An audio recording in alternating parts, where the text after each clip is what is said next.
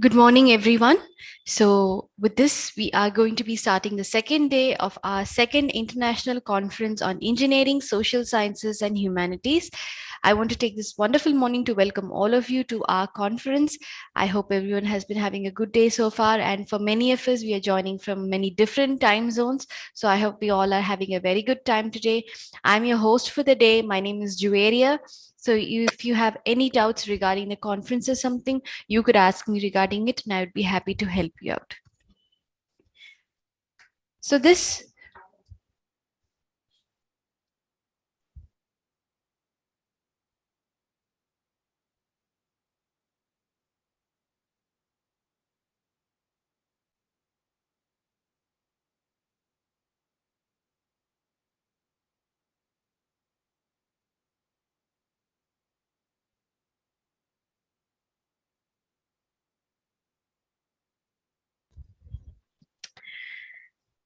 So I would like to take the opportunity to welcome all of you to our conference, and I would like to welcome all the dignitaries, the participants and audience to this conference. It gives me immense pleasure for you to be the host for the day, and I'm sure it's a day that's going to be filled with a lot of knowledge and information. Now, on that note, let me move on to introducing our keynote speakers for the day. So it gives me immense pleasure to introduce Dr. Mustafa Iwes, PhD, Associate Professor of Organizational Behavior, Clinical Sociologist and Psychoanalysis at the University of Texas in Austin, and also the Stanford University in California. And next, I would like to welcome our session chairs for the day is Shaililo R. Amihan, Cluster Dean, Department of Social Sciences and Humanities, University of Perpetual Health System, Delta, Philippines. Thank you all for your presence today in making this conference happen. And with that, I declare the conference for the second day as open. Now, I would like to move on to our keynote speaker session for the day. Now, before we start our keynote speaker speech for the day, I would like to give a detailed introduction about our keynote speaker, Dr. Mustafa Iwes. So, personally, I would like to welcome you, Doctor, to our session. Thank you so much for spending your time and efforts with us today. No, to say thank you. To say a few words about Dr. Mustafa, he is an associate professor of organizational behavior, a clinical sociologist and psychoanalysis at the University of Texas in Austin and Stanford University at California. His professional experience consists of academic positions, Associate Professor, University of Texas at Austin, Research Methodology at Stanford University in California, and Visiting Associate Professor at the American University in Cairo, Counseling and Clinical Psychologist at Rufaidah Medical Park, Egypt. His research interests have been focused in areas of social conflict, power, and ethics in medical organizations, behavioral decision making, the development of effective communication, behavioral skills, and analyzing psychological and sociological factors for the clients, that is, the patients. He has published books and has done many presentations, namely such as Stanford University at California, Teaching Methodology by Mustafa Iwes, Principles of Sociology, Analyzing Clinical Sociology, Focusing on the Medical Field, Educational Psychology, Communication Psychology, Effective Classroom Strategies, Defining and Analyzing what is Clinical Psychology, Effectiveness, Classroom Discipline and Management, Organizational Behavior Course Model, Research Methods in Social Psychology, and Active Listening, Questioning Skills, and Coaching Conversations, which are part of behavioral skills. His many achievements include various memberships and certifications.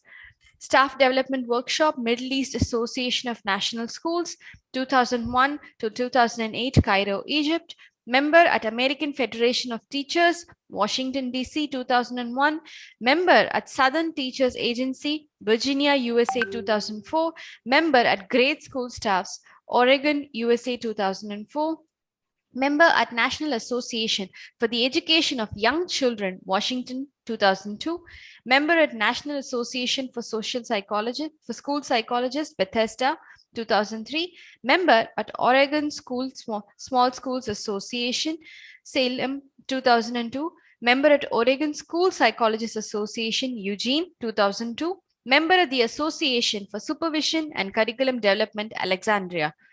Certification in the Aboriginal Culture Awareness Workshop, Canada 2001, certification in CPR and First Aid, Canada, certification in Suicide Intervention, Canada, certification in the Non-Violent Physical Restraint Workshop, Canada 2003. Designed and many of his interests, apart from his professional interests, include reading literature, working with children and students in many different ways through tutoring, teaching, coaching, or even babysitting. He thinks that children are inspiring individuals and you can learn a lot from them. And he also enjoys international living and travel as well as part of his lifestyle. So I think as our audience and everyone can agree that Dr. Mustafa Ewes is a very well accomplished and a well reputed doctor.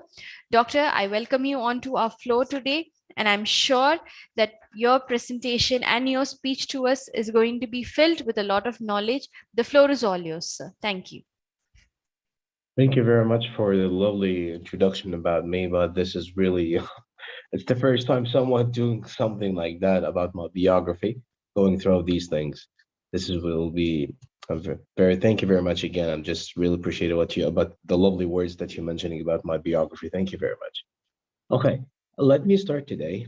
I'm going to talk about something called organization behavior because a lot of people they have a problem for the words or even the phrases. Okay, I just want to make it very simplified for different cultures, for different people, because organization behavior, it's organization. It depends about what kind of the organization you're talking about, because organization is going to be like schooling, university, firms, companies, stuff like that. It depends about how many people is they being so effectively and how they serve the culture or they serve the community. It depends about this because the way they serve it, the way they're going to behave, it depends about their behavior, and this is the most important thing. um the keynote, it's working or okay, all right. I'm sorry because the keynote is not compatible, or I don't know what's going on. It's not working, but I sent it to the conference team and they think so they're going Yes, to fix it Professor. We're later. just having a lag Okay. in the network and Oh, it's been shared now. okay. Thank you. Thank you very much. All right. Okay. You can start the first slide over here. Okay. Okay. You can get. Okay. Next. Next. Yeah. Okay. Let me go through this thing. All right. we are our the organization behavior. It's talking about several things over here. The most important factor in the organization behavior, or anyone he's going to behave, and the way that he's going to activate his behaviorism, the way that he's going to communicate. The communication progress, it's the most important factor, and it's the most important tool that when you behave, or when you even going to do kind of behavior face to face or even electronically, like what we're doing right now. We're connecting for several people around the world, okay, going through our behavior, and it depends how they're going to communicate with each other. Sometimes we have something that's called the what they call it, the social conflict or the interpersonal conflict. Okay, and it depends how he's going to do that. Okay, the conflict here, it's not a bad word, or it's not unrespectable but word. No, it's not. It's something, okay, that you are avoiding a lot of mistakes, because in the same time you are trying to solve the problem with people, and it depends about your behavior. And this is going to be using one of your tools about your communication. And part of this communication, you have many several things using the language, the biomechanical, the body language, the eye contact, or even it depends about what kind of the word you're going to phrase. Even it's going to be face to face, or it depends about your stylistic about the emailing stuff like that. Can we go to another one, please? Other slide, please.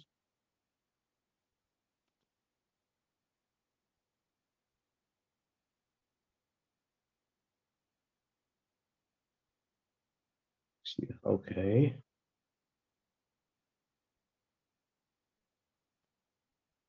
All right. Okay. Here we are talking about something is really interesting here because we have a several kind of steps related to your what kind of your imagination when you're going to use part of your behavior or even your about your behavior. We talk about the communication, a couple of things, how you're transferred, a couple of to let the people understand what is your messaging, all right, and what kind of the message is, all right, between your people, between the people you're working in the firm, the university, or even the organization, what they call it, what they name it. Okay, the way that you're trying to transfer the words or even the phrases, or you're trying to be like, good morning sir, how you doing, tell me what you're doing about your work today, stuff like that. You're trying to encode that, encoding that you're trying to clarify about your messaging using your language, your biomechanical, your eye contact, your face expression, or even the way that you're going to express you're activating your feelings and emotion. And when you receive that, okay, it's going to be decoding, means that you're trying to understand what he said, what he mentioned, what he's trying to tell you. And it depends about what kind of the mentioning is or what kind of the transformation looks like what. And this is called decoding. The message, okay, the message, the word of the message, it's going to be the what is connected is because the way that you understand, the way that you understanding the feedback loop. And this is the most important because the way, if you're listening very well, you're going to understand what's going on. If you're hesitating so far and you're not concentrating what you're saying, okay, your feedback loop, it's not going to be clarified and it's going to be misunderstanding over here. Okay, the progressing or the platforming doing that, it's going to be a channel because the way that you're doing encoding or decoding or you're sending or you're receiving stuff, it's going to be channel. Even it's going to be face to face electronically, and it depends about the atmosphering looks like what over here. The types over here, let's go back. Okay, the types over here about the communication channels can be face to face. Okay, and this is what's happening regularly every day. And it depends about what kind of a community or what kind of firm or what kind of association you're working with. All right. And you have the written messages like text message or emailing. When I'm going to contact with people and look what's happening, they offer me about this conference about the emailing related to the link, and we connected by emailing, and the way they sending me the messages, the way they appreciating me, okay, and the way I'm appreciating them right now, doing kind of a good job, and I hope everybody's going to be satisfied about what I'm doing. That's what they call it, the feedback loop. At the same time, it's a channel because this is the types of the communication, the way that I'm communicating with you and you communicating with me. Even the encoding or decoding depends about that the sender or the receiver or even the communication process looks like what. Sometimes there is something when I'm going to send you an email, it depends about what kind of the stylistic of the email looks like what. When I say sir, when I say ma'am, when I say doctor, professor, or it depends about the title that you have, okay, means it's a respectable, and this is going to be a lovely decoding from you that I received the encoding from you. And sometimes when you go or writing a messaging for anyone and you're trying to be aggressively and you're trying to just show your feelings and your emotion, okay, about the way that you're writing down your stylistic of the messaging, it's going to be you can feel what's happening and the way of the stylistic or the lingualism, all right, related to the linguistics, all right, about the words, the phrases, the sentences. It depends about the mythology and morphology on it. It's going to be understanding what's going on about how they write these things. The third, you have the phone sales or the phone sales phone, the phone calls or cell phones. It depends the way that you're saying hello, the way that you're saying good morning, the way that you, it's the way, okay, the stylistic of the weighing, okay, it's part of the greeting, okay, you're going to be professional about your working and what you're doing and how you're going to communicate. These, what, those things, okay, it depends about your behavior. It's going to be a positive or a negative, okay? Because the way that you're showing your positivity about your behavior, the way that you're showing your professionalism so far, and it depends how you choose a couple of words or a couple of phrases to communicate with the integrated atmosphere so far. Sometimes we have the fourth and the fifth and the sixth, the video, the social media, the TV, the radio. It's kind of a messaging. When you see a video about something that you're looking for, you love you're interesting on it, you're trying to see some what's going on. Okay, you're trying to communicate with the concrete. It's give you kind of potential that you're affecting your feelings, your emotion, and it's going to be lovely or it's going to be compatible. It depends about how you're going to decide that. The social media, it's the same thing. When you have kind of a bad news or good news, it depends about that. All right, because this is, it's going to be when you just receive the bad news or good news, it's going to be encoding, and you are going to decide the decoding. It's going to make your transformation about your behavior, your face expression, even the way that you're going to behave. It depends about how you're going to receive that. Okay, because this part of the receiving or part of the decoding, it depends about your races, it depends about how you behave, it depends about you understand about your community, your culture, your religion, your political issue. Okay, because you're adult enough to judge and to make kind of judgment, and you know what the difference at least between the negative and the positive, or the wrong or the right. The same thing for the TV and the radio.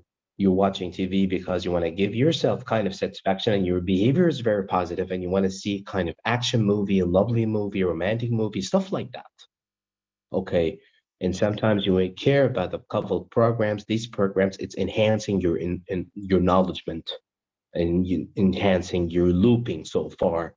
And because this is the way that you're receiving the messaging and you're encoding your messaging to something is really lovely and very good. We can go to the next slide, please. Thank you very much. We'll appreciate it. Okay, we have a couple of things over here. We're talking about the transaction or the platforming about the communication. Because the way that you interact, the way that you behave, because the way that you're going to do responding, the way that you're going to show me, showing your behavior, and it depends about your behavior, it's going to be advantage or disadvantage, or positive or negative.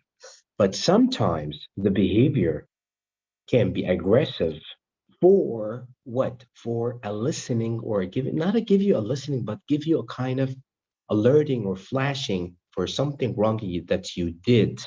And at the same time, you're trying to enhance your words and you're emphasizing your verbs related to your linguistics and your community.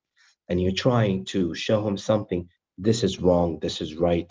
Or you're trying to show him kind of ruling or publicity. It depends about the place. Even it's going to be a company, university, firm. It depends about what kind of that. Even for the personal, personal issues. Okay, when you just trying to buy something to make yourself happy, to make yourself empowered, to make yourself a very have a couple of positive behavior and satisfy. Okay, this is neat kind of interaction because the way that you're going to and activate your social interaction, or sometimes they call it intervention, the way that you're going to enhance your social life. Okay. And I don't want to say sometimes, everybody's every day, not every time, every day you're trying to be changeable. And the way that you're changeable, It's not easy to do the next step. Okay, and this is part of your interaction. This is what you're doing when you receive that, okay, from the sender receptionist, or the sender, or what they call it sometimes, that encoding. Because the way that what I'm doing right now, I'm the sender and you're the receiver. You're listening to me and you're trying to see what's going on about what I'm talking about. He's talking about something is really awkward, or he's talking about something is really good, bad, sim. You're the one, you're judging that. You're the one, you're trying to analyze what I'm saying. You're trying to, it's give you kind of satisfaction. It depends about my behavior. I'm using my face expression or my eye contact at the same time because I'm trying to give you kind of satisfaction related to the way that I'm going to persuade you, or to enhancing my acknowledgement, or my kind of my terminology, make you happy or make you satisfied and make your behavior is really positive. This is important for the interaction or even the intervention so far. Please, third slide, please. Next slide.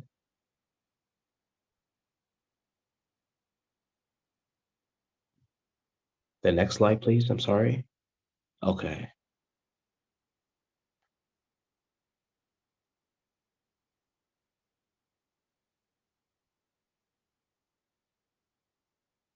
All right. Thank you very much. Okay. The message. It's a very, very extremely power word. Okay. Because the way that you're going to message people, or you're trying to do it even face to face, or you're trying to send even a one word as a message, or it depends what kind of the situation is, it's very important because it's going to be uh, using your or infecting your emotion intelligence and the way that you want to behave. Okay, it's a physical product, like what they're doing in the marketing, what they're doing, like when you go to listen to the Rolls Royce, Ferraris, some of the brands, they give you kind of potential that you're still alive. All right, and this is depends about your behavior, how you communicate with the concrete or speech you like it before from your dad, mom, professor, or even someone full of wise, or he kind of trying to advise you for something. The speech is still connected to your head and connected to your nerve system, because the way that you're going to face a lot of problems or facing a couple of things in your life, it's going to be something physically proper, like a product, or give you kind of empowering so far. When someone trying to write, or you're reading a couple of stories or novels, it depends about what kind of the thing that you, or what kind of the people they write. It's a message for you to give you kind of potential to infecting your emotion, your emotion intelligence, your feelings, and how go you feel through these things. The picturing is very important because the way that you're seeing a couple of pictures or photos on the streets, on the airport, anywhere, it's going to be indication for something you have to do, kind of ruling or publicity you're going following with to be civilized, they name it sometimes, or you're going to be disconnected, you're not going to respect something like that. It depends about the culture. This is what I'm telling you. The symbols, it's going to be kind of codes for you, because the way that you interact, the way that you're coding, and when you do this coding, your behavior is going to be effectively, all right? You're trying to modify your your behaviorism, and it depends about that. And this is so important for this. Please, next slide, please. Okay. The channel, it's the most important factor in the communication process during, it depends about kind of the organization, how you're going to you're infecting your behaviorism so far. Okay. Traveling, when you're going to travel, not traveling that you're going abroad or you're going to different countries. No, traveling over here that you're trying to access people, you're trying to engage with people. It depends what kind of a challenge, your challenge over here. It depends what kind of your job description you're trying to satisfy people, you're trying to give kind of enjoyable, you're trying to entertain them. Okay, it depends about how your formal and informal things that you're going to use. And this is, it depends about the phrasing, it depends about your mythology. The morphology, it's the study of the sentence. The phonology, it's the study of the word. Okay. At the same time, you have the stylistics. Okay. The way that you say it and the way that you're going to style that. Okay. It depends about how you're going to do this. And it depends how you to enhance it in your organization, even if you want to be a company, a brand, a university, a college. It depends about what kind of what kind of organization looks like what. Okay. And if in the same time, the way that you're going to respect your authority networks, the way that you are trying to modify and you're trying to be careful about your behavior to be connected and the same time to be civilized. This is a lot of things, couple of things, because the way even you're using your vocal cords and you're trying to say, yes, I got it. Yes, I got it. I got it.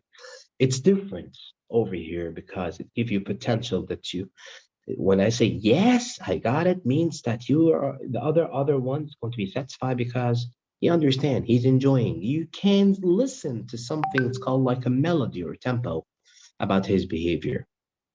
Okay, next slide, please. All right, the the feed loop, the feeding over here. Okay, the feedback loop. The looping is very important over here because the way that what I'm doing right now, I'm trying to tell you about the platforming and what is the organization behavior, but I don't want to say it as a science. I don't want to say it as a math. No, I want you to feel it because the way that you want to feel it, the way that I'm trying to activate the sensor of your behaviorism and how you're going to achieve these things. It's going to be compatible for you. It's not going to be compatible. It's going to be are you going to use your emotion intelligence depend about your or the way that you're going to using your communication process. It depends about that. Okay, it's a kind of like a dialogue or like conversational thing. You're enjoying listening to the people and you don't like a couple of people because these people give you negative energy, but other people they give you a positive energy. This is the reason you keep listening, you keep reading, you keep empowering. This is your loop supposed to be like that. Sometimes people there they have kind of what they call misunderstanding, miscommunication.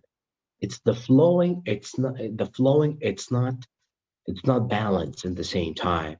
This these means all right. The loop, there is something wrong with the looping over here. Okay, next slide, please.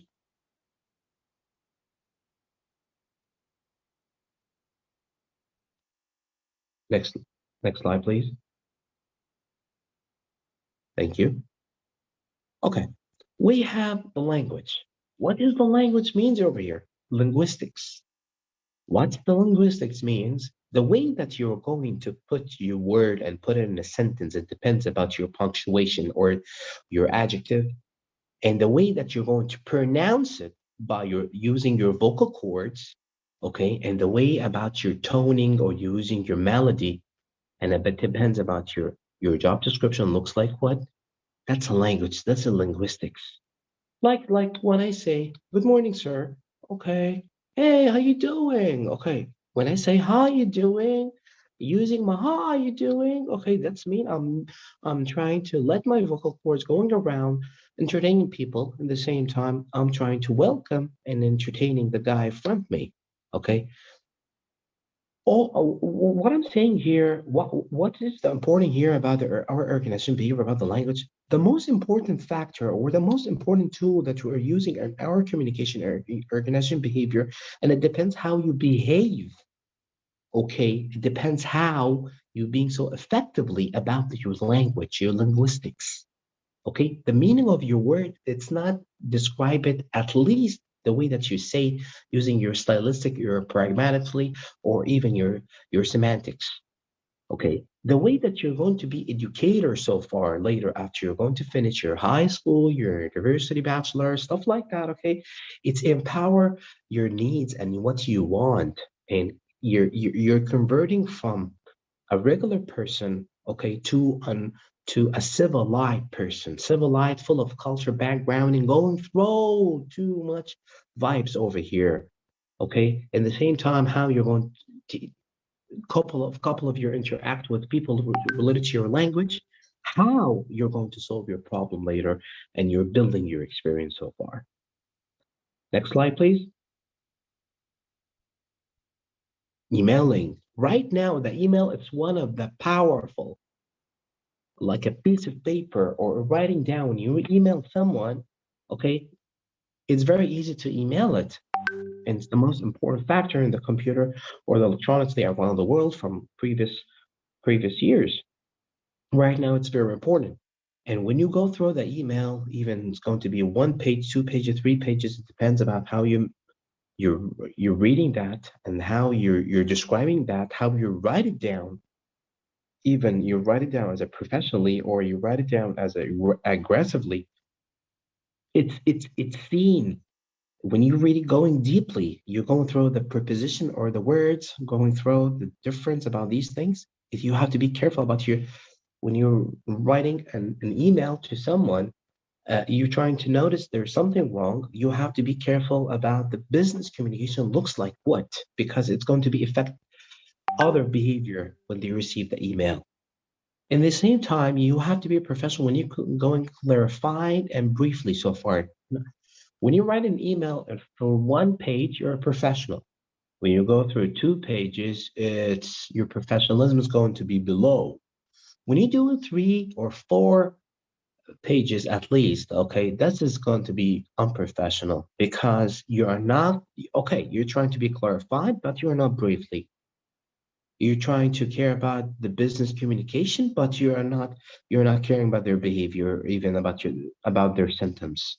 Okay. And the way that you're copying the other emails and you're trying to imitate other emails, it's not professional because seems about your behavior means that you're empowering acknowledgement. It's not enough.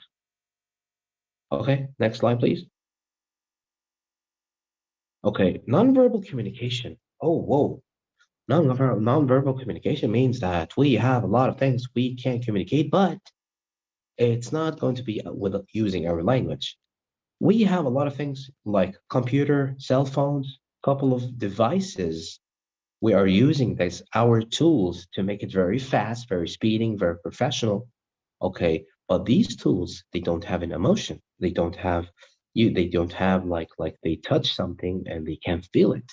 Okay, they are trying to modify, they are trying to build a robot have a sensor of feelings, but it's not going to be precisely or exactly like human being.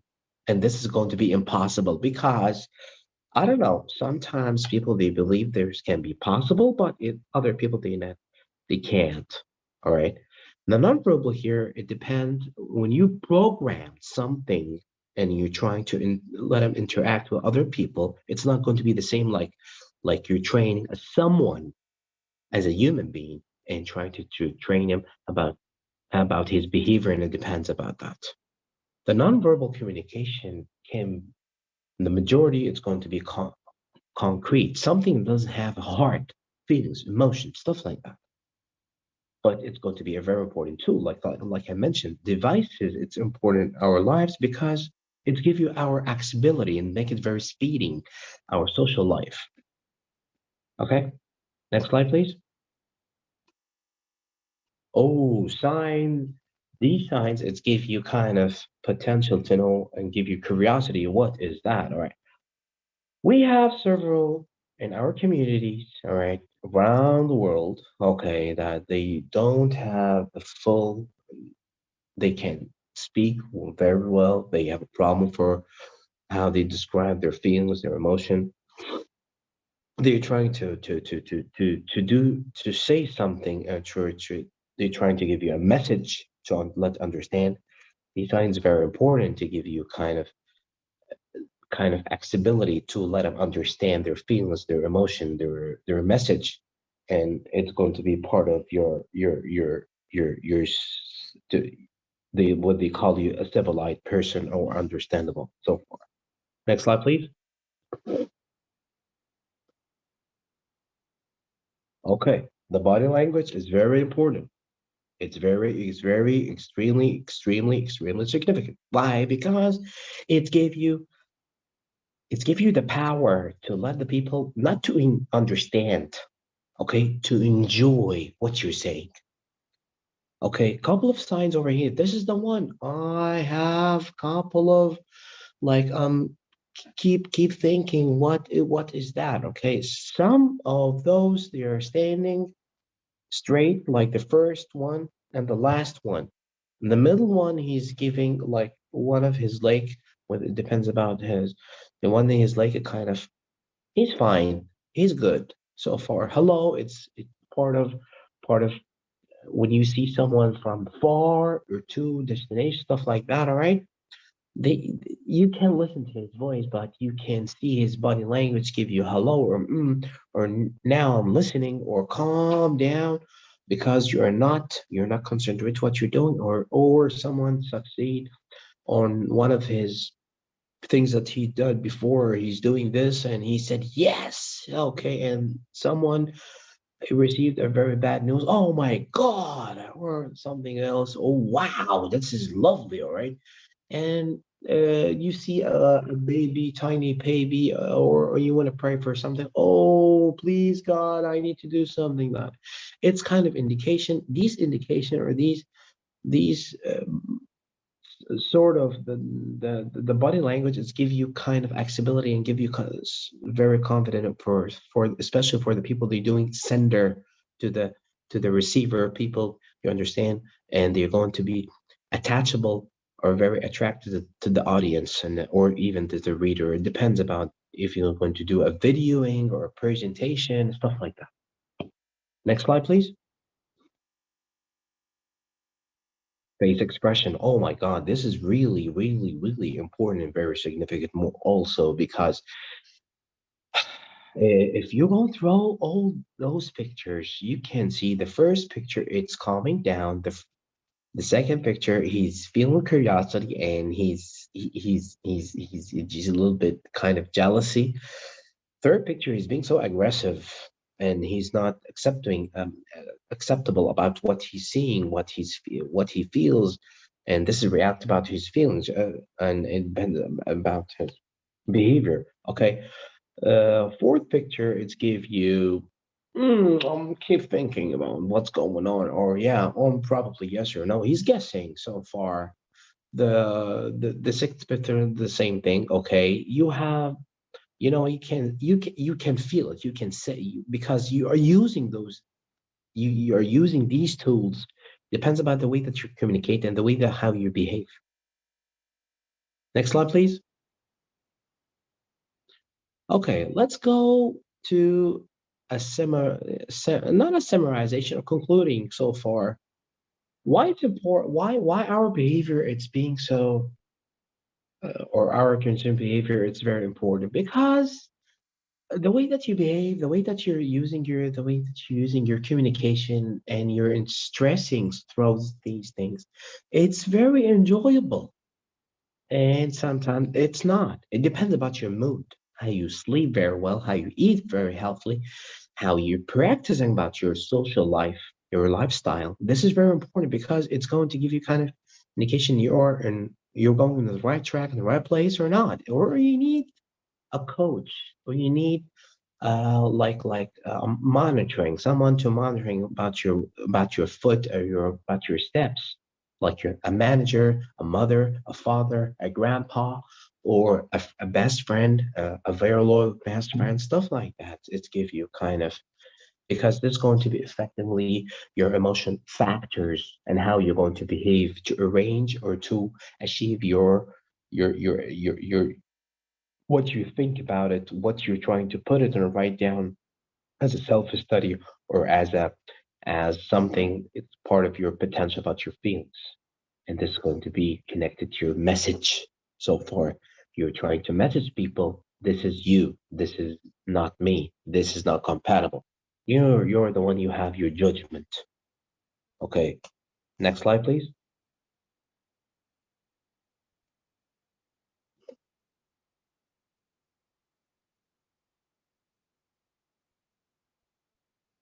Okay, I'm almost finishing over here, and I hope you're enjoying what I said or I mentioned in my about my keynoting over here. And I need to stress about a couple of things over here that the organization behavior, it's not a part of that you're going following the rules and you're going to just say it like that or you behave it like that. No, it's not. You have to train yourself. You have to train yourself at least, and the way that how you're going to activate the way that you're going to communicate about your stylistic. It's very important about something like that. You have to you have to focus about people's standards because your fingers or your hands not the same. Everybody got like you have to understand that like Americans they saying you have to knock the door before you enter. You have to do your grading and you have to use your face expression, part of your smiling, part of the good words, and it depends how you say it, how you communicate it using the language. It's very important because the way that you're going to entertain people, the way that you're going to enhance that, you're going to receive a lot of positivity, and the way that you're doing going through these things or the communication platforming constructionally, okay, or even transformally, it's going to be very important later. Okay. I don't know. I spend too much, but or my timing it's really accurate on it. I hope you're enjoying my keynoting, and if you have any kind of furthering questions, you can Google my name as Mustafa Awais, Mustafa Mostafa, Awais Ewes. Okay, and you're going to find my phone numbers, my cell phone numbers, even States or in Egypt. All right, but currently I'm staying in Egypt for a couple of family issues. And if you need me, you can contact with me by phoning, by emailing, by I. We have several things we can contact. Like it depends about how you're going to activate your behavior with me, and I hope you're enjoying my speech. Thank you very much. We'll appreciate it. I need to thank all the team, all the conference, really coordinated, very enjoyable. It's the first experience for me for doing something like that, especially with this association. And I have a potential later to do other, and we can see each other later so far. Thank you very much. We'll appreciate it. Have a great day. Thank you so much, Doctor, for the wonderful presentation. And as a fellow behavioral trainer as well, I really appreciated the kind of knowledge that you had imparted on facial expressions and body language and how we perceive communication in that. So it's been a very wonderful session, and I'm sure for the audience as well, it has been very informative. And thank you so much once again on behalf of every participant, dignitary, and the association for spending your time and for putting into a lot of effort into making our conference as informative as possible for that. Thank you very much. Thank you. All right. Yeah, Have a thank great you. day. Thank Thank you. you. Have a Sure. great day. Bye bye. Bye bye. All right. Now, with that wonderful speech and the informative session that we had, let's move on to the next part of our conference, which is the technical session 3 of the day. Now, I would like to warmly welcome all the participants who are going to be presenting in the technical session today. And I would like to extend a warm welcome to our session chair, Shililo R. Amihan, Cluster Dean, Department of Social Sciences and Humanities, University of Perpetual Help System, Delta, Philippines. It's an honor to have you with us, sir. So I hope that you would be presiding over the session chair and observe all the presentations that have been done over here. Now, before we start with the for a technical session presentations, to all the participants, I want to wish you all the best for your presentations and a few guidelines before we start this. I request all of you to have your presentations ready and when you're presenting them, kindly put them on slideshow and present it so that we can view them better. So I advise you to keep your presentations ready beforehand, and also please keep your presentations under the time limit that has been informed to you. Kindly do not extend beyond the timeline, or we would be forced to inform you that you have been extending the timeline that you are doing your presentation on. And also, after the presentation is done, we'll take about a minute or two to answer any questions, or we will give the minutes to the session chair so that he can ask you any questions that are there regarding your presentations. Now, with that, I declare the technical session to be open. So let us proceed with the first presenter that we have. So can I have Noor Shahira Ibrahim? Emotional intelligence can improve the psychological well-being of counseling clients, spiritual intelligence, and happiness as a mediator. So can I have Noor Shahira Ibrahim?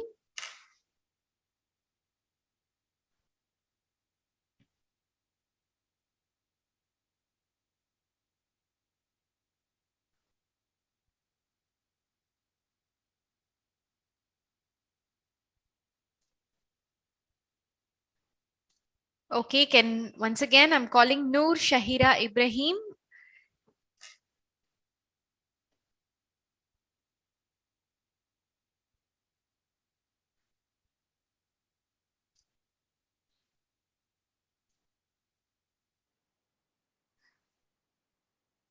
Okay, can I request the host to unmute Dr. Shahira? She has been muted and she's been unable to unmute herself. Can you unmute?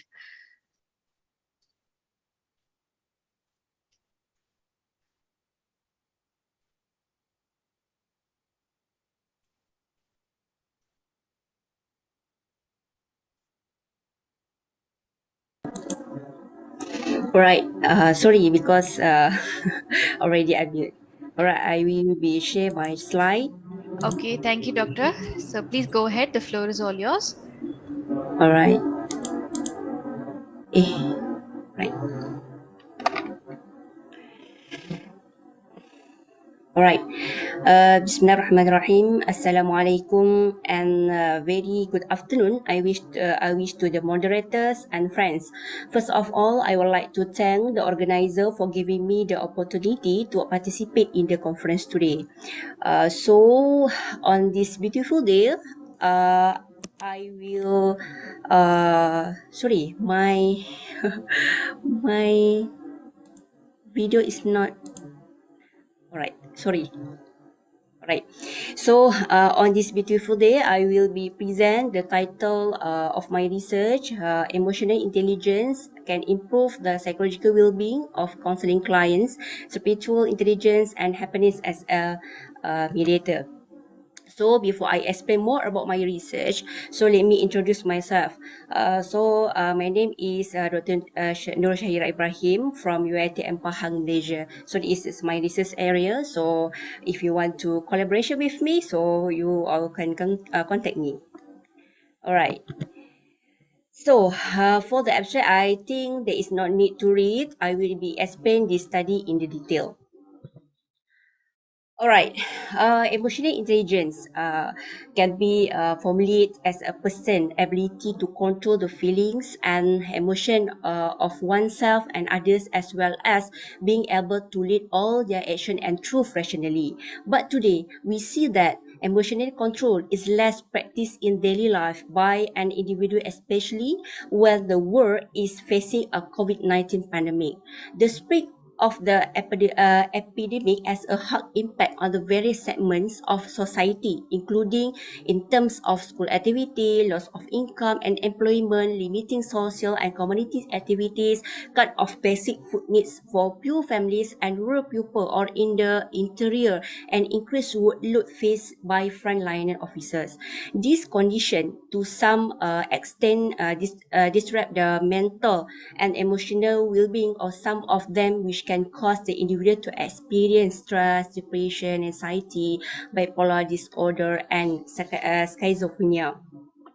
So this is supported by the National Health and Mobility Survey report, which show that statistic about 40% of 32.4 million Malaysians are fear to have mental health, and total of 18,336 individual out of 203 individual receiving medical treatment in hospital and clinic are reported to suffer from the mental health disorders such as depression, schizophrenia, delusional and suicidal tendencies.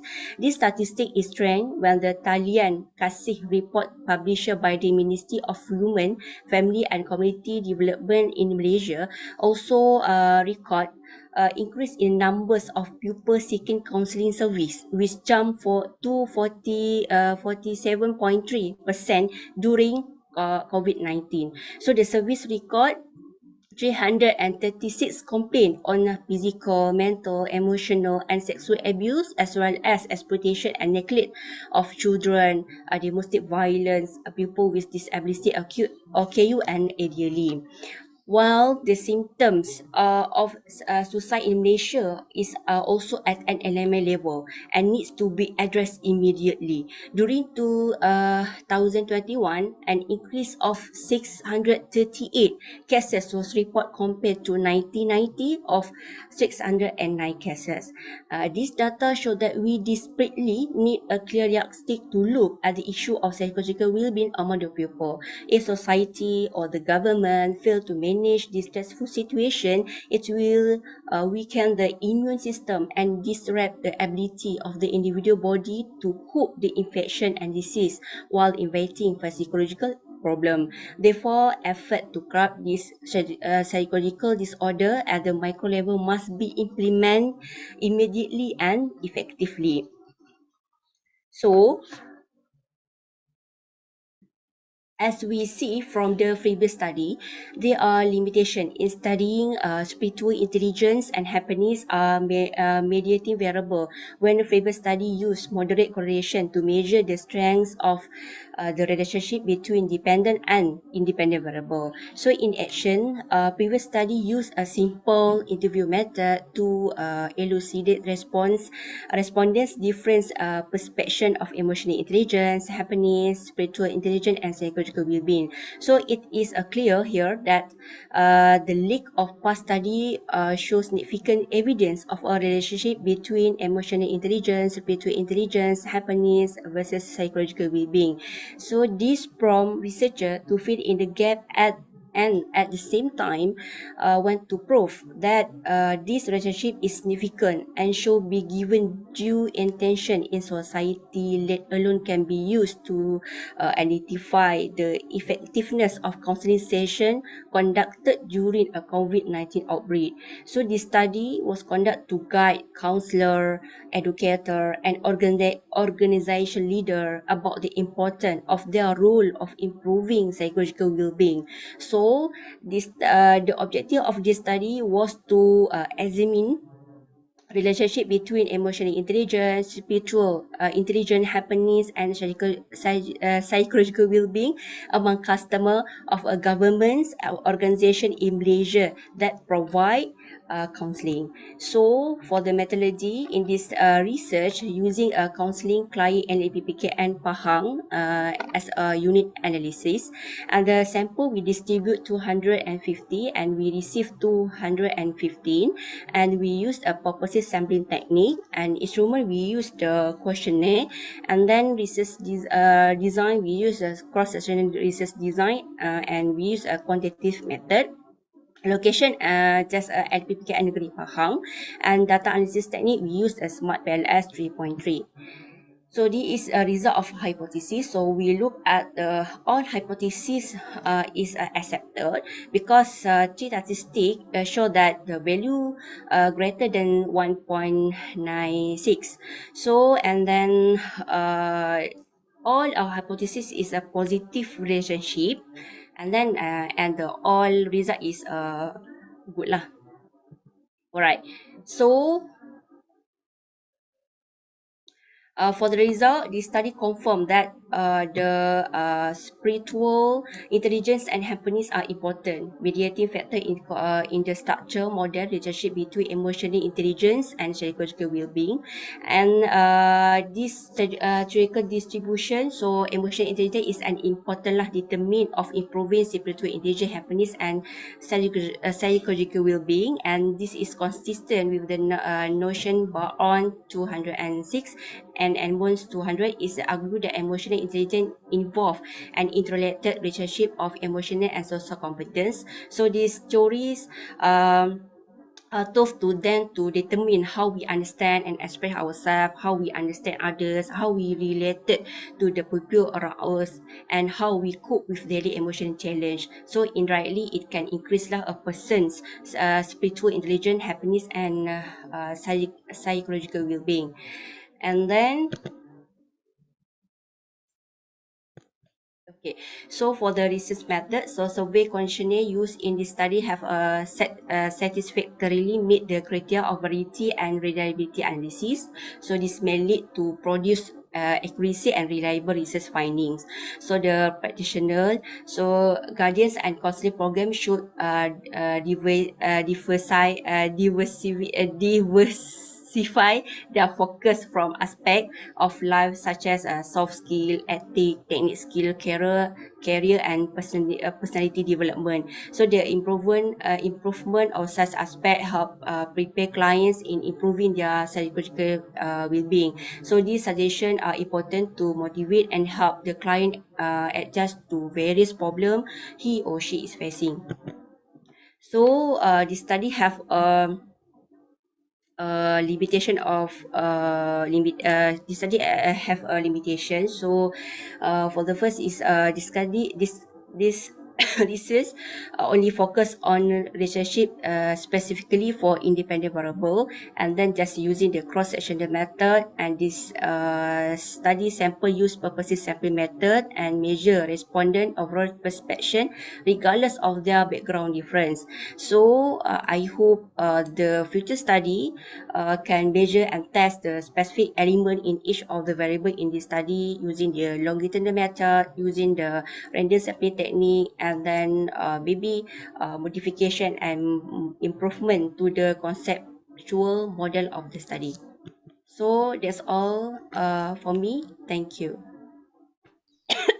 Thank you for the lovely presentation, Doctor. So, session chair, do you have any questions you would like to pose the presenter?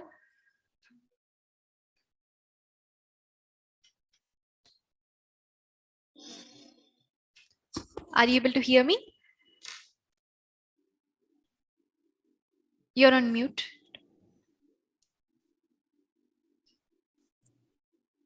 Yes. Yeah, I'm with you over here. Yes, hello. Good afternoon. Congratulations again for the presentation. Just a very brief clarification. Did you use adapted questionnaires or standardized questionnaires? And if not, how were you able to establish the validity and reliability of this? Alright, I use the adaptive questionnaire, and reliability we use CFA. Okay, confirmatory factor. Nice. Okay, thank you. Just that. Thank you. Thank you. Congratulations. Alright.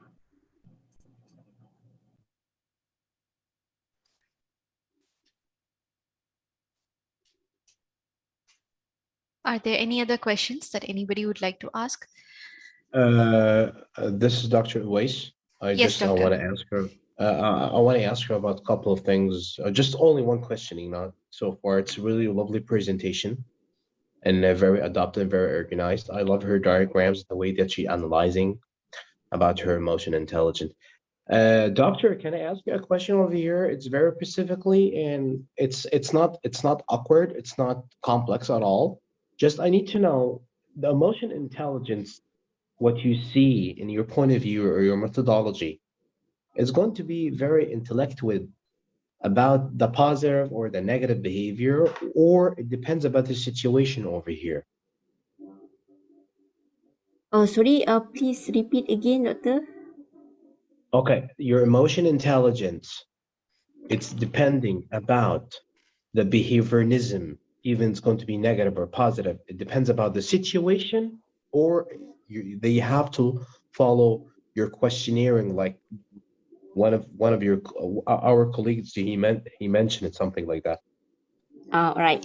So this emotional intelligence, when we questionnaire is adaptive from the previous study, but when we look at the result, and then we interview for the client counseling, and then the counselor, so we look at just emotional intelligence is the based on the situation, because of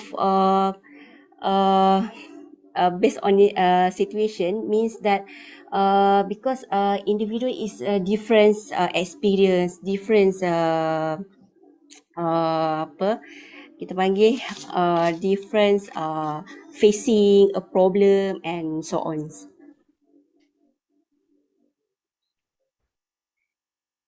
Sounds interesting. Thank you very much. Thank you for answering. Thank you, Doctor. I really enjoy your keynoting. It's really lovely. Thank you very much. Yeah, Doctor. Can we collaboration together? I just Certainly. hear Certainly. your presentations about emotional intelligence also. Yeah, it's part of emotion intelligence so far, but it's focusing about just one categorize. It's about communication related to the organization behavior or behaviorism. Yeah. Very interesting. Thank you, Doctor. Okay. All All right. right. Thank you to the presenter and thank you to the session chair as well as to our keynote speaker for posing wonderful questions. With that, let's move on to the next presenter that we have is Tengku Maida Tengku Arazak, Effective Assessment Model to Reduce Risk Management, a Micro Entrepreneur Program. So Tengku Maida Tengku Arazak, can I have your presentation?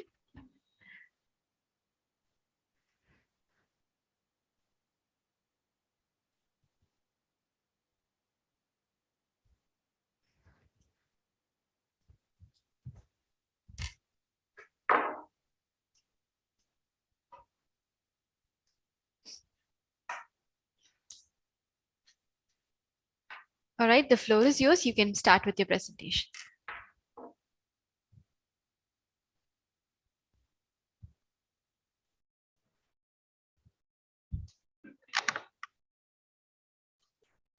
Bismillahirrahmanirrahim. Assalamualaikum warahmatullahi wabarakatuh.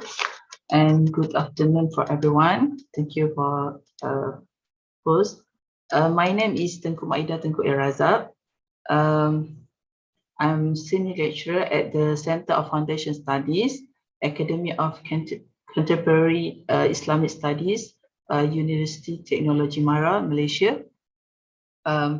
My title research is Effective Assessment Model to Reduce Risk Management, a Micro Entrepreneurial Program.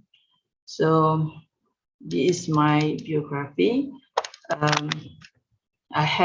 I have expertise in field of Islamic entrepreneurship and has 10 years of experience in development of micro entrepreneurs as an entrepreneurial consultant and has conducted research related to the effectiveness of entrepreneurship development program. So this is my abstract. I would like to share with everyone about my research. Now I want to introduce my research. Firstly, my research is conceptual paper and I want to analyze micro entrepreneurial program in reduce risk management, because all organized have a problem in continue some program after do the program. So however, my opinion in my research is any program should be continued, the better if organizer have evaluate the program. So my suggestion is evaluated the program, use assessment model approach. This is can give you more development your program after you do the program. Therefore, my suggestion is use the CIPP model because the model is complete in assessment. So why I'm choose CIPP model? Because CIPP model have analyzed the program in the context, input,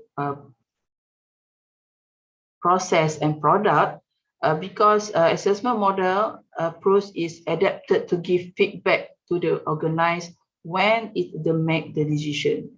So the CIPP model is able to demonstrate the implementation outcome of a training program and is effectiveness, comprehensive, and systematic, and at the same time should be reduced risk management. All right. The background research is the program assessment using the assessment model approach because the program have continued or improved or terminated. If organized, evaluate the program, use the assessment model approach, the organized can get the better program after the program do it. All right, the second part, the program assessment is not to change. All the organization can improve the program if do the better evaluate, because the program is not bad after the finished program, because the organizer can be know what to do after the program assessment. In the second part, the third part is the issue of the conceptual paper is on why the study adopt assessment model CIPP, because I'm choose the CIPP model because staff available assessment model from 2003, and now Daniel staff available 2007. It emphasized on the role of the researcher in collecting the data and information from the main source, which is directly where the program was conducted. And the last part is the most important thing in the program assessment is not to change, but to improve. And this model even get to know the responsibility of a leader and staff in institution systemically. So the motivate is the assessment is module assessment is an important process to determine whether the program carrier out give a positive or negative effect, as the assessment can determine the value of an object.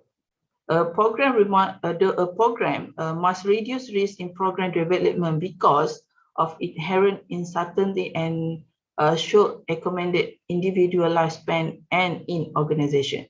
So the micro entrepreneur program assessment can evaluate the best syllabus, module, activity, and the process carried out, and also know the extent to which the program is able to fulfill in the objective. This is a training model used the CIPP model.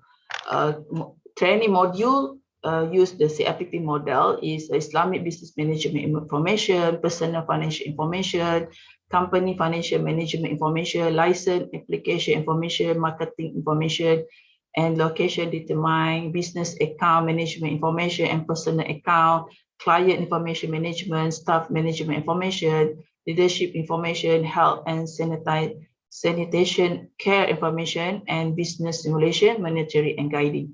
So this is input in the program, and the contents program, input program, process, and product program can evaluate after the program.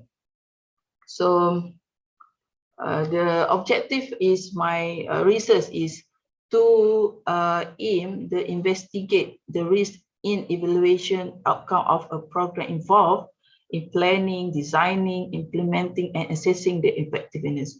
The study used the CIPP model as an aid for organizer and participant to achieve the objective of the program, not merely approve individual needs. And then this is the approach of assessment model because the assessment model have a 60 model to assess and evaluate any program, but my part is seek assessment approach because this is the orientation resting on the type of the study that shares some common feature of the purpose of assessment and the method of assessment and the carry in the model categorized, namely this is model of similar with the CIPP model. Okay, objective, management, customer, opponent, expertise, and naturalistic and participant.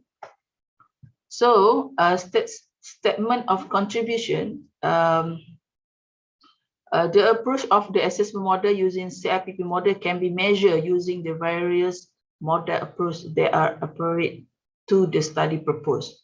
Okay, so result and discussion having been analyzed, the essays show that get to know why the CIPP assessment model is very suitable with the study related to assessment of program effectiveness and achievement, because this is approach that have analyzed are as follow: Taylor, Hammond, Scriven, Zero, CIPP, Bell, Kilpatrick response rate, and imaginative. This is a comparison from model. Why I'm choose the CIPP assessment model because a summary of the comparative analysis between assessment model and CIPP model. When you look the paragraph, you see a CIP model have a method, content, input, process, product. But the Taylor just is content only. Hammond process only, Scriven output, Zero content, input, reaction, then outcome and outcome. But the process CIPP before program, while the program, after the program. But the Taylor, but the Zero just early and implementation and outcome only. So every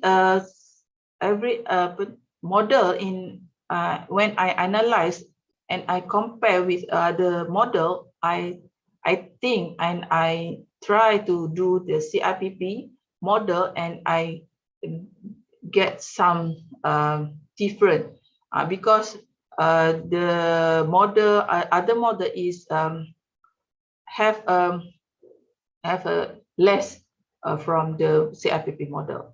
All right. So this is my summary. I analyze personally because I think all the book, all the research know yet the comparative analysis between assessment model like this. Conclusion, CIPP assessment model is assessing the effectiveness of education development program is an approach to obtain information that adherence will the program outcome for the decision maker. Thank you very much.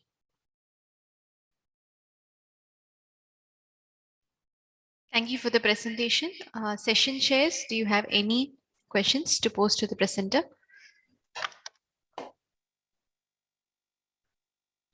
It's really lovely, to be honest with you. Yeah, same with the many models being analyzed, although I could not quite get the connection with reduced risk management gearing towards that. Could you try to relate it more with how the study was actually relating to reducing risk management? Measure.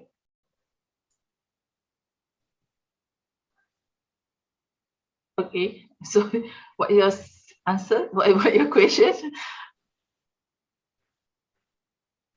Sorry, can you repeat again?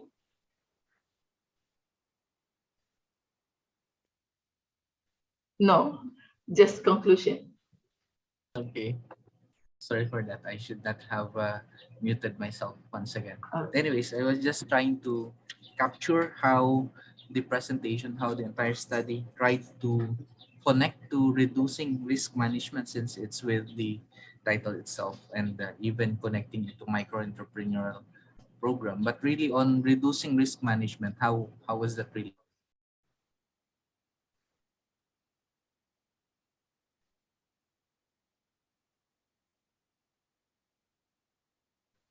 Sorry, doctor.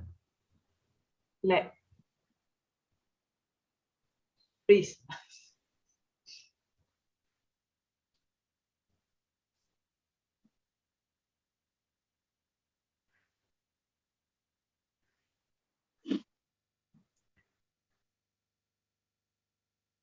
Sorry, So, Doctor, what, tadi. Hmm. was the question captured or no?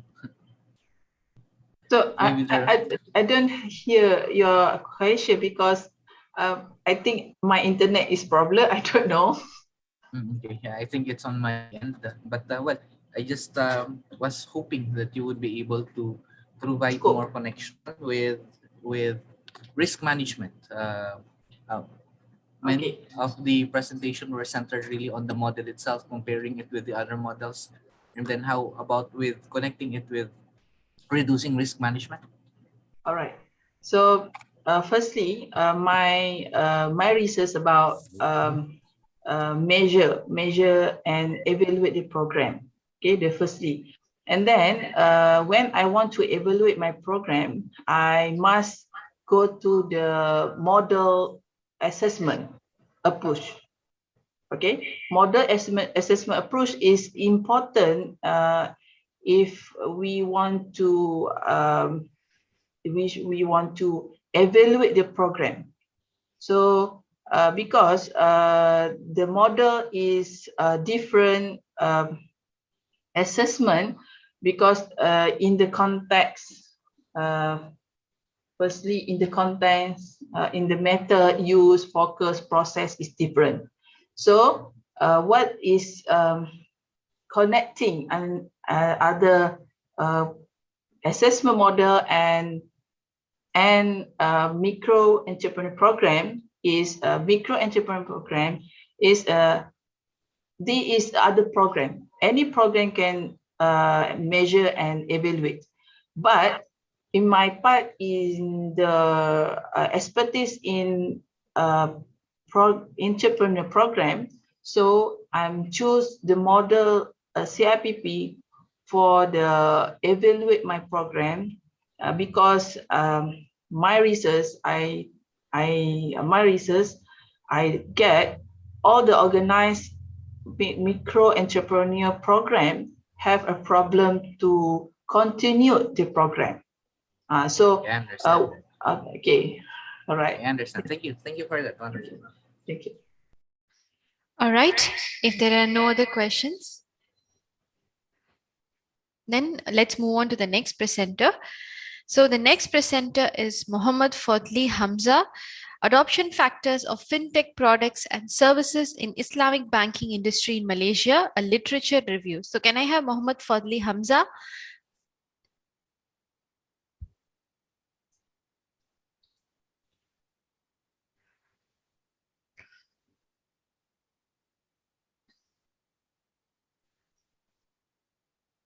All right, thank you, Mohammad. You can start your presentation.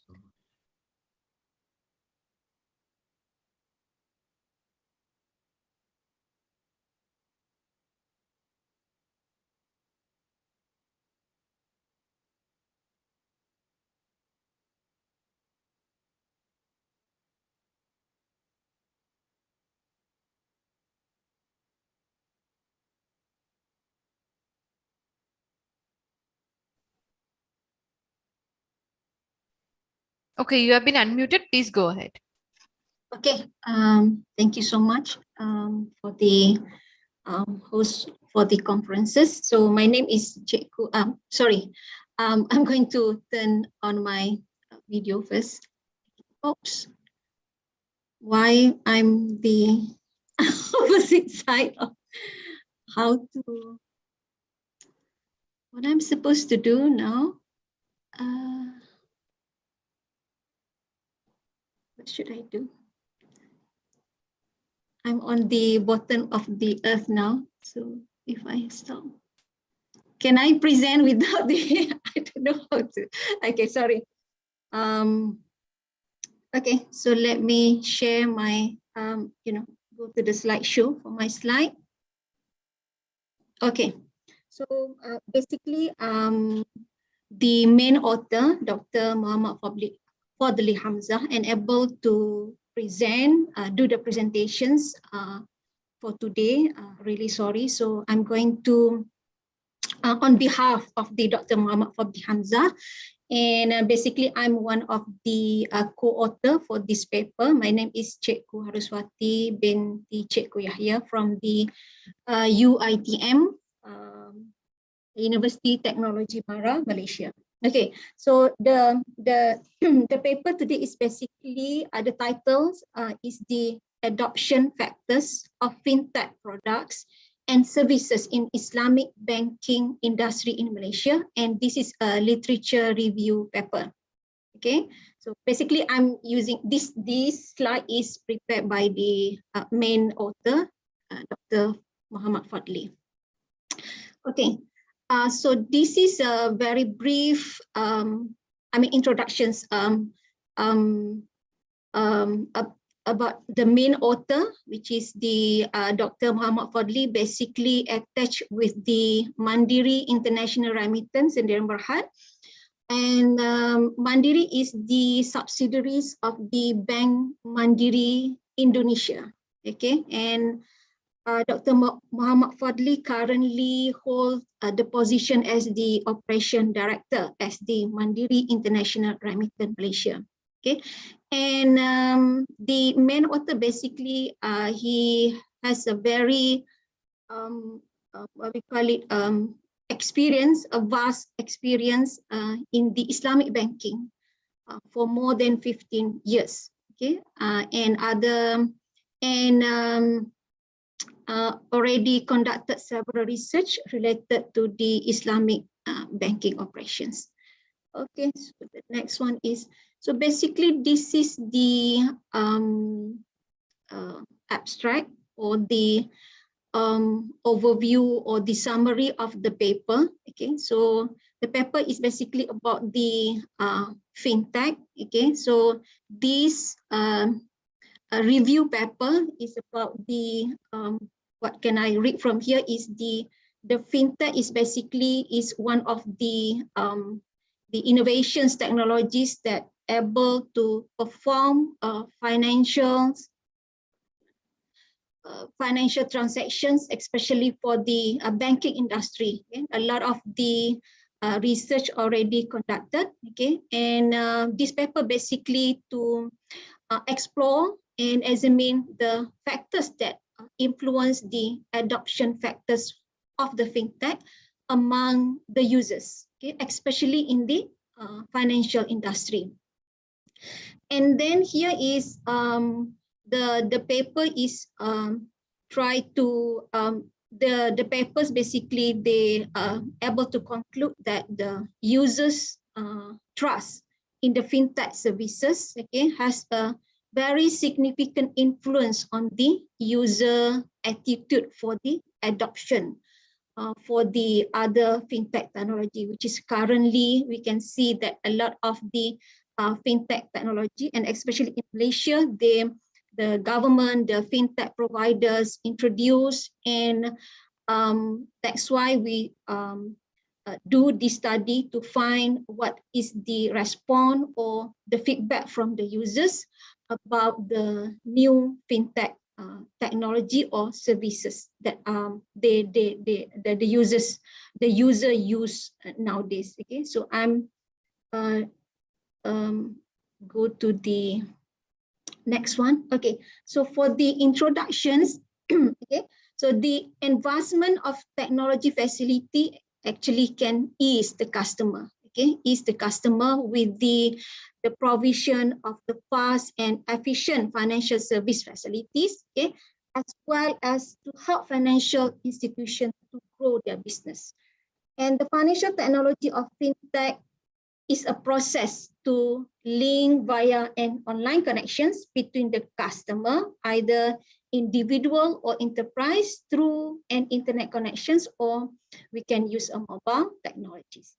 Okay, in the one of the solution provided by the fintechs. So nowadays we have not only the e-payments, which is we use widely nowadays, and also the e-wallet, but we have other solution which is can be benefited to ease the transaction of the users. Okay, and then the fintech technology basically closely relate with the technologies that we have nowadays, such as the big data, artificial intelligence, AI, robotic, blockchain, cryptocurrency, and also the mobile phones. And the last one is the financial industry. The acceptance and usage of financial among the users is still up not to the expectation level. Okay, so that's why we do this research through the secondary data, which is from the previous paper. Okay, so this is actually the summary of the report of the FinTech Malaysia report 2018. So it showed that there's a what we call it, the increasing in terms of the usage for the e-payment, okay, from the 80% to the 90%, and e-wallet also we have the increase the number of the users from the 12 to the 70%. And then the usage of the e-money, especially from mobiles and internet banking, contribute about 29% of the total volume of the payment transactions. Internet banking is still the biggest channel of transactions. Okay, however, the transactions of internet banking from the individuals only contribute 12%, and the rest of the contributions is from the corporate transactions. And the BNI stated, Bank Negara Malaysia reports again stated that out of 24 million adult population, almost half of them were not using the online banking solutions. Okay, and while about 2 million remain unbanked. Okay, so this is actually the data for 2018. Then I believe that this figure is, we can increase, okay, because now it's 2022. But yeah, we can see that still we have a big amount for the, unbanked users. And for the study, it's important to investigate the awareness and acceptance level of society, especially towards the Islamic fintech solutions as their choice of the financing solutions. Okay, so this is basically some of the initiative of the fintech adoption by the Bank Negara Malaysia. Okay, so the at year 2001, we have the Bank Negara Malaysia.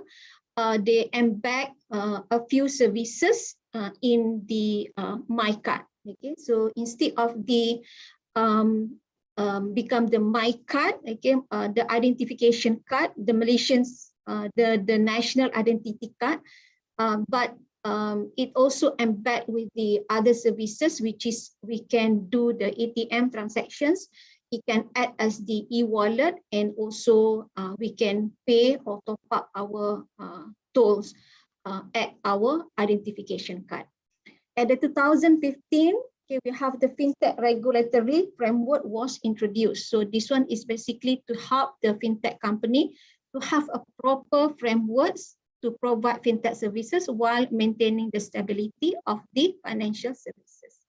In 2016, here, the license was issued by the Security Commission to 6 equity crowdfunding platform generators. So this is the company that listed here, Alex Global, ATA Plus, Crowd Donomics, Eureka, Pitching, and Propeller Crowds Plus. Okay, 2019, Bank Negara created a financial technology sandbox frameworks, okay, which is this sandbox is already used in the UK, Singapore, and Australia. So basically the sandbox is to help creating a controlled life environment for a limited period of time to try fintech solution for a company. And 2020, BNI issue license framework for digital bank. Okay, so the licensing framework seeks innovation business model to support Malaysia underserved and unserved market segment. All right, and then this is basically the past research, past paper on the fintech adoption factors. So we have CCGIN 2019, which is the finding revealed that usefulness perceived, what is this? A cause, a perceived interactivity, perceived risk, relative advantage, and usefulness have significantly influenced the consumer intentions and attitude towards using the mobile banking. Okay, ICESSU 2019 with the title of Adoption Intention on FinTech Service for Bank Users and Empirical Examination with an Extended Technology Acceptance Model. So we can summarize here the summarize here is the result reveals that users' trust in fintech services has a very significant influence on user attitude for adoptions. Okay, the next is the IMSheikh 2020 with the title Acceptance of Islamic Financial Technology, Banking Service by Malaysian User and Extension of Technology Acceptance Models. The findings of the study reveals that Islamic Presenter, sorry, I'm sorry yes. to interrupt. Could you please, start, going a little fast so that there are other presenters as well, and you've been exceeding All right. time limit. Okay. Okay. Thank you. Okay. And then basically this is the it shows here is the a few papers which is it shows about the user's trust. Okay, basically it's about the user's trust in the fintech services. And here also we have another paper which is I'm sure that we can see the titles here, the exploring risk and benefit factors. Stewards, Damansha 2020, AS Ahmad 2020, also about the trust of the users towards the fintech technology. Okay, the next this is the theoretical framework and hypothesis. So as you can see that we have the factors of perceived usefulness, perceived risk, perceived ease of use, and planned behavior, which is it's shown all these hypotheses give a very positive relationship between the trust and also the adoption of Islamic fintech. And so here is there's a three important points that I can highlight here. The first one is to improve the efficiency of potential users and how the service can lead to cost saving to the users as compared with the conventional channels of doing transactions. The second one is to ensure the understanding of the users and improve the users' experience using the fintech product and services. And the third one is basically to ensure the security, the data must be fully secured and protected. And then it will give the high reliability and the trust of the users toward all the fintech services. Okay, so this is basically the conclusions that we can conclude throughout all the papers that we already go through. So yeah, that's it about the review paper for this topic, the factors that influence the trust of the users. Thank you so much. Thank you, presenter. And session chair, do you have any questions?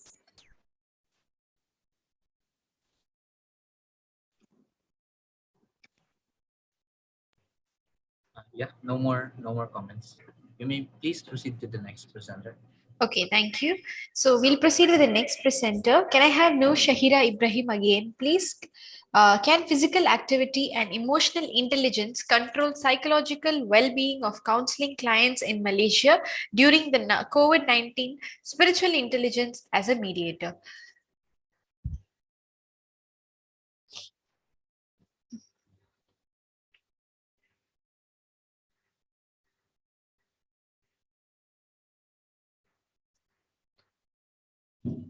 All right, you can begin your presentation.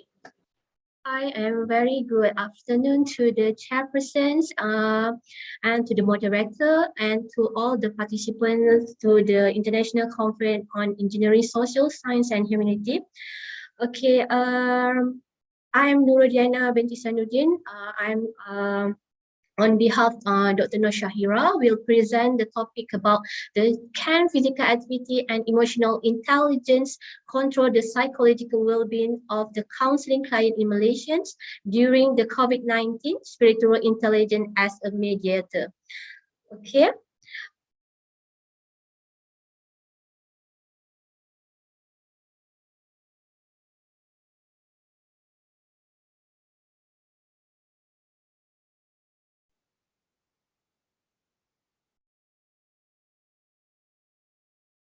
Okay, I'm Nuradiana binti Sanuddin, senior lecturer from the Faculty of Sport Science and Recreation from the University Technology Mara Pahang branch in Malaysia. I am very active in the writing journal article and very active in the academic world with seriousness, consistency in the research grant, publication, and the writing. So my research background is the physical activity, obesity, sports science, cardiorespiratory endurance, and psychological well-being. Okay, this is our abstract. I not will explain this or I not will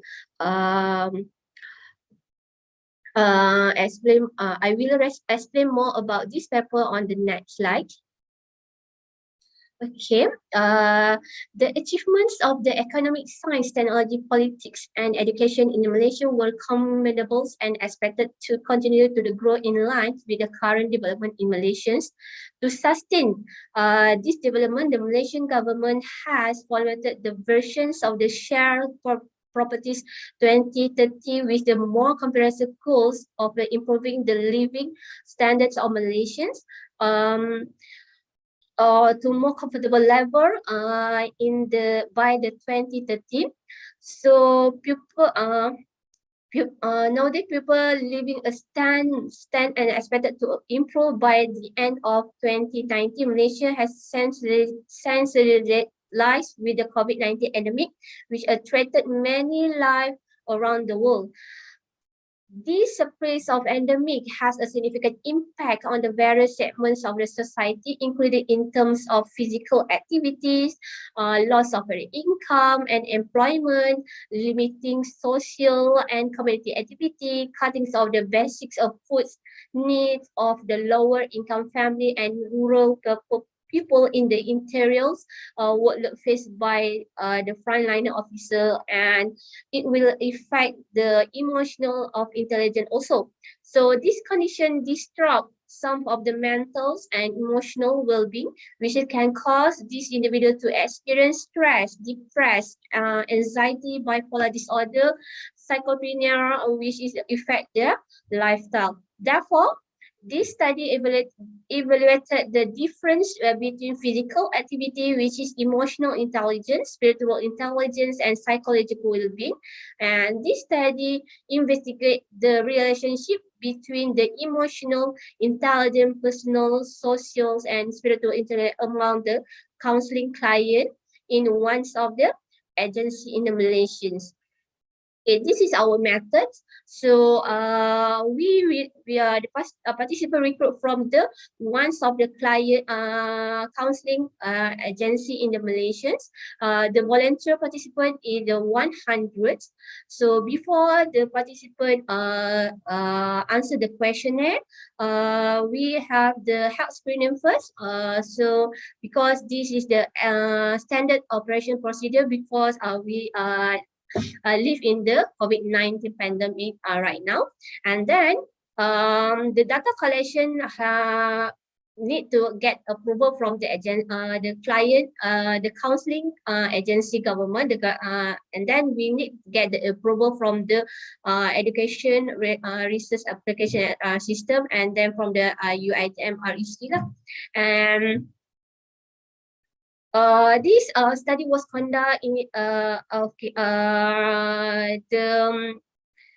in the context of this study. The agency was given the autonomy to plan and administrate the distributions of the questionnaire to support the vision, mission of the purpose of this study. The questionnaire were distributed from the various form and differentiate by the time, functions, and sources. For example, the counselor will be distribute the questionnaire to the client will who have the complete answer the complete the sessions of counseling or involve during the group session, and the client will involve the guidance program. This study was survey method, and the session group is the cross-sectional study to help the researchers to collect accurate data collection. There are two questionnaire will distribute, which is one is the International Physical Activity Questionnaire to record the amount the participant do the physical activity, and another one the psychological well-being questionnaire. So the inferential analysis we use the t-test, and the data will use the analyze using the smart PLS. Okay, this is our result that we got during the session, or we collect based on this table, we get that the p-value is a 0.01. 0.01 was a significant less than 0.005. That means we used to generate the activity summary score significant difference with the personal, emotional, social, emotional, spiritual, emotional, and psychological well-being.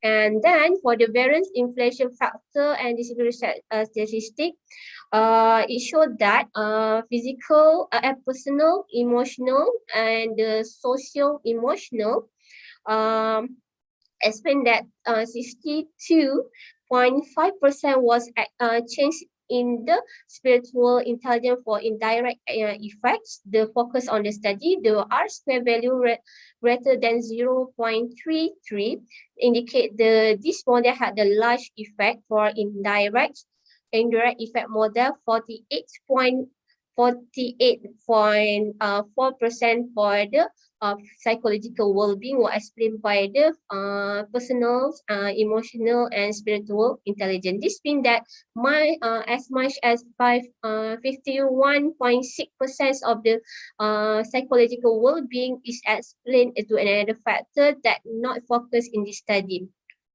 Okay, and as the conclusions, the physical to being physical active and can give a healthy body and a healthy mindset, which is a good for their psychological well-being. So this will increase the quality life to the young adults.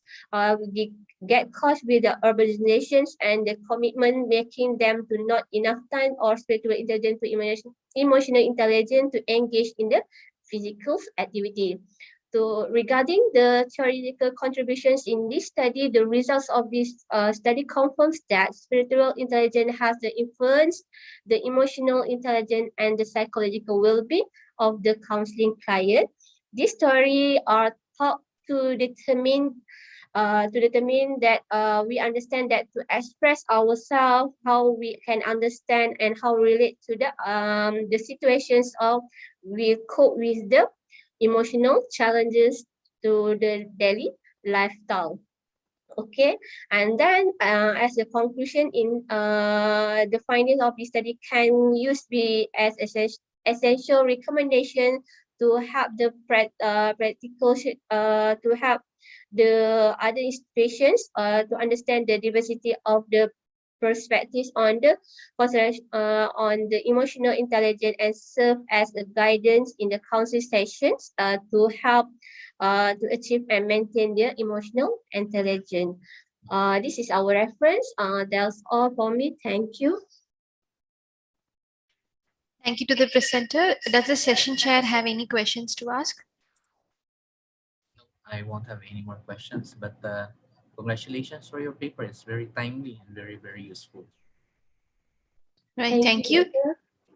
So moving on to the next presenter, can we have M. Iskakova, Introduction to Solving Logical Problems in General Education Schools. Iskakova, can we have your presentation, please?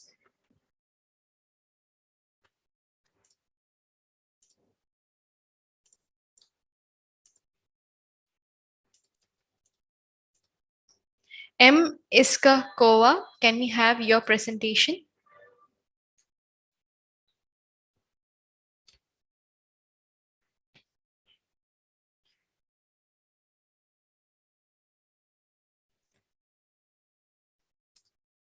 All right.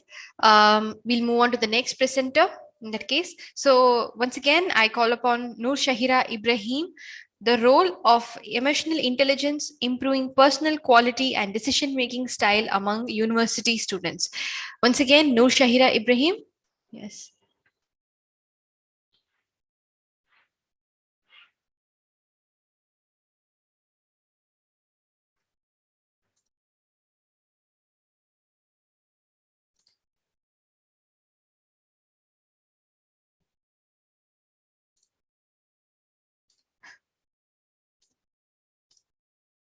So may I know who is going to be presenting?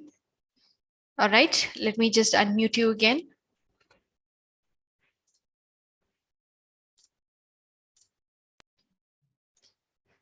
All right, doctor, please go ahead. All right.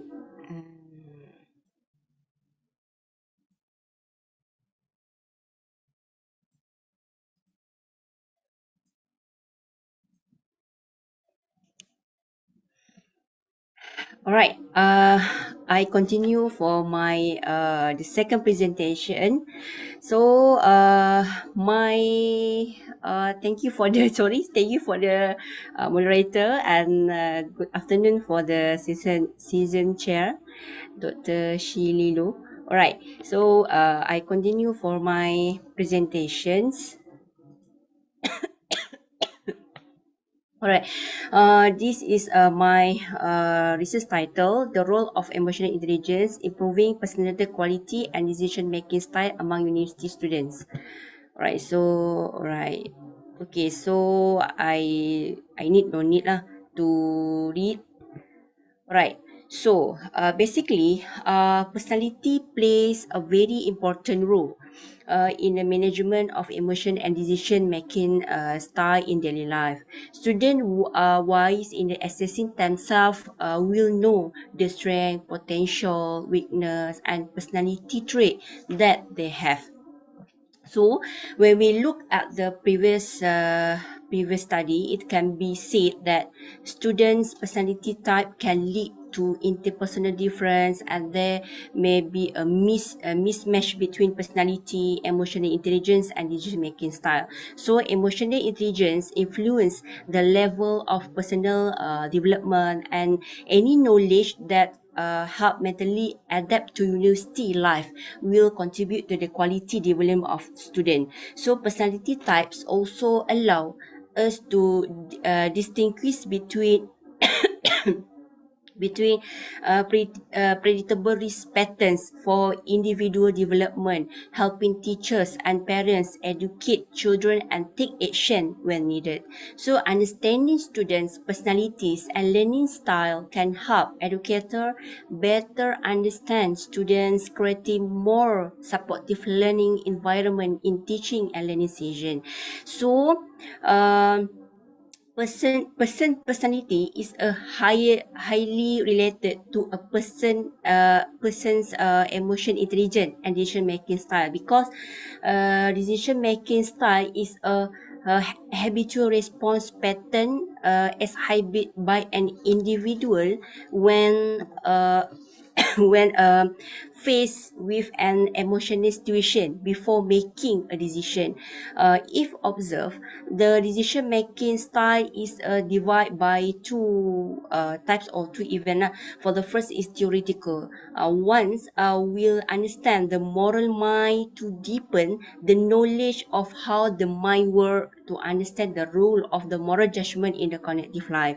So the second is practically. So one's understanding will be closely relate and influenced by the decision of the people around.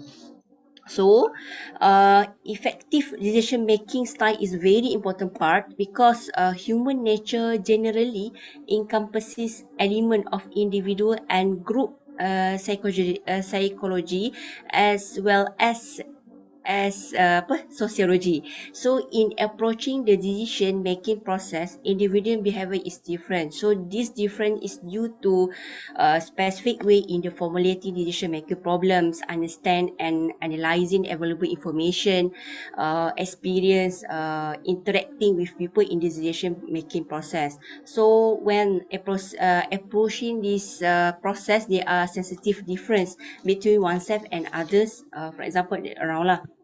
So, this methodology we use the university student for the unit analyze, and then we distribute 200 and we get 180. So basically, this is uh, what call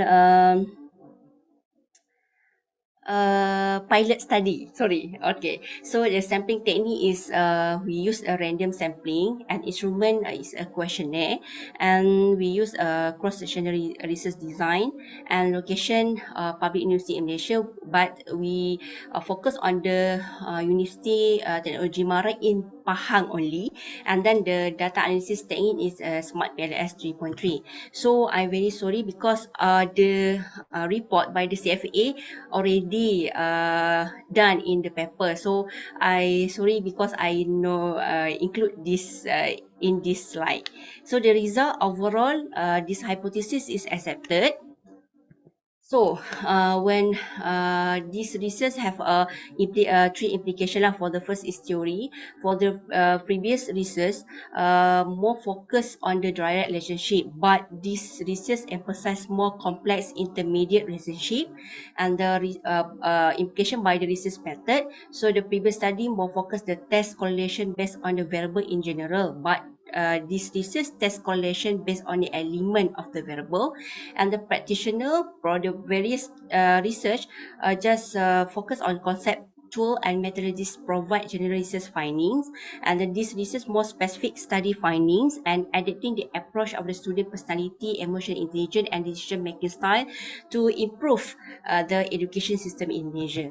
And then the study also have limitations. For example, only focus relationship in general variable, and then just using the cross-sectional method, and then we just use the random sampling method, and then just measure response overall perception regardless of their background difference. And I hope the future research or future study can measure lah the test specific element in each of the element in variable of the study, and then use the longitudinal method, and then use the prophecy sampling technique, and maybe can modification and improvement to the conceptual model of the study. So that's all. Thank you. Thank you for the presentation, Doctor.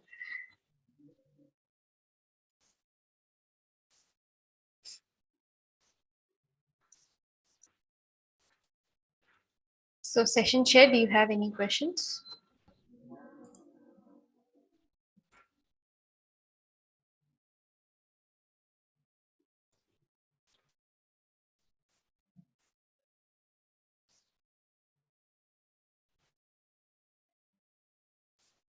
Mr. Shelilo, are you there? The connection is without. All right, I believe our session chair's connection is a little weak. Nat? So in that case, we'll proceed further with our next presenter. So can I have H. Bambang Nugroho, Telelot OM, the concept of flood control policy based on community participation. So can I have Bambang Nugroho?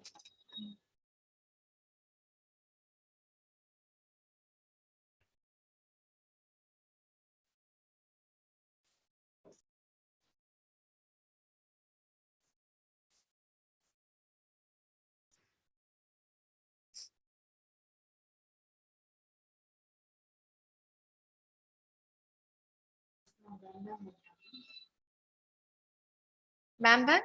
Yes. Okay. Yes, you're unmuted. You can go ahead with your presentation. Do you hear me? Yeah, I can hear. Yes, we can hear you. Can you give me my presentation, PPT? Just give us a minute.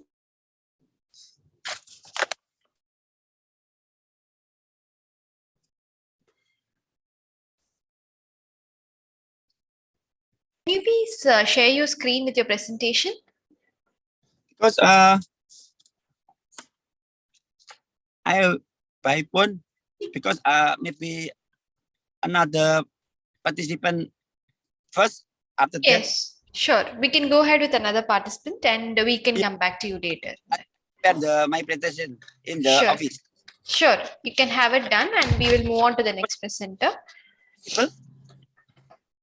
All right, so next, can I have Augustina Nurul Hidayati, the process of the formation of space by political prisoners in excision on Buru Island, Maluku, Viapo district, Buru Regency, Maluku province. Augustina Nurul Hidayati.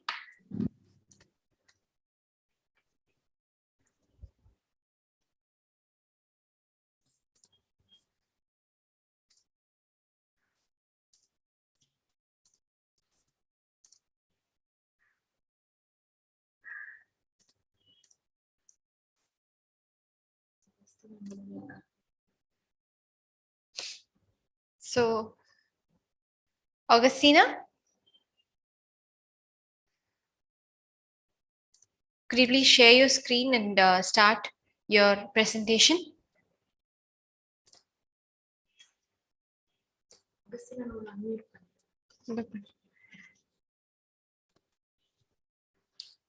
Hello. Yes, Augustina, you've been unmuted. Go ahead. Thank you for your time.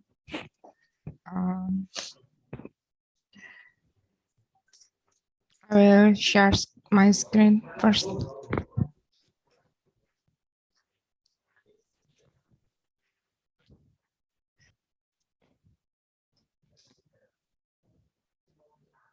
You can see the Yes, we can see your screen. Go my ahead. screen. Okay. Okay. This is my research in Buru Island that we make the process of formation of space by political prisoners in excision on Buru Island, Maluku. The political prisoners come at 1969 until 1972 in Wayapo district, Buru Regency, Maluku province. Here I am. I'm a lecturer, and the second author is Budi Matimena, and third author is Elivi Sofi Salavia. And my education is in a planning engineering, planning and urban urban and regional planning in ITB, and Master of Urban and Regional Planning in UGM, and Architect Science in UGM too. I am a spatial planner and researcher and lecturer in Malay National Institute of Technology Indonesia, and I join with Association of Indonesian Spatial Planning Expert. And here in regional development, we know we need equitable development and need a strategy to rural and urban development, especially to develop the agriculture area. The political prisoners were initially forced to open agricultural area in Maluku, and until now has become the second largest rice barn in Indonesia. The study aims to determine the spatial changes that occur due to the spatial location of political prisoners, as well as the factors that influence the changes in Wairabo district, spatial, and in Buru Regency, Maluku province. The variable analyzed are land use changes, both built and non-built areas, by looking at the types of changes and the extent of changes in the area using the ArcGIS 10.5 application, and the spatial changes that occurred on Buru Island during the period of exile to the left experienced several parts, namely the use phase or usage space, uses place in rehab phase, rehabilitation installation, political prisoners release phase, and the transmigration phase until now, which met in Buru Island. This is another strategy to of Indonesian government to distribute the people and distribute the development. Here, Indonesia has experiencing national political turmoil that time at 1965 and 1966, and it made the exile to remote parts of the country, and the special changes that occurred in the period 1996 until 1972 that occurred in Wayapo district, Buru Regency, Maluku province. The other Caliph Kingdom in Buru Island with a traditional village of Sanleko village and the boiling water village. They also familiar the customary government system. Until now, it is still enforced, namely Lisela Tanggartelo. And exactly before 1969, the undeveloped area is dominated by Serbs. So this undeveloped area, and at 1969, the total area that political prisoners make unit area to be rice field area is 6,100 hectares. And the population exactly that time at 1969, native is only 100% and prisoners is 10,000% that time. And until 2005, that's the total population is 28,576%. But in 2015,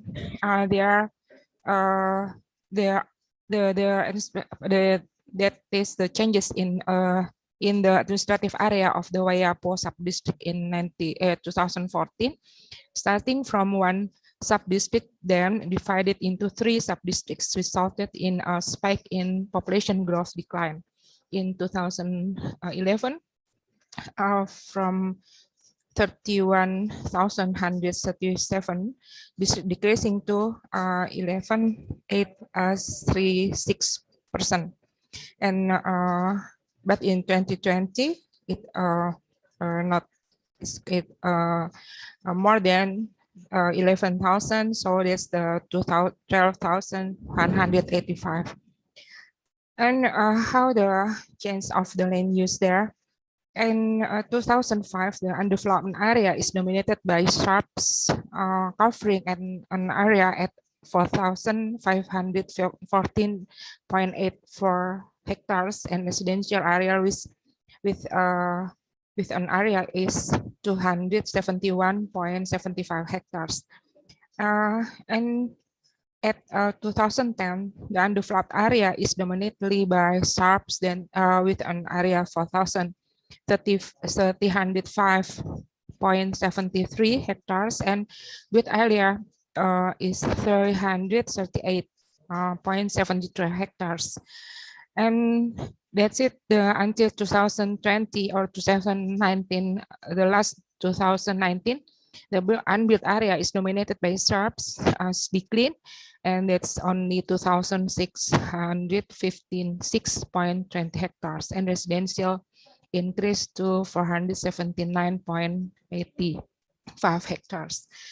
And that is the land use changing between 2005 until 2021. That is shrubs from 4,514.84. It to be 2,706.09, and that there's the changes to be health and vacant land and office and education, workshop, trades and services, plantation, settlement, parcel, and rice field. That is the land use in Wayapo before political prisoners dominantly is shrubs and forest, but now it can be urban on rural area. This is the changes. This is the sample of the changes. The first, this is the the yellow one, this is the rural residential by political prisoners, and in a B area here is the native rural residence. There's only the small area, and here the green one is rice field by a native, and this one, the big one, the B, the green and the green, the C area is the sharp change to plantation by political prisoners, and another one is rice field by political prisoners. So the political prisoners make a big change to land use changes in Wayapo, Buru Island. And then this the political prisoners face the change face change space in Wayapo. The first time is the political prisoners phase. In the initial land clearing phase, political prisoners made major changes to convert sharp forest land into residential land. That's the 6,100 hectare. The factor that influenced that change is in place is the primary human need for survival. And the transmigration phase, that is the land clearing by political prisoners, has been completed and forms the location of the unit complete with irrigation system and dam and rural area with facilities. So that's the change. And the conclusion, the evolution in agriculture in the largest that has ever happened to people with the status of political prisoners. Until now, Buru Island is the second largest rice player area on national scale. So the pattern of spatial formation carried out by political prisoners is very visible to be developed because it's a severe potential to affect the economy of the surrounding community. The placement of political prisoners and the transmigration program is one of the steps to carry out population distribution and abandon land use strategies in the country. And another is the homework. The homework was the assimilation between the natives and political prisoners. Despite the long time, the indigenous people still continue to practice the families of political prisoners as second-class citizens. That's our references. And thank you very much. That's all. Thank you for your presentation, Augustina. Okay, thank you very much. Session Chair, are there any questions or could we proceed? Yeah, please proceed. Although as a comment, thank you for taking us through that history and connecting prisoners, political prisoners life with the geographical changes. Thank you. Yeah, thank you very much. Okay. Yeah, Miss, I'm sorry. Yes. Maybe I can help Mr. Bambang to share his presentation. So yes, he has asked for some time maybe. So Bambang, would you be ready by now?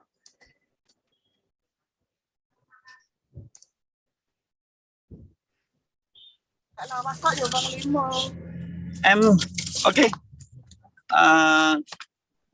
Maybe I can presentation by top because I cannot to display my presentation. Sure, we will give you some more time as we move on to the other participants. And when you're just ready, put this one in the chat and we can go with it. Yeah, I'm sorry. This one. Okay. Okay. Okay, maybe okay. this one. Yeah, this one. Yeah, this one. Thank you, Mrs. Nurul. Okay. Please go ahead with your presentation. Okay.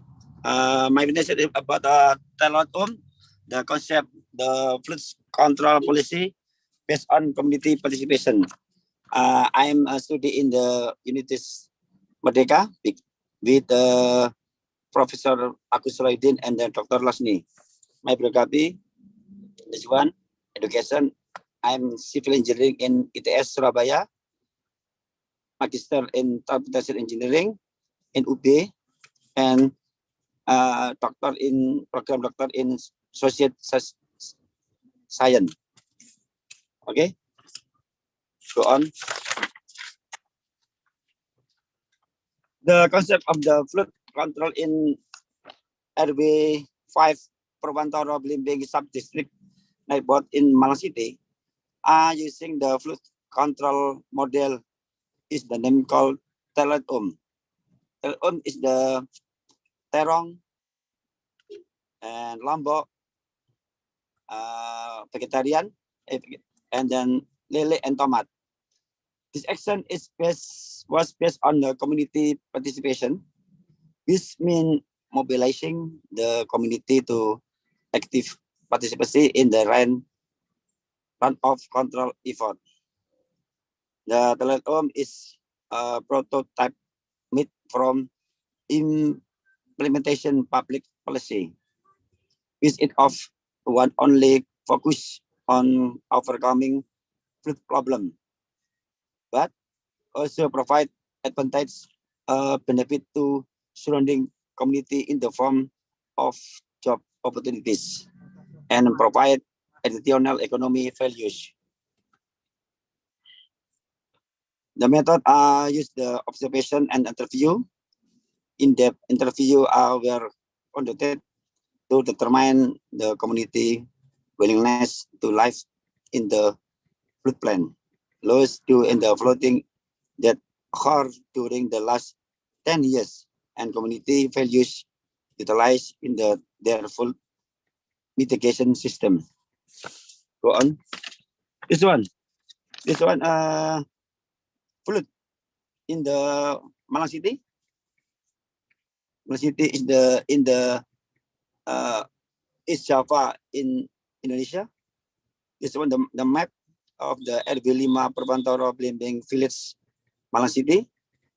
Innovation, the flood control policy model, Telot-Um, terong, lombok, lele, and tomat. This one is the many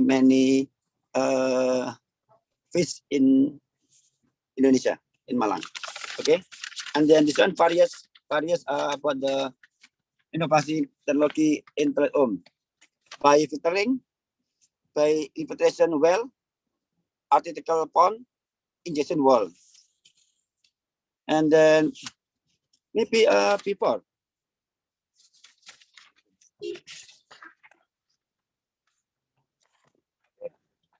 And then this one initial condition in this place in the center of the Malang City, and then with about the attention wetland and mini turbulence hydrolysis. This one the concept, and then this one the implementation, and the reduce height of the water about around 1 meter. Go on. And then this one, many method in the several place. And number one, by filtering in the another place. Number two, infiltration well in the about around 10 meters in the water subdrain in the city, and then about that artificial pond, and then injection well to about increase about to saving air, many run water from the draining. Atas, go on. This one, participating and IFERP about is number most penting is the public of RW5 Perwantoro Blimbing Village, and then after that with my office, Department of Public Work and Special Planning Malang City, and we will join with by academic and businessmen about the CSR. Okay, go on. This one, advantage and benefit. Number one, irrigation can improve the flood in the my city. in the case in the RV5 in Perwantoro can reduce the height of the flood around 1.8 to be 0.8. And agriculture about from the tomato and then vegetable like chili, and then with fish of the lily. And economy, because the surround around the people around Erbil 5 can advantage economies to sell about the terong and then chili and lily. Now, this one is location number 1.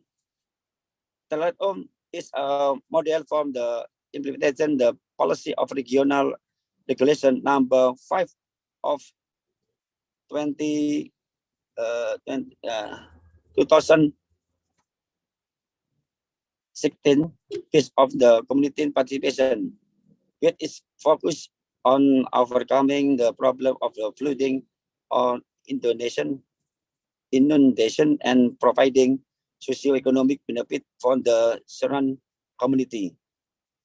Number 2, innovation of the flood control policy model Terong, Lombok, Lelit, and Tomat is included in the concept of eco-drainage, named the sustainable handling of urban drainage system, paying attention to condition and environmental support capacity to retain as much groundwater as possible and maintain ecosystem.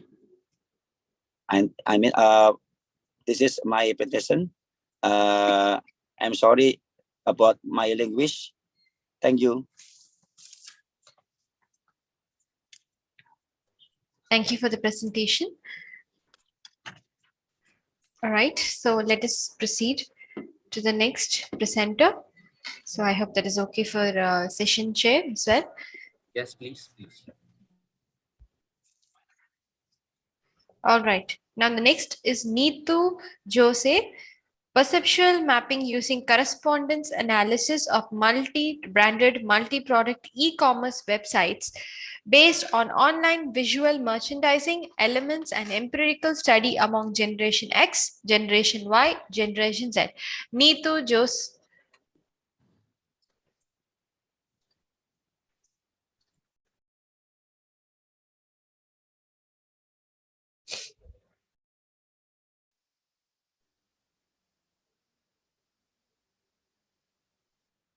Am I audible?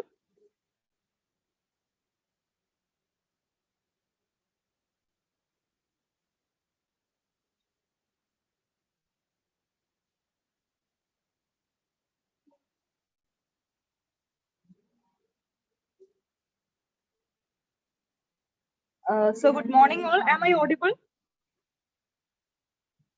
Yes, you are audible. Is the screen visible? Yes, you're. Are you sharing your screen? Yes, I am sharing my screen actually. Sorry, we are not able to see it.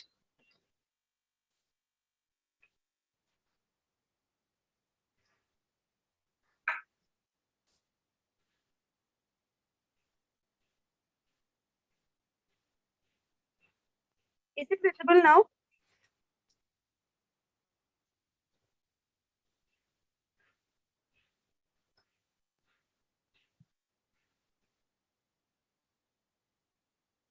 We can see your phone screen. Could you please open the presentation?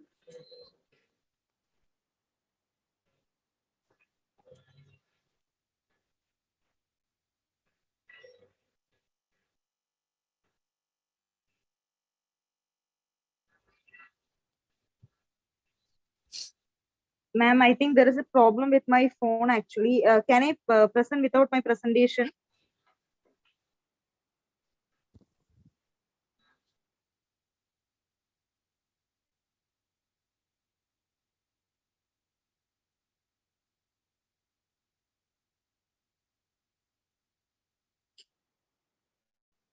Is it visible now?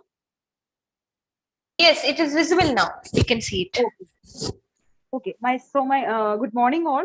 The topic for today's presentation is perceptual mapping using correspondence analysis of multi-branded, multi-product e-commerce websites based on online visual merchandising elements, an empirical study among generation Y and generation Z. And this is done by myself and my dear Dr. F.J. Peter Kumar and Dr. Chris Abraham Key.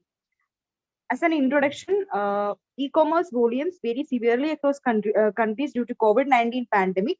Due to the increasing importance of e-commerce, a study of online impulse buying behavior is of specific importance. Since competition is very high, it is relevant to understand the factors influencing online impulse buying. To create profit, it is inevitable to make customers do unplanned purchase or impulse buying.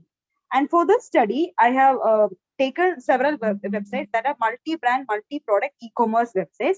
And as a definition of multi-brand, multi-product e-commerce websites, I want to say there are e-commerce websites which presents products endorsed by different brands and merchandises, a wide variety of products providing customers with wider choice. Such e-commerce websites for the purpose of this study is defined as multi-brand, multi-product e-commerce websites. And the variables used for the study are layout and design, navigation, product presentation, product view dimensionality, product information, customer service, and atmospherics. These are the online visual merchandising elements which I have considered for the study. The major objectives of this study are to study comparable multi-branded, multi-product e-commerce websites and online visual merchandising elements, to study the association between multi-branded, multi-product e-commerce websites and online visual merchandising elements, to find multi-dimensional display of multi-branded, multi-product e-commerce websites and online visual merchandising elements. The methodology used, the research was descriptive as well as analytical in character. The participants in the study were members of Generation X, Generation Y, and Generation Z. A total of 300 people from Kerala were chosen to collect data on the study variables. From all the three generations for data gathering, an online questionnaire was used. To develop inferences and conclusion, various statistical approaches were applied to the data. The statistical package for social sciences version 24 was used to conduct the analysis. Correspondence analysis was the tool used, and the websites considered for the study are Amazon, Flipkart, TataClick, Meesho, and Snapdeal. And the major results, the results is divided into three generation results for Generation X, Generation Y, and Generation Z. For Generation X, when I did correspondence analysis, the chi-square value was 216.624 and the p-value was 0.000, which is less than 0.05. It means that there exists a significant relationship with different multi-brand, multi-product e-commerce websites and online visual merchandising analysis. And from the result, it is clearly understood that Amazon, Flipkart is related to online visual merchandising elements, navigation, layout, and design, and atmospherics. And the e-commerce website Meesho relate with customer service and product view dimensionality. Tata Click with product presentation and product information. And for Generation Y also, the p-value is significant, and there exists a significant relationship between multi-brand, multi-product e-commerce website and online visual merchandising elements. The Generation Y is perceiving that Amazon and Flipkart is observed with the online visual merchandising elements, navigation, layout, design, atmospherics, and Meesho with product view dimensionality, Tata Click with customer service and product information, and Snapdeal with product presentation. And for Generation X, the chi-square value is 118.213 and the p-value is 0.000. So there is a significant relationship between all these websites. And from the row column points, it is observed that Amazon and Flipkart relate to online visual merchandising elements, layout, and design. The e-commerce website Meesho relates to product view dimensionality, navigation, and atmospherics. Tata Click with customer service and Snapdeal product presentation and product information. And from the result, it is clearly understood that all the websites are perceived in the mind of customers in a different manner for Generation X, Y, and Z. And for further discussion, I want to tell that there are so many other visual merchandising variables which I haven't considered. I have only considered 7 variables for this study. A future study is also possible with correspondence analysis as well as multi-dimensional scaling. Thank you.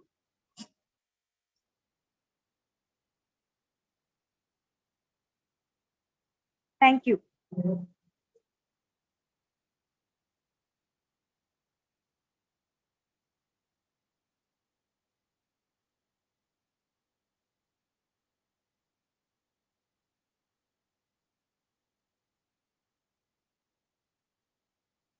That's the end of my presentation.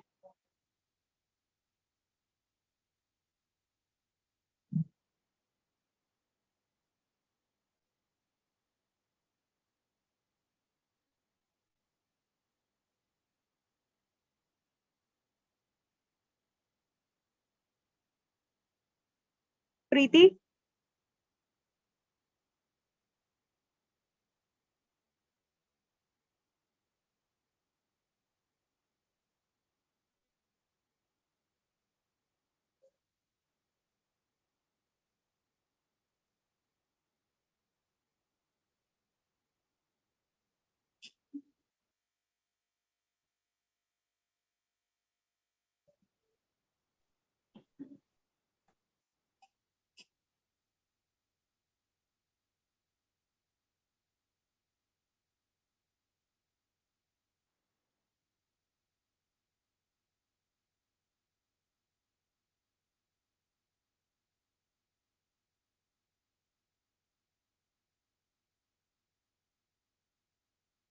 Preeti?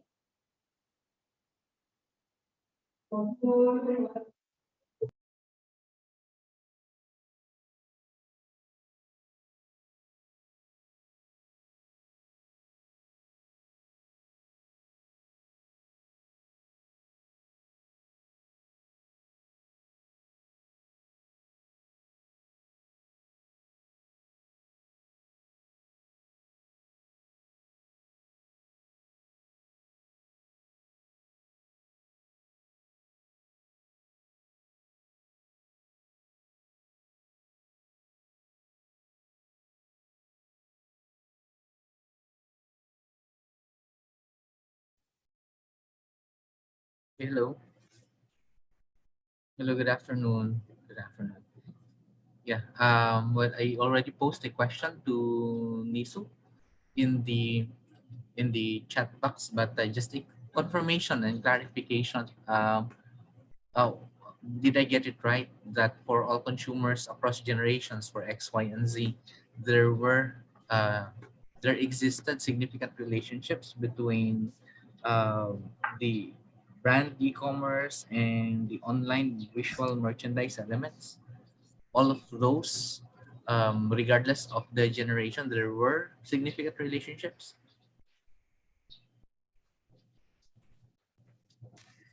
I think Nisi is not here anymore to answer that question. Then perhaps we could Okay. already proceed. It's okay. All right, let's proceed to the next presenter. Okay, can I have Dr. Wong Lai Soon, a peek at the food delivery application, adoption, reluctance among Generation Y in Malaysia?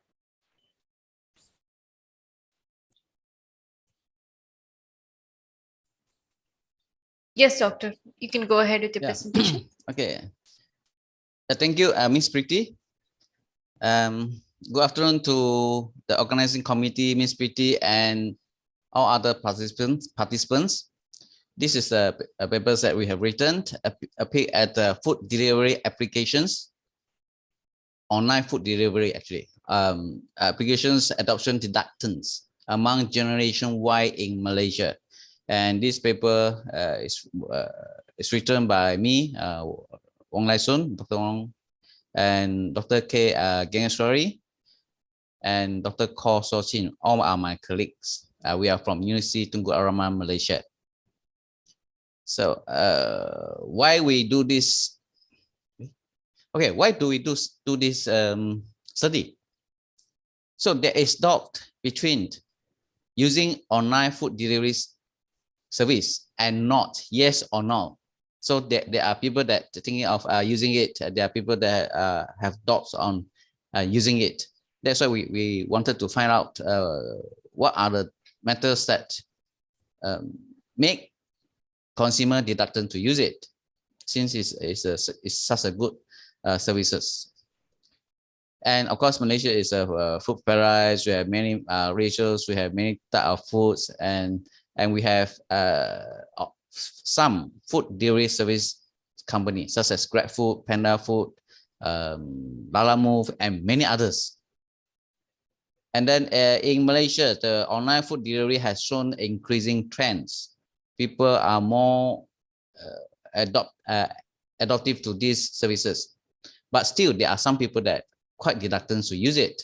That's why we wanted to find out some of the reasons, and research shows that consumer reluctant to use online food delivery because of they are unfamiliar with the systems, they are uncertain about the outcome of the delivery, and there are online privacy concerns, and there are higher charges on those food that delivered by them because of the added service charge. And one more thing is that there's no money back guarantee if the service is not delivered, the food is not delivered. What the company will provide is only a refund of credit, and the users that have paid for the service can only use it the next time. So there is no money back guarantee. And then, but there is one condition that make these services has been more welcome, which is COVID-19, pandemic of COVID-19 has increased the acceptance of this service because consumers are unable to go out for dining. And then why we do this? Because there are so many research on why people choose to use OFD rather than deductants. There are so many. That's why we are not we are not going to do the same thing again. So we are concentrating on the deductants.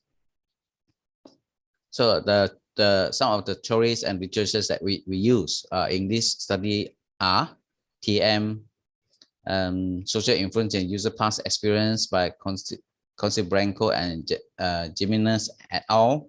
Of course, TM, everyone know who is the author, too famous. And psychological factors like Venkatesh and Davis, Conce Branco, Jimenez and others. From the literature, we found that there are some possible factors that affect the adoption reluctance of OFD. And then, of course, what we found from the literature was social influence will have influence on features of mobile apps and will have a negative influence on the perceived risk. And perceived risk will have a positive influence on adoptions reluctance. And feature more apps should have a negative relationship with the adoption reluctance. And experience more rate those two relationship with the adoption reluctance. So these are the hypotheses that we have. So social influence has a positive effect on feature of mobile apps. Social influence has a negative effect on perceived risk. And a feature of mobile apps have a negative effect on adoption reluctance. Experience moderates the relationship between feature of mobile apps and reluctance. Perceived risk positive affect the adoption reluctance. Experience moderates the relationship between perceived risk and reluctance. And we are concentrating on we are using a descriptive study, and we're concentrating on the Gen Y because they are the main population group in Malaysia, occupying about 40%.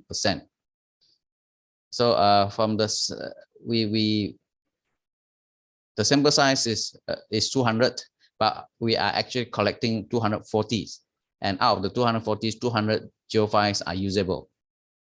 And these are some of the demographic information about the respondents. So now we look at the scale measurements, the reliability and the validity tests. We are using the Combat Alpha to show the reliability of the test. As you can see that the adoption reluctance with means of, as you can see, all the means are quite moderate. So it's in the acceptable range. The SD also quite moderate. There's no spurious data. And the Combat Alpha for adoption reluctance is 0.93, social influence 0.86, perceived risk 0.78, feature of mobile apps 0.80, experience 0.86. So all are in the acceptable zone. In fact, the reliability is quite high because it's all above 0.7. And from the data, we run a path analysis, and of course, I have to standardize all the score, and these are the model that we built. As you can see, that social influence will have influence on this perceived risk and others, like what is shown here. And the square multiple correlations from the study shows that it can explain about 29% of the model. And you can see this is the path analysis of the adoption reluctance. This table shows that social influence does have influence on the feature, mobile app features, which probability is below 0.05. Social influence also influence on perceived risk. But there are two hypotheses that found non-significant, which is feature of mobile apps did not show any effect on the acceptance reluctance, and the interactions between the feature of mobile apps and experience also do not show any influence on acceptance reluctance. Furthermore, the perceived risk show that it has a positive and significant relationships or influence on the acceptance reluctance. And again, we can see that the risk is actually making the consumers refuse to use these services. And from the interactions between the perceived risk and experience, it shows that it is a negative relationships. Okay, it's a negative relationships. And it shows that, and it's significant. It shows that the experience actually can help to reduce the impact of perceived risk on reluctance. So with the more experience that the consumers accumulate, they may be able to they may be more likely to use the online food delivery systems due to reduce of perceived risk that they perceive. Okay. So these are the hypotheses that I have mentioned just now, and the result that I have mentioned just now. And as you can see that for hypothesis 1A, so is the alpha is probability is less than 0.05, beta is 0.22, and this is supported by Venkatish and Davis, Consiplanco, Jimenez, and Khalid et al. Hypothesis 2, 1B is not supported. The beta is higher than 0.05. Hash 2A and hash 2B also not supported. But hash 3A supported with high beta, and hash 3B, the interaction between the experience and the perceived risk is actually a negative relationships. This is negative relationships, which means it reduces the impact of reluctance. So conclusions, there are some key determinants such as feature of mobile apps, perceived risk. They have significant and insignificant relationship with the adoption reluctance, and experience has a weak demoralization effect, but it shows that it has the effect of reducing the perceived risk that perceived by the consumer. Okay. So in conclusions, there are about 50% of Gen Y started to use OFD during the movement control operations, which means the lockdown in Malaysia. So there are many people starting to use it, especially the Gen Y. But the thing is, what happened after the pandemics? Are they going to use it, or are they going to continue to use it? So there is worry about this by the businesses. So businesses have to find a way to make them continue to use it.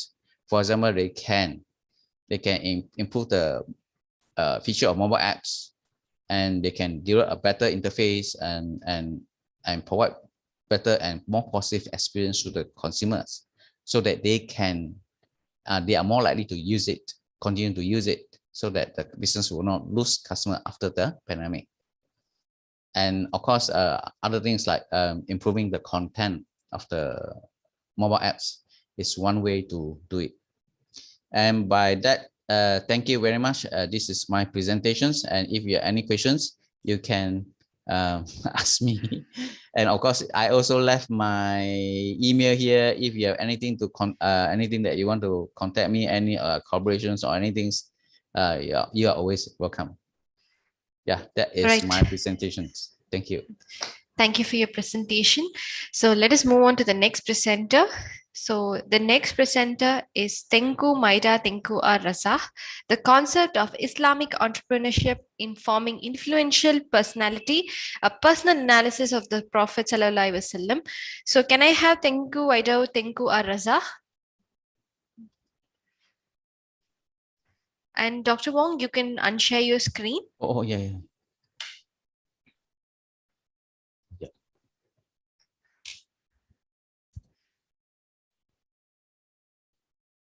Right, Tengku Maida.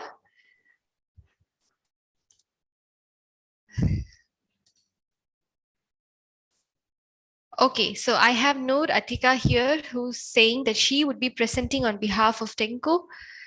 Okay, let me just unmute you.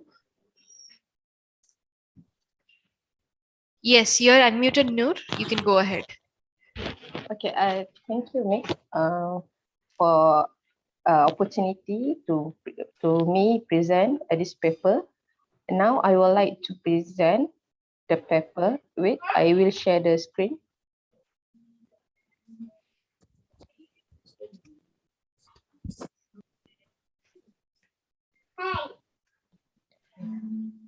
Okay, could you can see my yes, paper? we can see you, paper. You can go ahead. Okay, okay. Thank you for conference this today. My name is Noor Atika bin Tahiri. I'm from University Sakarya, Turkey. I'm the one, a co-author for this paper. The title of this paper is The Concept of Islamic Entrepreneurship Informing Influential Personality, a personal analysis of the Prophet Sallallahu Alaihi Wasallam. Okay, this paper or this article, writer wishes to express appreciation for University Technology Malaysia, Technology Mara, UITM, that funds the publication of this project.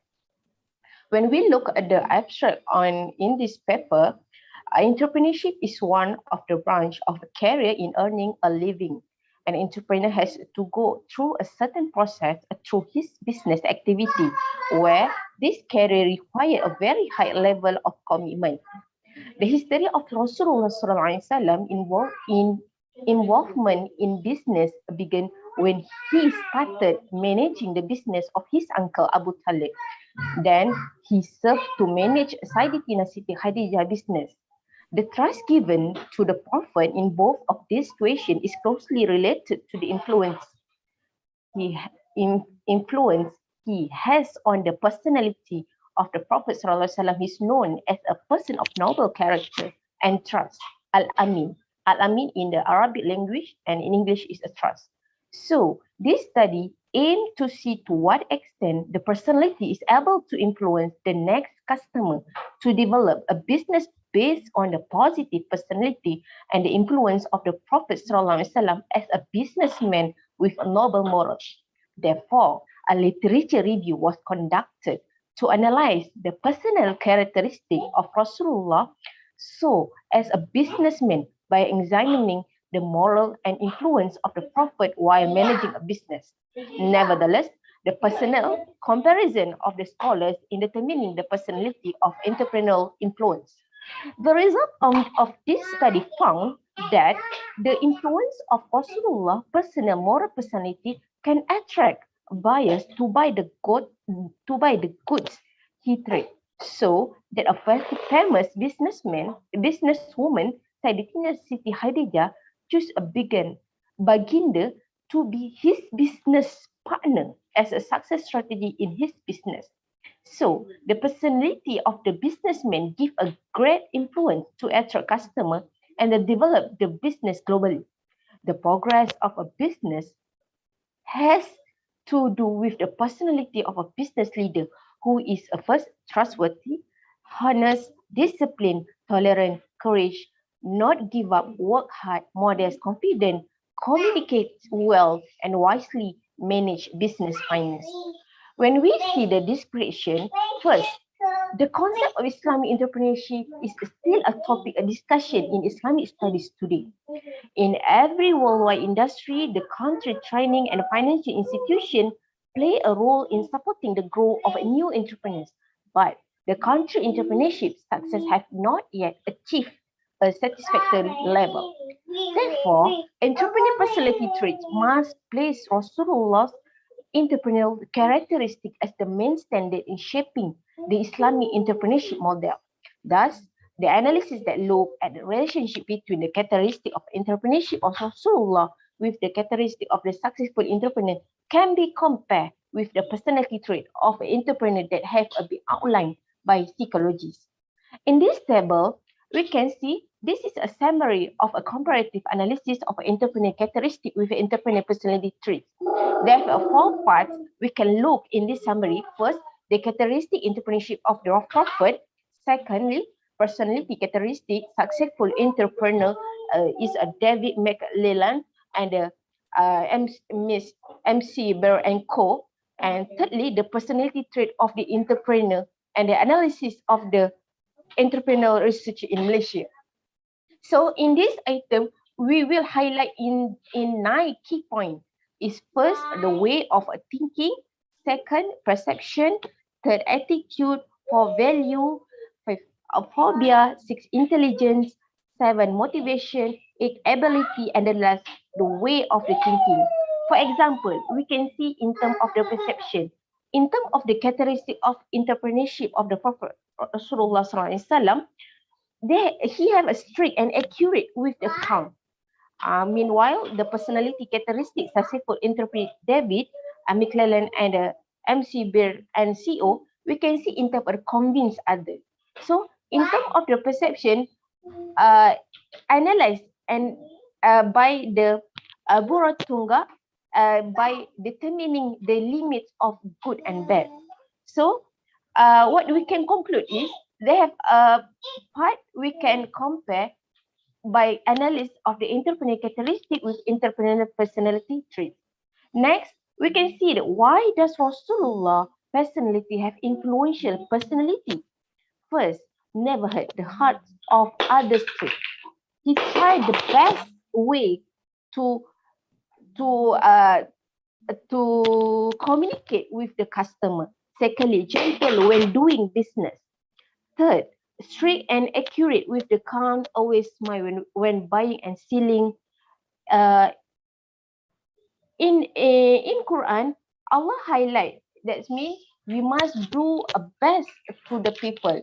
Innamal mu'minuna ikhwatun fa aslihu baina akhawaykum. It means we must give a good connection with the others. Then next, fluent in speaking words. So in every part, every place, we try the best to give a best understanding to our customer. Next, honest and responsible.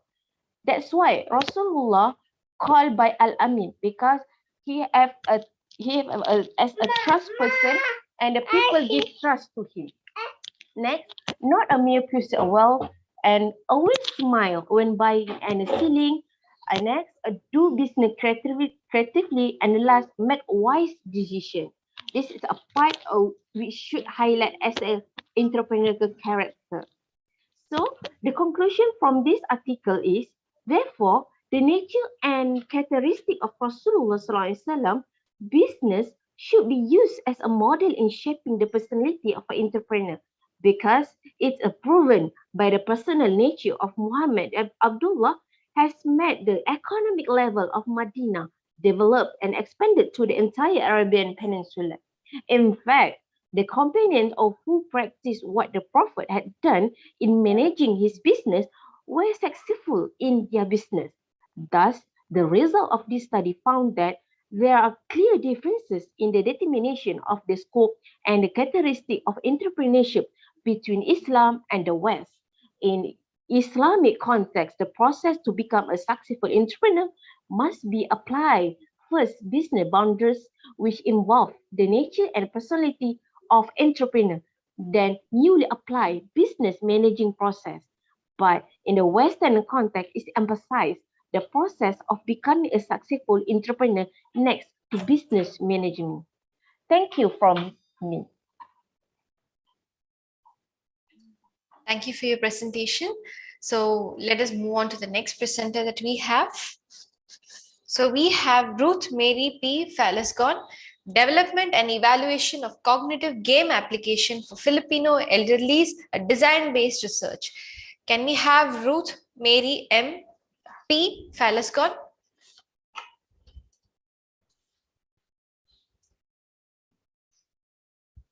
Noor, you can unshare your screen with us.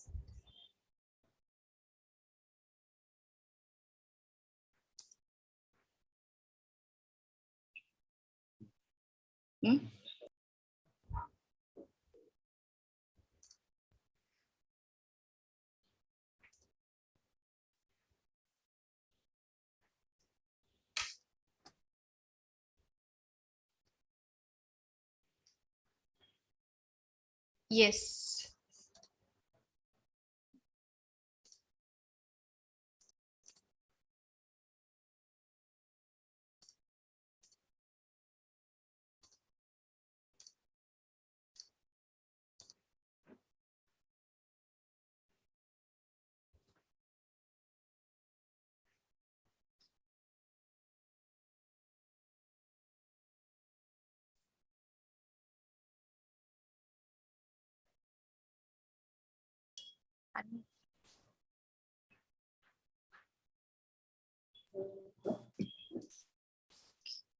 Okay, Ruth, you can go ahead with your presentation.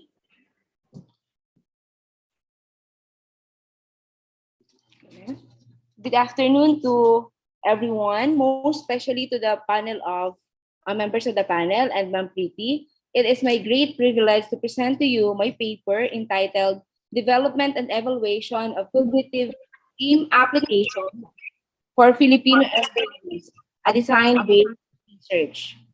The Philippine Institute for Developmental Studies report in 2018 found that this country is already on its way to become an aging society. While it is growing gradually, it is estimated that by 2032, the elderly or those aged 60 and older will constitute at least 7% of the total population, and by 2069, it will have become an aging society with at least 14% of the population. In one of the articles, written by Dr. Shelley De La Vega, entitled Research Issues on the Improvement of the Quality of Life of Filipino Elderlies, surveyed that the largest percentage of senior citizens or elderlies was found in Southern Tagalog or in our region, with a contribution of 14.2% to the total, and mostly are women. Although an aging population is a sign of increased growth, it also requires the need of more resources and facilities to meet their needs, in particular, the rising mental health needs, according to Weng in 2019. Actually, the promotion of elderly's good health and well-being is the third among the United Nations Sustainable Developmental Goals, and it will continue to be promoted. Thus, there is really a need for the Philippine government to look into it through more research-based aspects. However, according to Villegas in 2014, aging is under theorized topic. As of 2020, Department of Health records few numbers of elderlies with cognitive decline, but their impairment needs to be addressed. Why is that number very few? In 2014, Dominguez and others conducted a research and found out that some health issues like dementia may not be detected. as some people still consider cognitive decline to be part of normal aging, and elderly people are excused from demanding mental health activities, and access to timely diagnosis is limited. In a study conducted by Tim Brinker and others in 2018, found that currently no curative pharmaceutical therapy exists for cognitive impairment and dementia. Thus, they emphasize that it is important to identify strategies that promote healthy cognitive aging and minimize cognitive decline. One of which is using technological devices, which is now part of their daily lives. Due to manifestation of the development of information and communication technology and growing age population, the prevalence of social media and mobile application have potential to be a useful tool for elderly population to improve well-being. Increasing acceptance of smartphones together with persistent efforts toward user-friendliness of smartphones and apps have greatly empowered the marginalized group of elderly people to benefit from information. So games have been pointed out as training intervention to remediate cognitive decline among elderly. So I have developed the game application, which is composed of the following. There are 4 games entitled Match Me, Me Homo, Gaire, and Press Me. And each game has its own cognitive aspect to be addressed, like the memory and attention, memory, language, and visual spatial function, and so on. And there are also mechanics on how to play them. Then the objective of the study are the following: to determine the game application's level of acceptability in terms of its context, specifically perceived usefulness, perceived ease of use, attitudes towards using it, and intentions to use. Second, usability heuristics as perceived by elderlies and game developers. And lastly, what are those comments, suggestions, and recommendations from the participants in order to enhance them? So I have used the DBR or design-based research model, which was adapted from Barab and Squire in 2004. This game was investigated, and the first iteration concentrated on determining whether the game environment has agreed with the cognitive training framework suggested in that failure, and also address suggestions for enhancing its usability following its redesign. The second iteration focused on designing and testing the structure and function of the game application in the homes of selected elderlies. An acceptance assessment and usability testing were carried out so that the data can be obtained in genuine use context. There are 2 groups of participants in the studies: the elderlies and game developers, or the IT experts. Every participant in the study was asked to sign an informed consent form before participating in the research. Okay, so here is the data collection procedure. First is the interview of the cognitive structure for the game app, then the game selection, which I have identified a while ago, and the acceptance evaluation, and then the formative assessment and usability testing. Then the results are the following. Using the Davis Technology Acceptance Model Questionnaire, the elderlies agreed on its usefulness and ease of use, and showed positive attitude and intentions to use towards using it. And for the game developers, they proposed some more enhancement on interface and interactions. And they found out that the game application is very helpful in memory boosting and easy to play. Okay. Based on the results, the following conclusions are hereby offered. First, the elderly participants were able to familiarize themselves on the features of the game app and are very much willing to play it due to their perceived impact on cognitive functioning. Second, the elderly participants and game developers acknowledge the very high usability of the game application. And lastly, the game app has been perceived by the elderly to be very helpful in memory boosting. So that's all. Thank you very much. Thank you so much for your presentation. So does So can we proceed to the next presentation? All right. So Ruth, you can unshare your screen. And the next is John B. Fabello, Mangyan Tagapukit, composer and oral tradition of Sibuyan, Romblon, Philippines.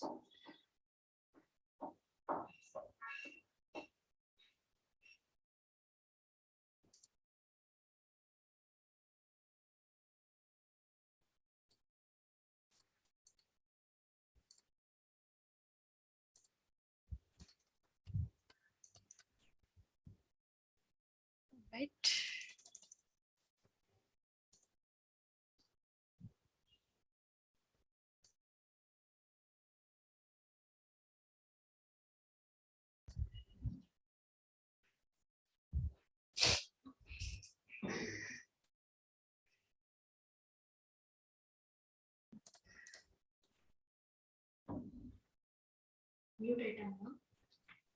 Yeah.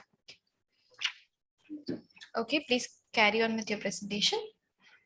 Hey, good day, everyone. Special to the members of the panel and to the organizer of this conference, the resource speakers, and of course, my fellow presenters. So it is my honor to present to you my research study on my paper entitled Mangyan Tagabukid Composo, an Oral Tradition of Sibuyan Romblon. So I am Mr. John B. Fabello. I finished my bachelor's degree at Romblon State University in 2009. Graduated Master of Arts in Education, major in Music Education at Santa Isabel College Conservatory of Music in 2014, and a PhD in Music candidate, taking up Doctor of Philosophy in Music at the University of the Philippines, Diliman, and an assistant professor for and chairperson of the Bachelor of Elementary Education at Romblon State University. And my research interests include ethnography and music education. Okay. Oral tradition refers to oral culture and lore that are transmitted orally from generation to generation by imitation, by performance, or a combination of both. As the messages are passed down, they become oral tradition. So that, according to Vancina 1985, in this view, music is part of an oral tradition that is already in the minds of the people, and music is a part of oral tradition that okay, let's repeat that. Okay, for the objectives of my study, my research study, number one, collect and document and analyze the surviving composo from Mangyan Tagabukid of Sibuyan Island in the province of Romblon, and to analyze the composo textually in terms of syllabication, figurative language, and theme, and to analyze the composo musically using the Western formula. For the theoretical and conceptual framework of my study, so I did the ethnographic research method, and I immersed the community, taking field notes and diaries, serving as another source of the data during the writing process. And the Dragnet method using the horizontal test by Manuel 1982 was used in identifying the participants. For the conceptual framework, I used the input process output.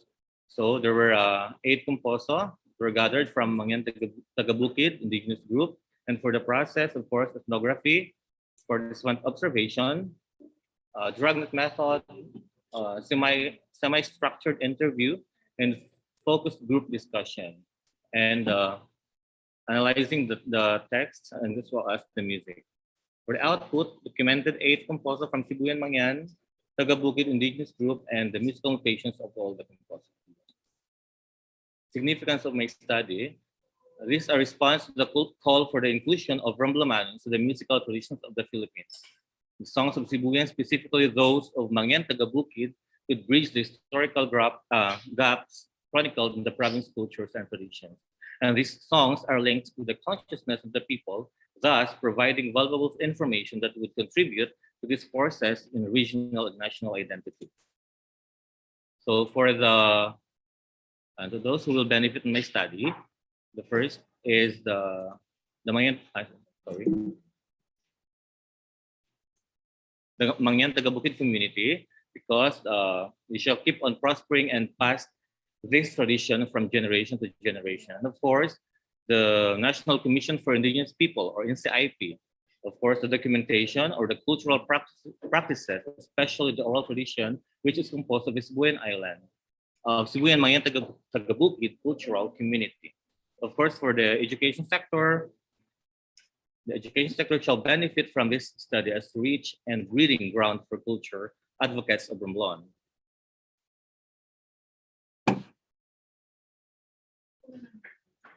For the local community would benefit also from this study because it will be oriented about on how to preserve on the preservation of the culture, and of course the music enthusiasts and educators. So you can create also renditions and versions of the songs intended for other instruments or indigenous instruments.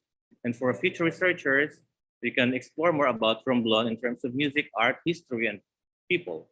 We can also benchmark and investigate the other cultural traditions and experiences of other cultural groups in the world. For the scope and the limitations of my study, this was conducted in San Fernando Romblon.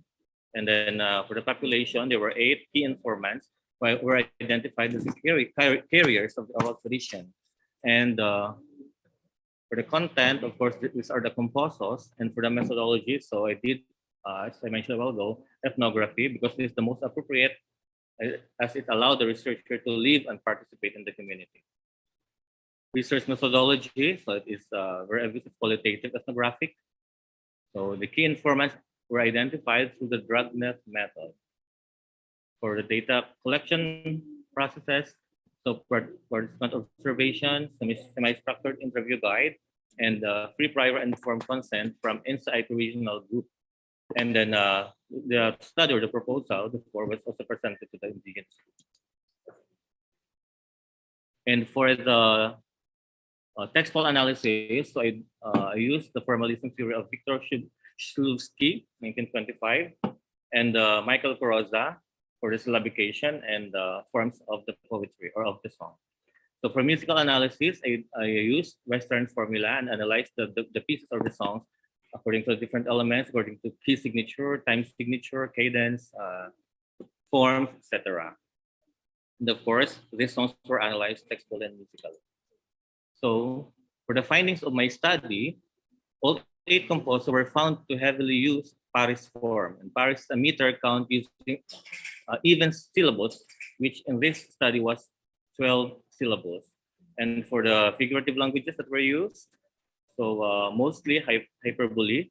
And for the themes, so the songs were divided into love, courtship and marriage, folk life, poverty, and love of Sibuyan Island. And for the musical analysis, so all of the songs are in the minor keys and share the same tune or motif. Their melodies mostly move in wide licks, and the shape of the lines that are present in the song are very symmetrical and balanced. And there is a repetitive melodic pattern all throughout the 8 songs. And majority of the rhythm of the songs are in the, I think, it's 4/4 time signature. And in terms of harmony, so the songs used primary chords, these are the tonic, subdominant, and dominant. And authentic cadence were used in stropic form for the forms of the music. Okay, for the conclusions of my study, Romblon is a unique archipelago with its history, cultural, and linguistic differences produce variations on the themes and topics of songs. And the Mayan Tagabukid people sing love songs for courtship and marriage, folk life, poverty, love of Sibuyan, and humorous songs as reflected in their various composers. And songs are composed out of their adeptness and creativity in music, composing music. So it's a summary of the textual analysis. So I'll just summarize it up. So we have 8 songs. These are the syllabication of the songs, each line of the song, and these are the figurative languages that were used in the song, and the themes of the music.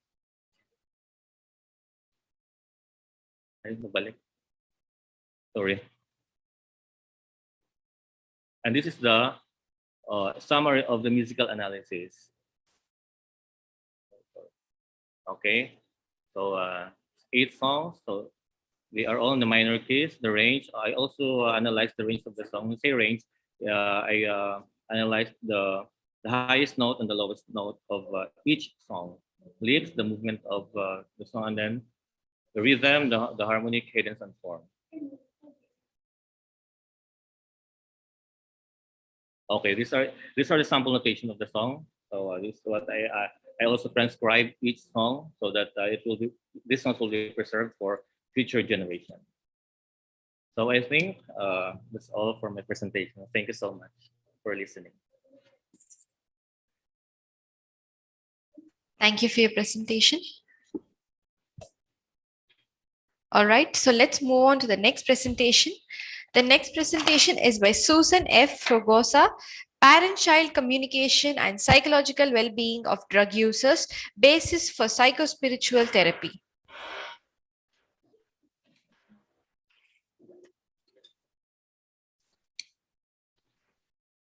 All right, Susan, you can go ahead with your presentation.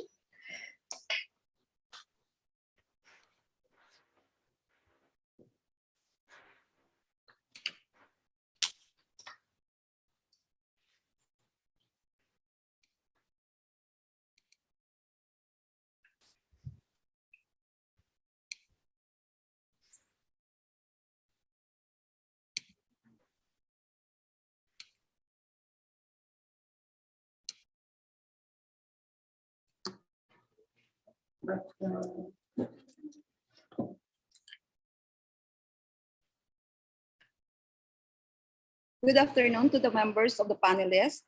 My presentation this afternoon is half of my full paper in dissertation entitled Parent-Child Communication and Psychological Well-Being of Drug Users as Basis for Psychospiritual Therapy.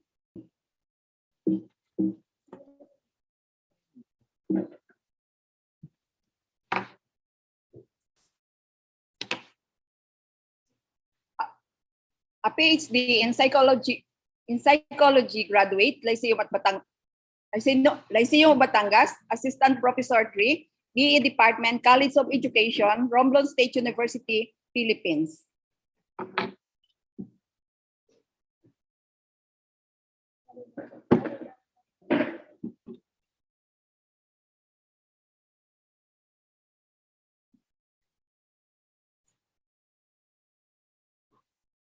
General objective: to determine the relationship between parent-child communication and psychological well-being of the respondents. Specific objectives: to determine the level of parent-child communication and psychological well-being of the respondents.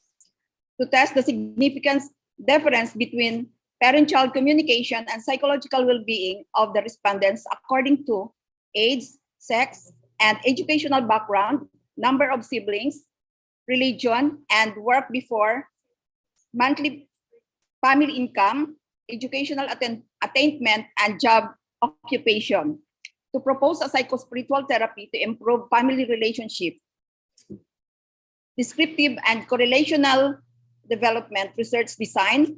There are 70 drug users in Bureau of Jail Management of Penology, Romblon Province, Mimaropa region. 3 standardized instruments for data gathering using different statistical data. Major findings: the respondents find their parents as someone who can be leaned upon and talk to about clarifications, God, financial matters, and education. The respondents have the capacity to live a happy, satisfying, and meaningful life, think of the family future, family value, want to grow and serve as provider.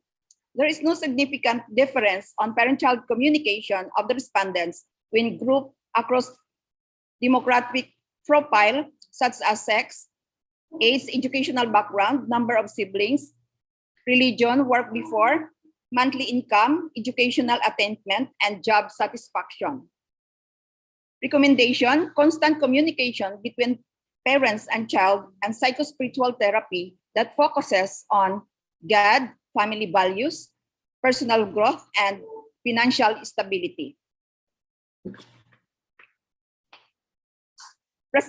President Duterte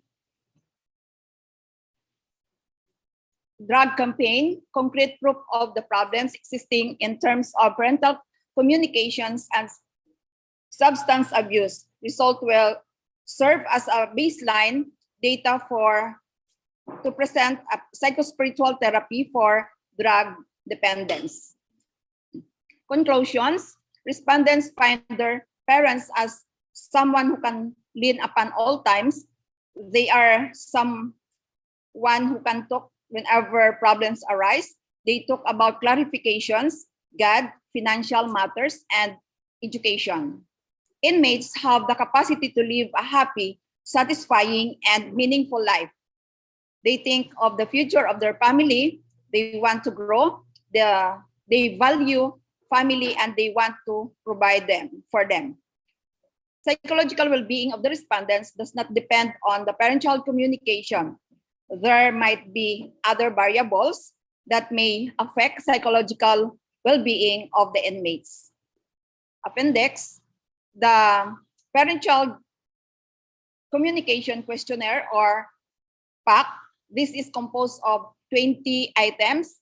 The parent-child communication scale, adapted from Bereda 2013, measures and assesses the child perceptions of his level of communication with his father and mother. The RIPE psychological well-being scales, this is composed of 42 items with 6 dimensions, such as autonomy, environmental mastery, personal growth, positive relations, purpose in life, and self-acceptance. And a semi-structured questionnaire was also developed to gather data through an interview anchored on psychological well-being, dimensions, and parent-child communications. That's all. Thank you. Thank you for your presentation, Susan. So let us move on to the next presenter that we have is Ahmad Fuzi Mohammad Ajiz, modeling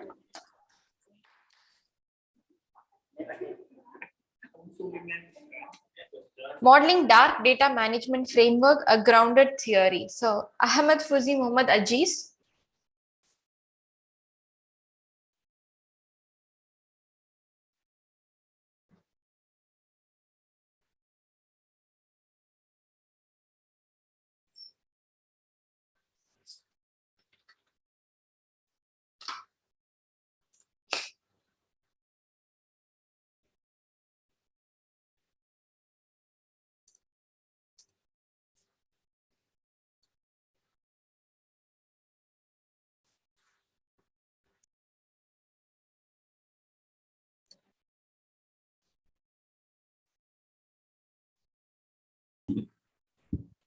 Hello, good evening.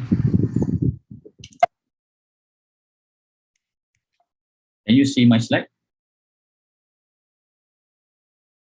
Okay, all right. Thank you for the introduction of my topic. By the way, I am Ahmad Fuzi, the leader author of this article, Modeling Dark Data Management Framework, Grounded Theory. And this has been completed by our team, comprising of me and Isma Ishaq and also Kamarul Nazrin Harun. We are from the Faculty of Information Management, University of Technology Mara, Cawangan, Johor, Malaysia. And this is our biography. And actually, I am the senior lecturer of University of Technology Mara, Cawangan, Johor, and has been appointed as one of the subject matter experts for entrepreneurship program by the Malaysia Digital Economy Corporation. Also my research interest in the library and information management and also data management. And these are my 2 colleagues who are also the co-author for the paper. And for the acknowledgement part, the research was funded by the University of Technology Mara, Cawangan, Johor under the Bestari Research Grant, Phase 1, 2022.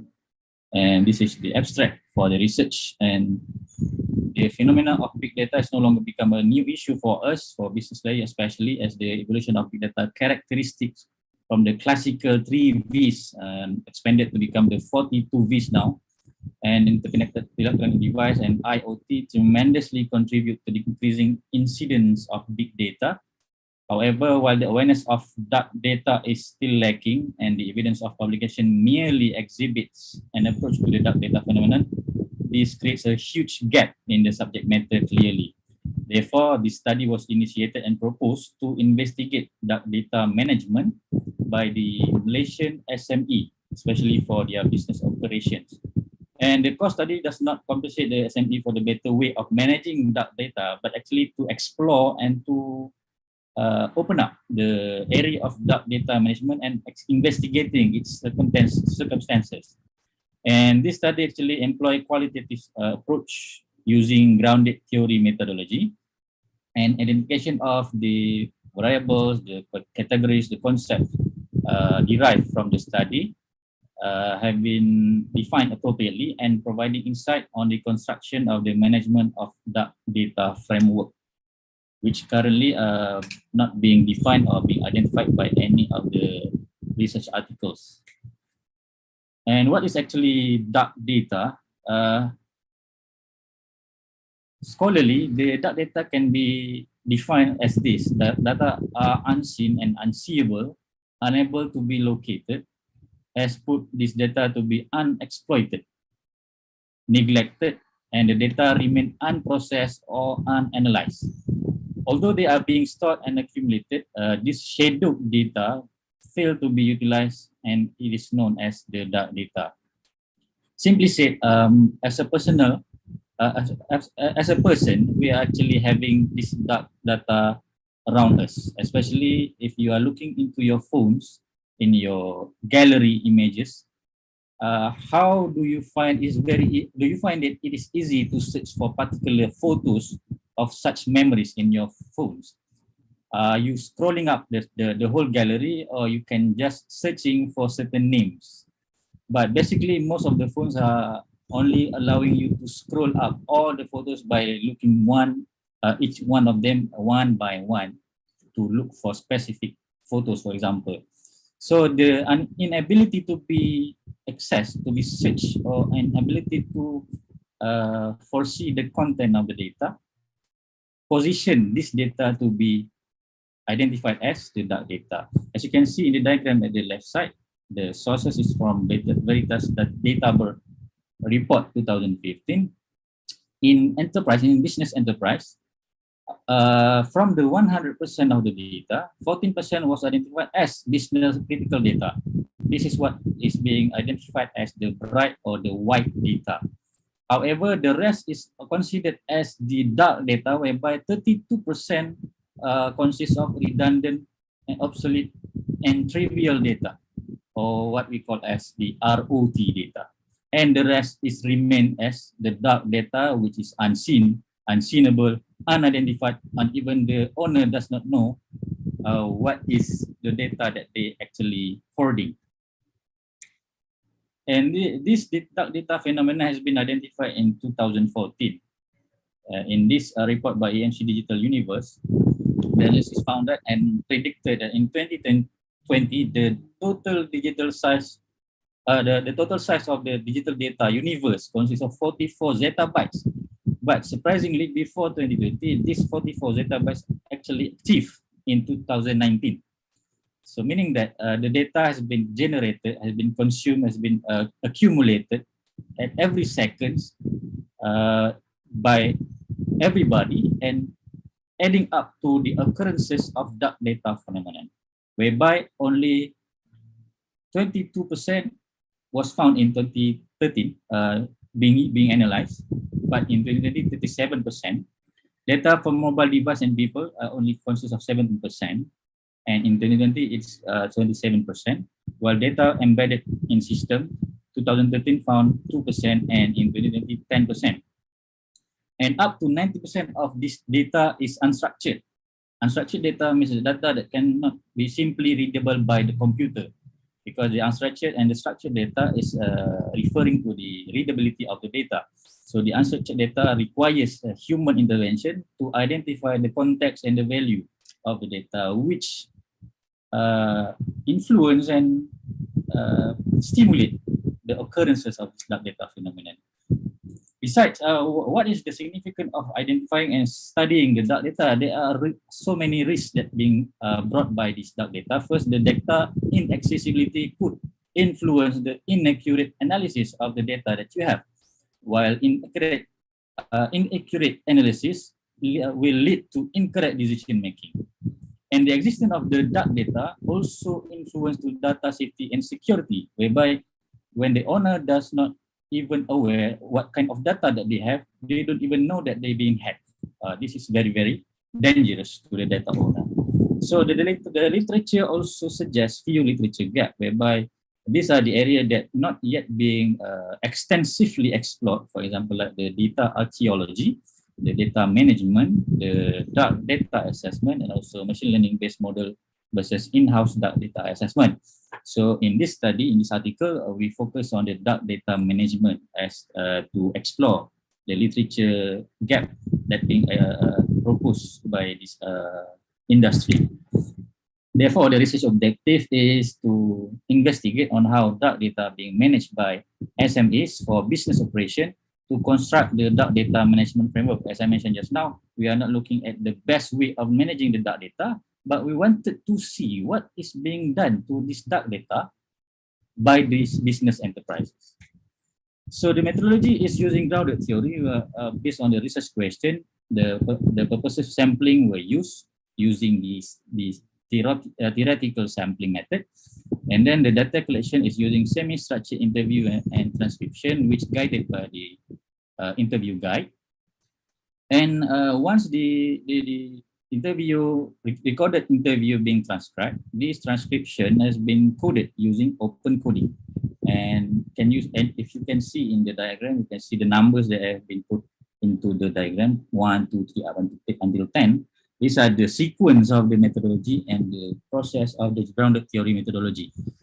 And the number 3, you can see the transcription will be coded using open coding to open up the idea, the concept, and the context of what being explained by the SMEs. And then this concept of the codes will be done or will be analyzed using constant cooperative method. And the next will be going to axial coding. This axial coding will identify the paradigm and the categories which the coded is belong to, and these are executed based on the 6 paradigm of Strauss and Corbin. Okay, and then constant cooperative method will be done again, and then the next we go to selective coding as the 7th step. Selective coding will be helping the researcher to identify what is the central category of this dark data or this dark data phenomenon. And then this cycle is going again and again at every interview and every data collection until it reaches the theoretical saturation. If there is no theoretical saturation, then the process will go to constant cooperative method again, do hypothesizing, and do again the theoretical sampling. And if the data already reached the theoretical saturation, so we use the story lining to combine and to compact all those categories and concepts to become the grounded theory. And as the findings of the research, we come up with the dark data management model of framework, whereby you can see at the center of the diagram is the dark data management life cycle, consists of 6 stages of life cycle, which intervene or being supported by 4 variables, which skills, consists of ICT skills, data skills, and then technology, automatic process and optimization of technological features, control, policy, and... Ahmed, I'm sorry to interrupt, but could you please speed up your presentation as we have other presenters and we are short on time? All right, thank you.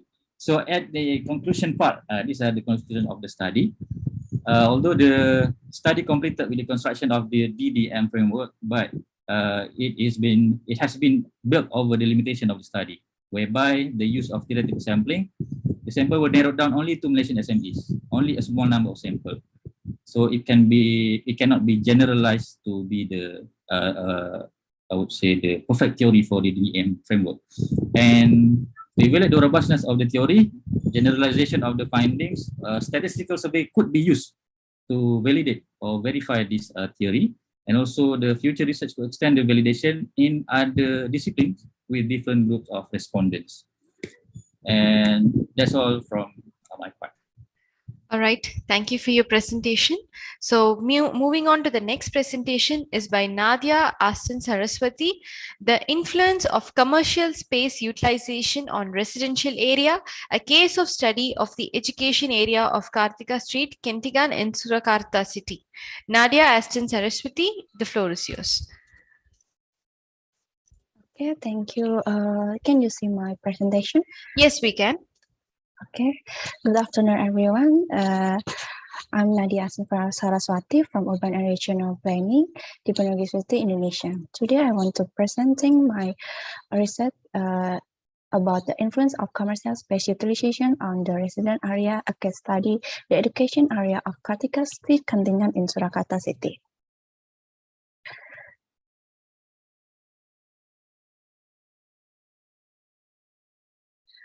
Okay. My the biography our team is an alumnus of Department of Urban Regional Planning, Universitas Diponegoro, where I obtained my education bachelor and master degree. My main research field are urban development planning, spatial planning, and land use. Then Novel Kahfi Karindang is also the alumnus at the Department of Urban Regional Planning, Universitas Diponegoro. Then Nadia Darbianti is the master degree student at the Universitas Diponegoro in economics. The abstract, the education area of Kentingan in Surakarta City has a function as a new growth center. The area has implication development of commercial activity in the surrounding area, especially the area of Kartika Street. The purpose of the study is to find out the commercial activity effect from how to transform settlement space utilization in the area Kartika Street. Quantitative method will be applied with the spatial analysis and quantitative description. And the subject of the research is the commercial in the area of Kartika Street. The result of the analysis saw a comprehensive phenomena of the space utilization, settlement space into the commercial in the education area, and finding for factor from the effect of the space utilization. And the background of the study is the existence of the development in an area become an attractive for residents to migration. The increased number of residents in the area will require service activity to meet the need of the daily life. One of the in-population movement caused by the existence of the continent's education area. The development of campus activity is the impact of the regional development, so that the phenomenon of the change in use regional area become commercial. The high demand for meeting daily needs, especially students, has the trigger change in the use space in the resident area to become commercial. One of the continue to grow. The emergence of the commercial activity in the resident area is the natural phenomenon. However, they become unreasonable because the commercial activity developed in the residential area and coastline, which was originally designed resident land to be turned into commercial area. The study is the location is the Jebres village district, Jebres, Surakarta City. The local study is the area of Kartika Street, which are part of the Kentingan campus area because it is close to 3 universities such as University of Sebelas Maret Surakarta, Indonesian Institute of the Arts Surakarta, and Stiket. So the Jalan Kartika corridor is one of the area that is experiencing very rapid development in the Jebres. Based on the regional regulation number 1 of the 2012 regarding the Surakarta City regional spatial planning for 2012 to 2013-1, the area of Kartika City is included in BWK 5, where its main function described namely residential area. It's seen on this map. Surakarta City, over time, Kartika City is grow rapidly and the areas surrounding Kartikasi is dominated by resident activity as well commercial activity to support the residential activity. This is indicated by the severability functions such as commercial function or mixed function, like house and commercial building.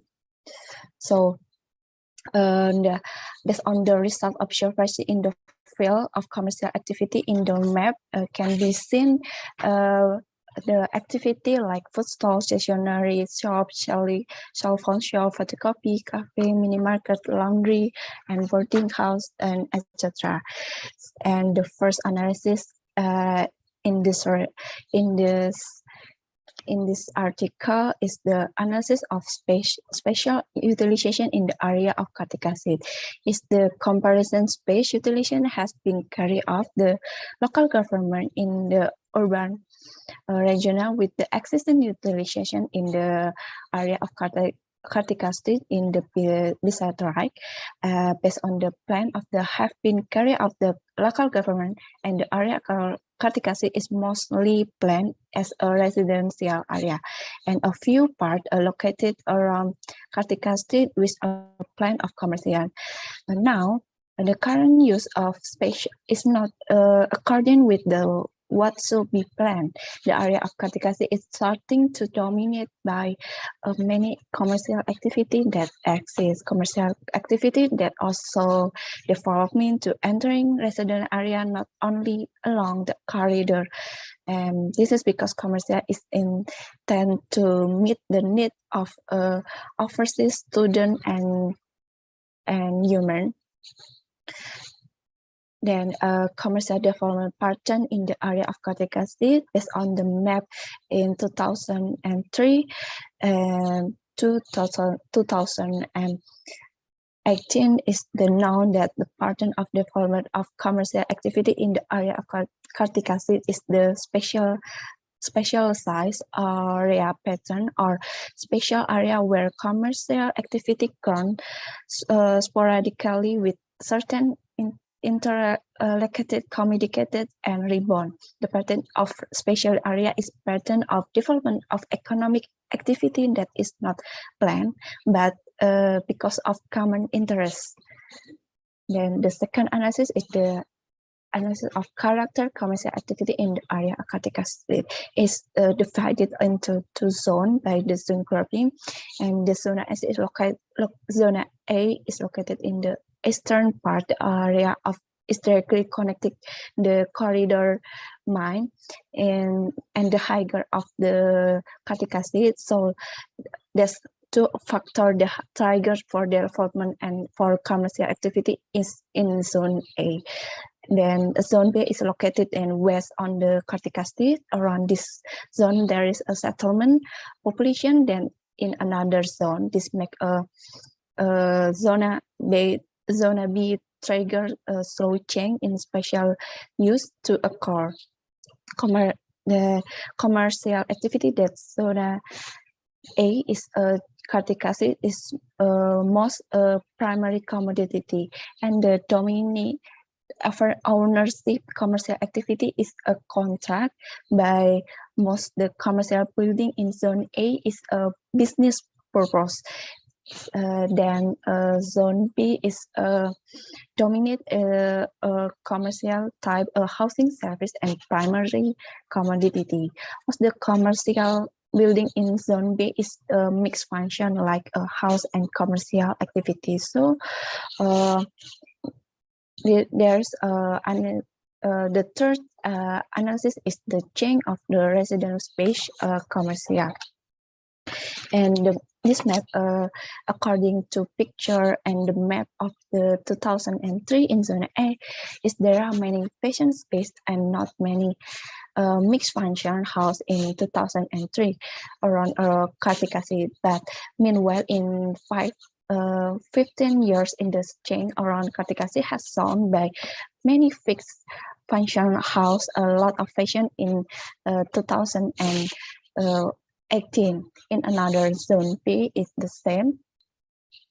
Had many space was dominated settlement beside 3 for mixed function. Then 2018 the change around a Kartik acid is like a mixed function and become commercial space. So the analysis change in user resident area is look like a map. It can be seen how many buildings are changed and unchanged in corridor Kartik acid. So much change occur when entering into settlement compare the corridor area. Commercial activity is have occurred a lot of before, even though it also change in settlement. The use of settlement space turned into the restaurant also happen a lot of area. This is natural because the Kartik acid is also close to regional education area. Then boarding house is much needed to temporary residence site is to need to student every day. In the period approximately 15 years, the area of Kartik acid has undergone change. The use settlement space become as much as 63% based on the phenomena that occur in the area Kartik acid, proving the regional change. The occur with dramatically compare the unchanged data show the number is the 37% can see the figure. So the change in the space within each region are dominated by mixed function like house and commercial function. And the last analysis is the factor influence the change in the use regional space become commercial area. And it look like the table 1 is looking average score or mean the influence variable. It can be classified into 3 groups. In the group 1 is included the influence variable, and group 2 is with which is quite influence, and group 3 which is considered less influence. So this group is done by grouping variable that have almost that same variable into the with assumption that the effect of the variable change in the use residence space to become commercial area. So in the factor analysis can be carried out the form variable and correlated variable based on the right table 2 is it can be seen factor influence the change use residence space. Commercial activity in the Kartik acid consists of 4 variables. Is parameters that make up the variable has a contracture greater than 0.5, which indicated that its this parameter is feasible to form a variable. There are 4 variables from, namely presence of high educator. Then the second factor is location factor and accessibility factor. Then economic excuse me, Nadia. So yes, thank you for speeding up your presentation. Yeah, the conclusion is there is a non-conformity the use of the Kartik acid the space today with the government plan that has been determined to Surakarta government. Based on the grouping, it can be seen that zone A is largely used as space business and is dominated type of primary commodity, and zone B is most commercial building are used a mixed function. And the Kartik acid has undergone a change in the use settlement space become a much as 30%, while those who did not change as much 37%. The guest house or boarding house and restaurant is commercial activity that change the most residential area into commercial in the Kartik street. And the influence variable using descriptive statistic analysis can grouping 4 factor from as namely influence factor, high education, and the location factor, accessibility factor, and economic factor that can be influenced by space analysis Kartik acid in the education area. Thank you for your attention. And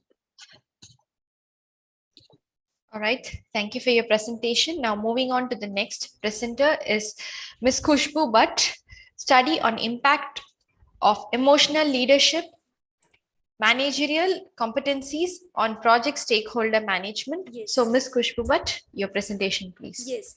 Good morning, everyone. This is Khushbu Bhatt. I would like to share my screen.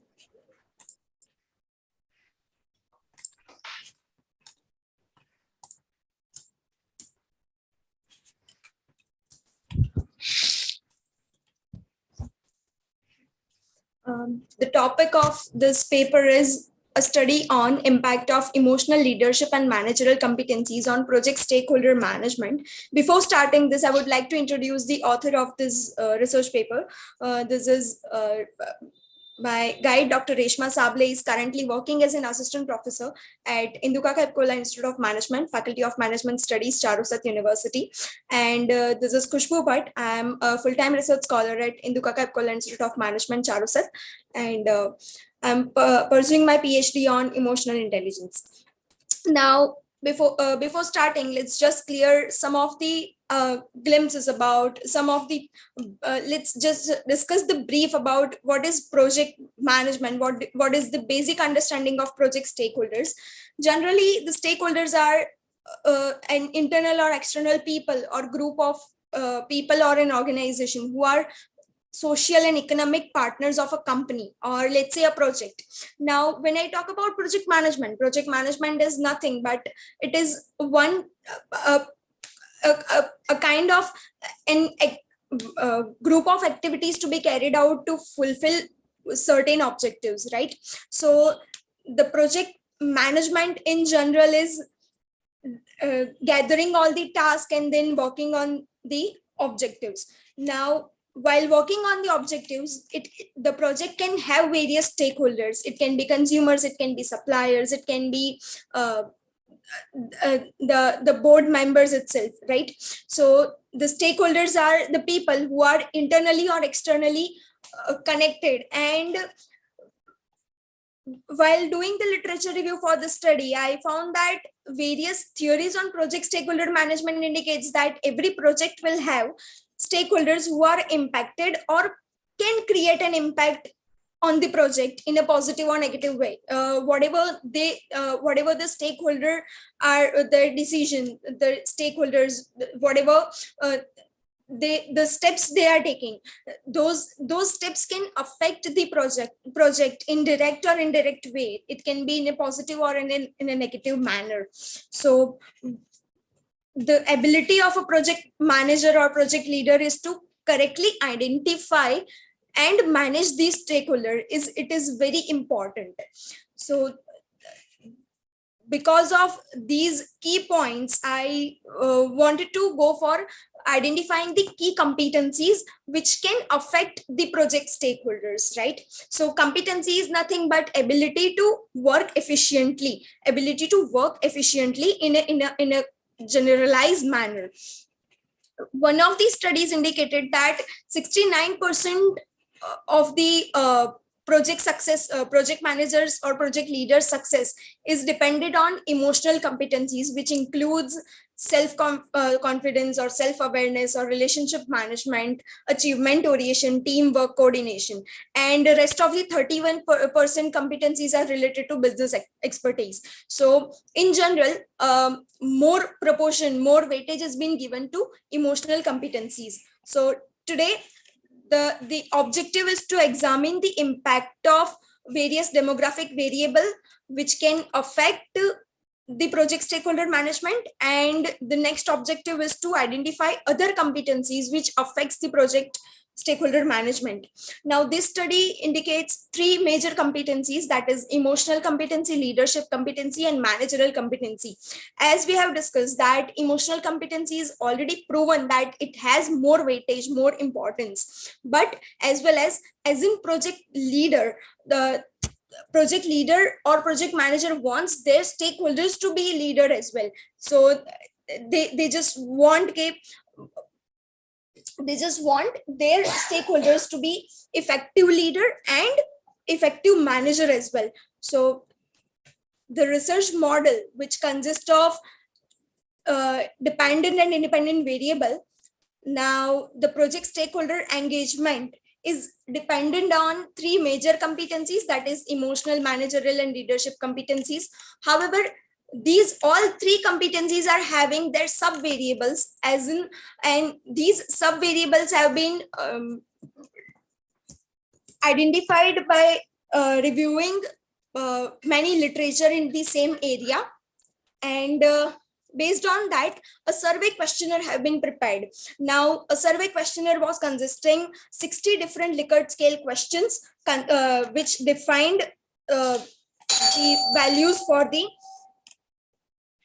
other self-awareness, social awareness, self-assessment, relationship management related questions.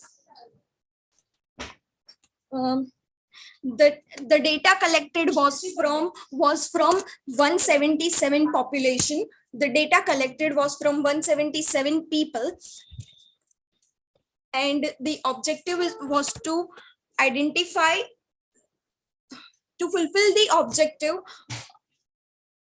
The researcher tried to go for chi-square test, that is the impact of demographic variable on project stakeholder management, and to identify, to fulfill the second objective of the research, the researcher tried to the researcher analyzed it through exploratory factor analysis. Now, the KMO and Bartlett's test for the factor analysis is 0.92, which is enough for the which is adequate for further procedure, that is it is adequate to go for exploratory factor analysis. The population of the study consisted of all the working managers who are having work experience of in between 0 to 15 years. The sampling size of the research is 177. Moreover, the sample is random sampling method have been used while doing the survey. However, by having 62.2% total variance with greater than one eigenvalue, the study identified new 7 factors. Earlier, there were 60 factors. Now, exploratory factor analysis is data reduction method. It is also known as data reduction method. So here we have tried to reduce the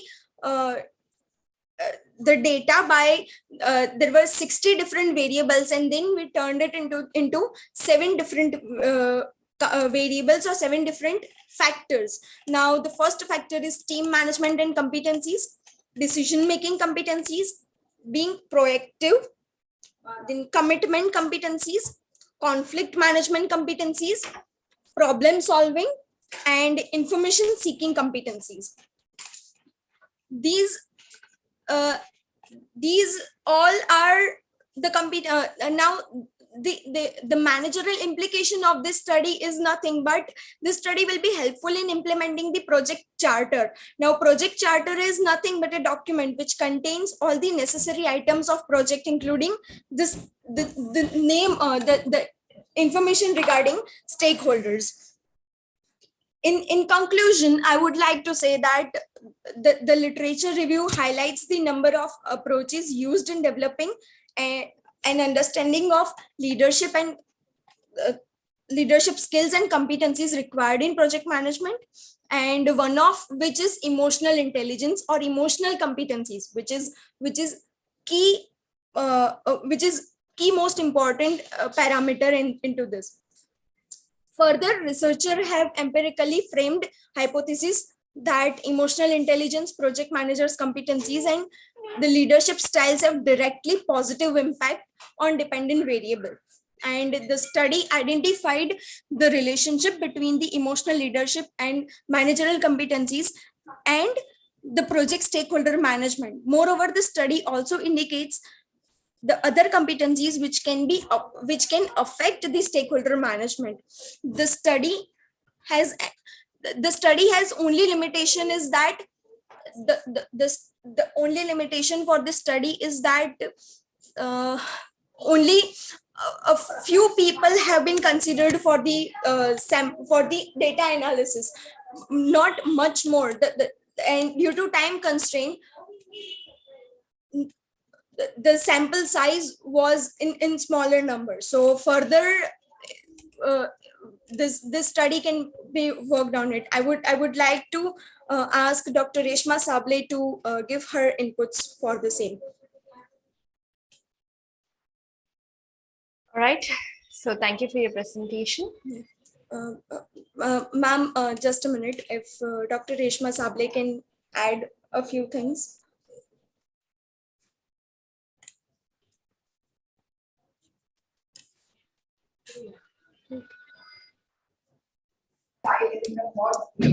Okay, Dr. Reshma, please.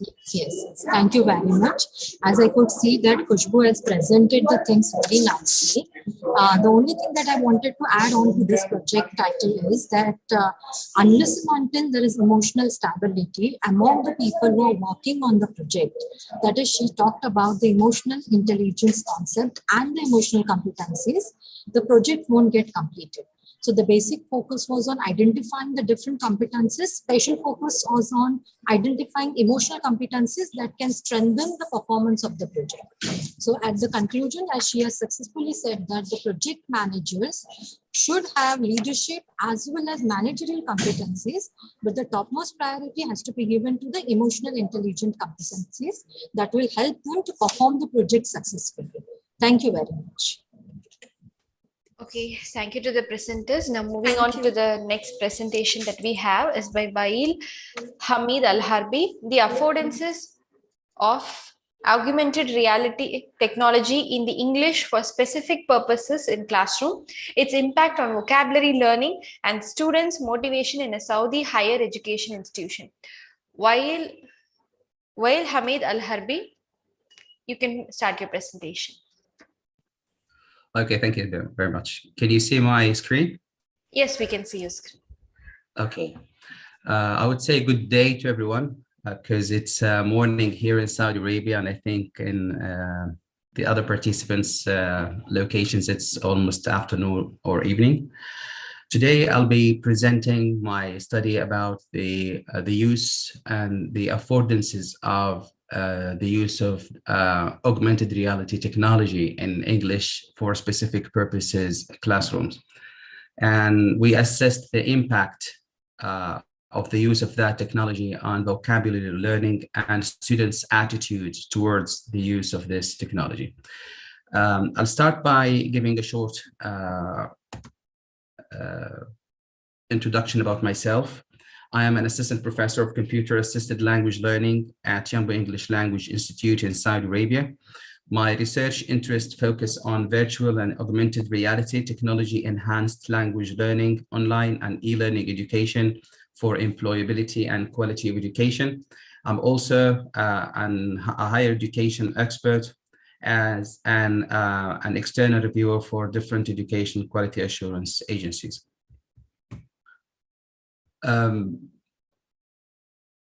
As far as the use of augmented reality is concerned, it is one of the new invents in technology that have been implemented in the educational classroom.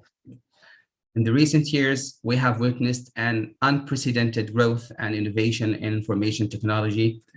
And one of these fields that has benefited from educational technology and the innovations is education. Augmented reality, which we will refer to as AR here, is a technology that is currently applied in English for specific purposes classrooms, ESP classrooms.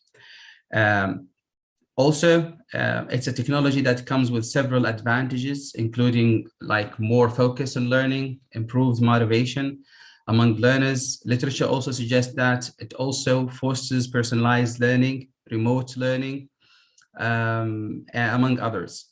But we have many questions regarding the use of this technology and the efficacy of this approach. For this purpose, because there is a scarcity of studies that investigated the use of such technology in English for specific purposes courses in particular. We conducted this study in a health science college in Jeddah in Saudi Arabia, where we had a set of two groups, control group and experimental group. We taught the control group using the traditional method, and we exposed the other group, the experimental group, to the same vocabulary using augmented reality technology in the classroom. We collected data. We checked the results against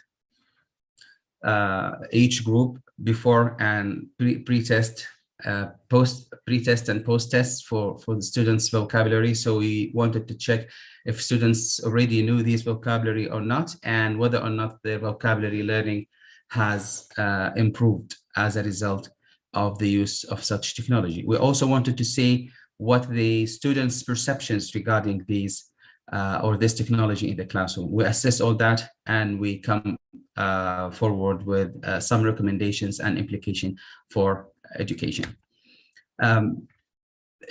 Before we start talking about our study, I'll just give you a brief hint about what is augmented reality in particular when it comes to using this technology in the classroom. As an innovation, it is defined as a digital or computer-generated information that uses images, audios, videos, and touch sensations, overlaying them in a real-time environment where you can have such immersion of technology into your real world. What happens when we use this technology in our real environment is that we combine the real and virtual objects in a real environment and make this interactive in a real time. So the users of such technology can have a sense or maybe touch and see for themselves things that do not exist for the other observers who don't use this technology, either by using wearables, they wear glasses, or use some cameras or smartphones and tablet PCs. It is used in education and as a technology, not like many other technologies that are used for other purposes and then we use them in technology. This technology in particular was meant to be used in education and learning, training, and entertainment purposes. It is used in science classes, human anatomy, in universe, planets, chemical reactions. Sometimes it is not easy to teach chemical reactions for hazardous and health and safety purposes. The use of such technology would help a lot in teaching students and getting them to try the reactions themselves without being exposed to any dangers. Also, it is used in aviation studies, and that was the first actually recorded use of augmented reality in literature in the late 90s. But it did not gain that popularity because of the sophistication of the devices that needed to be available for the learners. Not like today, we only need either some sort of glasses, they are not very expensive, or even students can use their own smartphones with cameras and get this technology activated. In literature, there are many plethora of studies about the use of augmented reality in education in general, but in the language classroom in particular, Parmaxi and Demetrio in 2020 conducted a state-of-the-art review of augmented reality technology in language classroom and came up with this pie chart that shows that the activities that have been served using augmented reality in literature from 2014 towards 2019 were mainly vocabulary. Some scholars use them for creativity, comprehension, spelling, writing, reading, speaking, and the rest of it. But as you can see here, almost a quarter or 25%, 24% of the uses of this technology was in vocabulary learning. But we can also go ahead and say that also spelling is related in some way or another to vocabulary learning. Writing also is part of it. Reading the vocabulary is part of it. Speaking is listening. So if we can gather all that into the portion vocabulary learning compromise of the learning process using augmented reality, we can say that almost half of the uses are for language learning are associated with vocabulary learning, spelling learning, writing these vocabulary, and knowing how to pronounce these new vocabulary, since the augmented reality allows for more interactive kind of learning for these kind of skills. So for our research, we started the research with two questions in mind. We wanted to find answers in terms of are there any significant differences would be there when we teach using the traditional teaching methods versus teaching with augmented reality technology in language classes. And specifically, we're concerned about vocabulary learning and retention. Also, we wanted to know if this kind of technology would help motivate students to learn the language, their attitudes towards learning the language. For this, we recruited 201 students to participate in the study, 129 of whom were recruited for the experimental group, while the other 72 were recruited for the control group. The experiment group, we used 100 new human anatomy words using the Human Anatomy Atlas by Visible Body augmented reality app that only needed just a download of that app on their smartphones or their tablet PCs. That would help the students learn about the human body, the skeletal structure and the muscle composition, using in-depth 3D models of human body, of course, with definitions, spellings, examples, and exercises about each part where students can touch virtually that part and see the part from three-dimensional perspective. For the control group, we used, it consisted of 72 participants, and they were taught used realia, human anatomy models, science learning, like these samples of human body. Students were able to touch the body. They were able to touch the realia.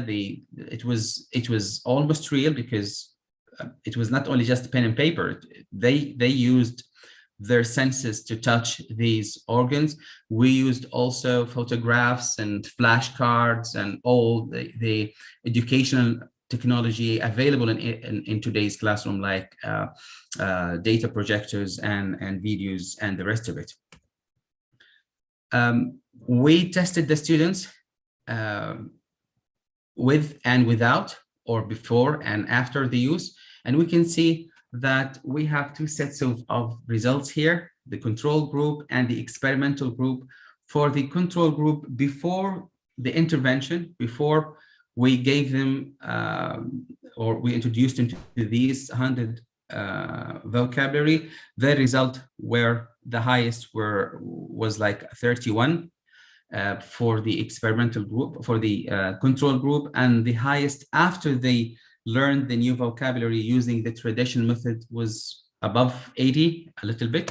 But for the group that was exposed to augmented reality, the starting point was the same when it comes to the pre-test, and the post-test, they almost touched the 90 or 92. So in answer to research question number one, if there is any significance would be found in terms of students' vocabulary learning retention using augmented reality and the traditional classroom, we can see that the results indicate that although traditional vocabulary learning methods can improve students' performance, augmented reality technology still leads to better results. While most students in the control group scored less than 80 in the vocabulary questions, majority of the students in the experiment group scored above 90. As far as the students' attitudes, we triangulated data and looked at it from two perspectives, from their answers to 13 questionnaire regarding use of technology in classroom, and we adapted that questionnaire to fit in with the use of augmented reality. And we can see that most of the students agreed or strongly agreed with the prompts, like if they would recommend this technology to their students, if they enjoyed this technology, if they believe that they learned better using this technology, if they would like to study in the future using this technology, if it was all like positive experience. We also had interviews with some students, and we asked these students about their perspectives about the use of technology. This is just a sample of the answers. Some of them said, like, in my view, augmented reality technology is more interactive and convenient. This motivates me to learn even in the absence of my teacher. As a result, my vocabulary retention has improved considerably, and I feel motivated to learn more. Other students also commented on being a non-native speaker of English or Latin, learning and memorizing the names of body organs that are also, we all know that they are in Latin, not English. So have been our worst nightmare, because we work very hard in learning English before we study in college in foundation year. And then we find that the language used in anatomy books is either Latin or Greek. Most of the time we find it demotivating to have to learn the prefixes and suffixes in other languages other than English. But with augmented reality, the story is different, as learning what is used to be dull and boring has become interesting and enjoyable. So, I mean, the rest of the answers of the students and comments are all in line with the findings of the questionnaire, where all the students, or most of the students, felt very positive about the technology.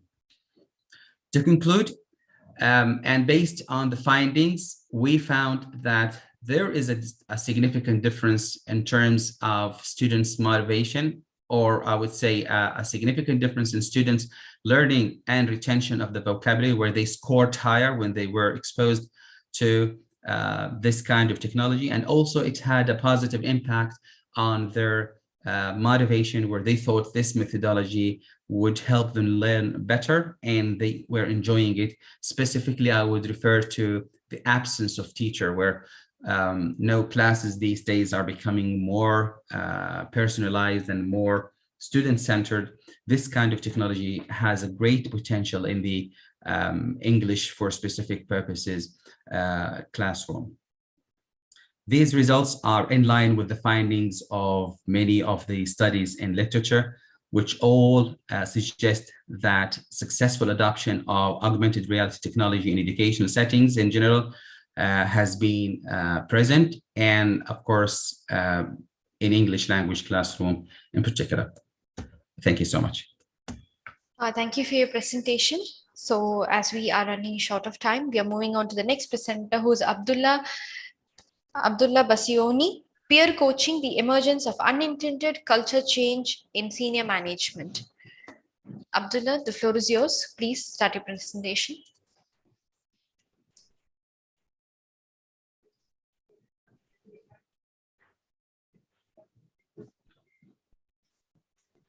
Hello, everyone. Is my presentation clear, please? Yes. Yes, please. So good morning here in Saudi Arabia again, like Dr. Wael said, and it is, I think, afternoon there in Manila. This is Abdullah Basioni, Associate Professor at Yangon University College in Saudi Arabia, and I'm presenting my paper here, which is about IT workaround practices, motivations, and expectations.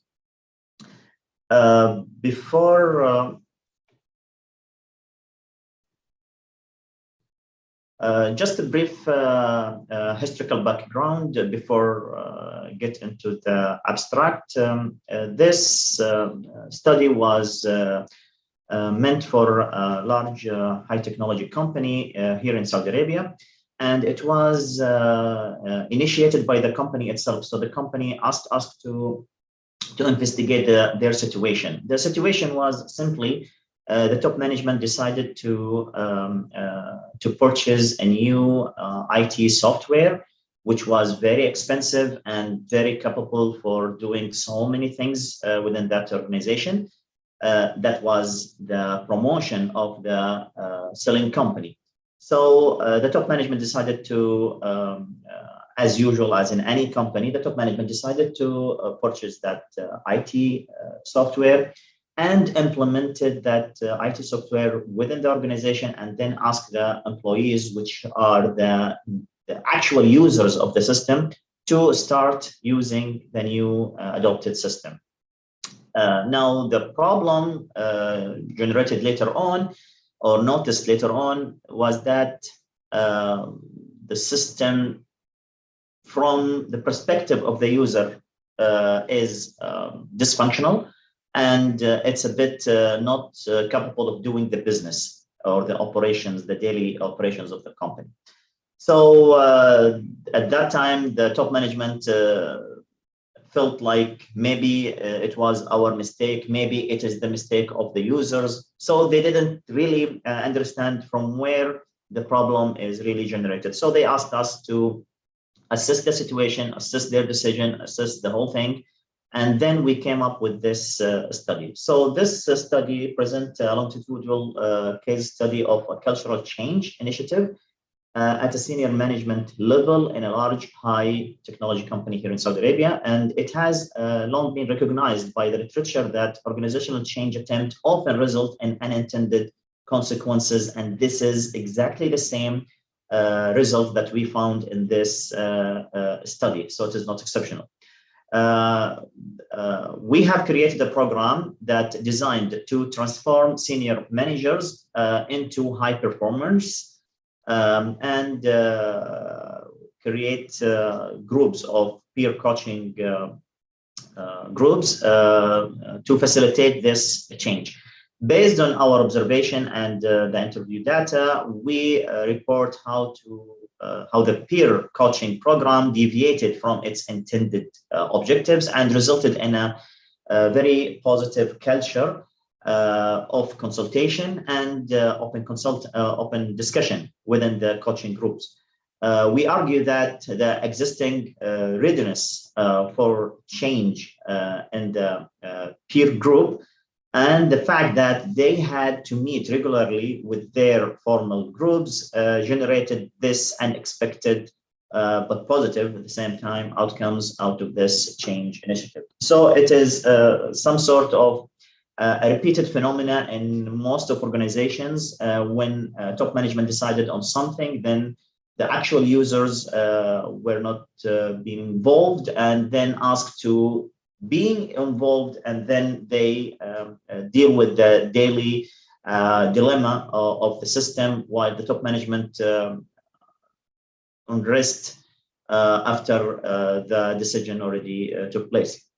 So we are searching, or we searched in this company for work patterns or strategies created by individuals or groups in order to achieve work goals within the system that is characterized as dysfunctional. And the work processes that the system handled can be characterized also as being prohibiting or delaying or complicating getting the result out of the system by the users, which is exactly opposite to the promoted advertisement of the system. The system supposed to be helpful, supposed to be integrated, supposed to be easy to use, supposed to be handling all the daily business requirements of the users. However, most likely because it was decided by the top management only, there was no pilot study, there was no focus group, something. So at the end, we face the problems, especially because the users are different than the one who decided to purchase the system. It's just common phenomenon. So when we started doing the business here, we were like assessing which part really is producing problems, whether it is the soft part, which is the system itself, the IT system, or it is the hard part of the organization, which is the people themselves. So some of the examples were created after doing the interviews. So one of the not so helpful example was, for example, when dealing with the system is not allowing for large size of attachment. So what was the action of those users? Now, the system supposed to handle this issue. However, the users were trying to solve the issue and not returning back to their top management saying, oh, the system is not working well. No, they didn't want to say that. So they have tried other ways to file those files or send those files by either reducing those files using some of the open sources compression softwares, which may lead to leveraging or making those files available for others out of the company. And at the same time, also they tried to send it by email, which can be hacked anytime. So this is one of the situations that we faced. Another situation that the system is really asking them to have or to for just simple operation to click so many clicks. Now, this is another problem when they compare it to the previous system or the manual system, which had no clicks or very limited number of clicks. Now, in any simple user thoughts or mind, they were all thinking that the new system supposed to help us in reducing the amount of work that we are doing, while the new system is really not doing what was expected from them. So, for example, in this situation, they did nothing. So the objective here really is to explore the concept of IT workaround practices, what people will do to overcome the dysfunctional issues of the system. Also, what is the motivation behind those actions or those behaviors that the people are doing? What we have used here as a method or the base that a framework to conduct the research is a theory developed by scholar Bauvelus. It was a bit old theory, but really powerful theory called echo method. And it is based also on open-ended semi-structured interviews. Now, this echo method, it's from its name, it's an echo. We are assessing those echoes, the returning back responses from either the system or the people to understand whether it is really a quality response or the response is returning back with or creating more issues rather than solving the or closing the loop between the two parties communicating. So we are sending some sort of actions or orders from one party to another party, and then we assess also the returning back response. And then we categorize those responses into helpful and not helpful responses.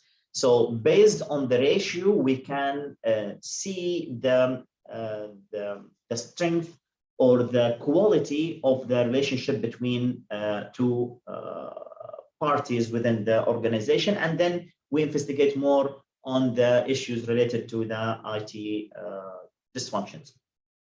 At the end, or at the conclusion of the study, we found that four major outcomes. One, any attempt at cultural change will be combined with unintended consequences. So whatever we planned, there was some other byproducts or side effect of whatever we have designed.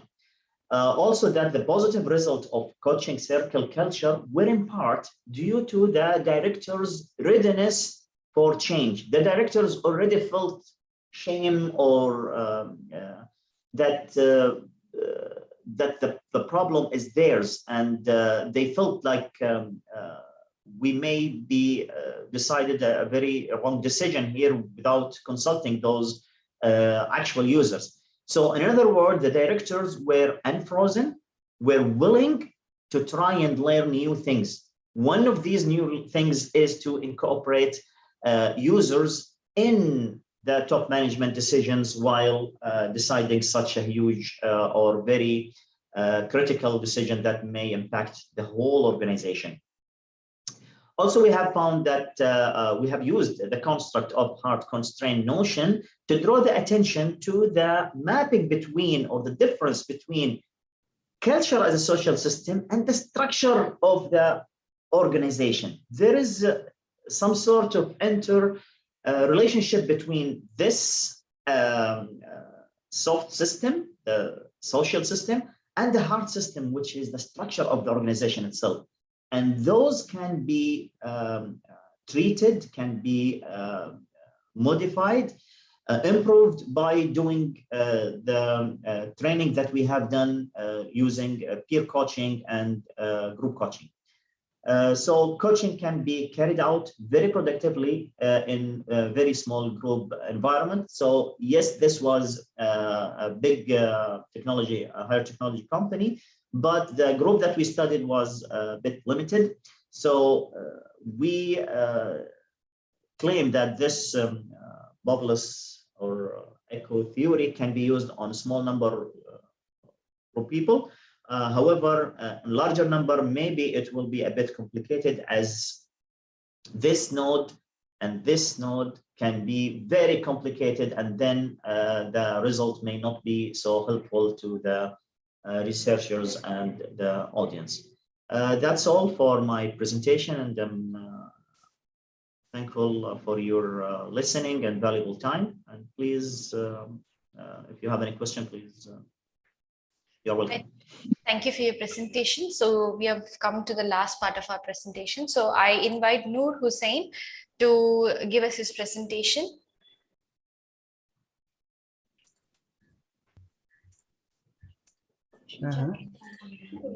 So session chair, so I would like to make a special mention that Mr. Noor Hussain was unable to present yesterday during the technical sessions that happened. So he would like to present today in this session. So that's why we have placed him here. So Mr. Noor Hussain, you can go ahead with your presentation.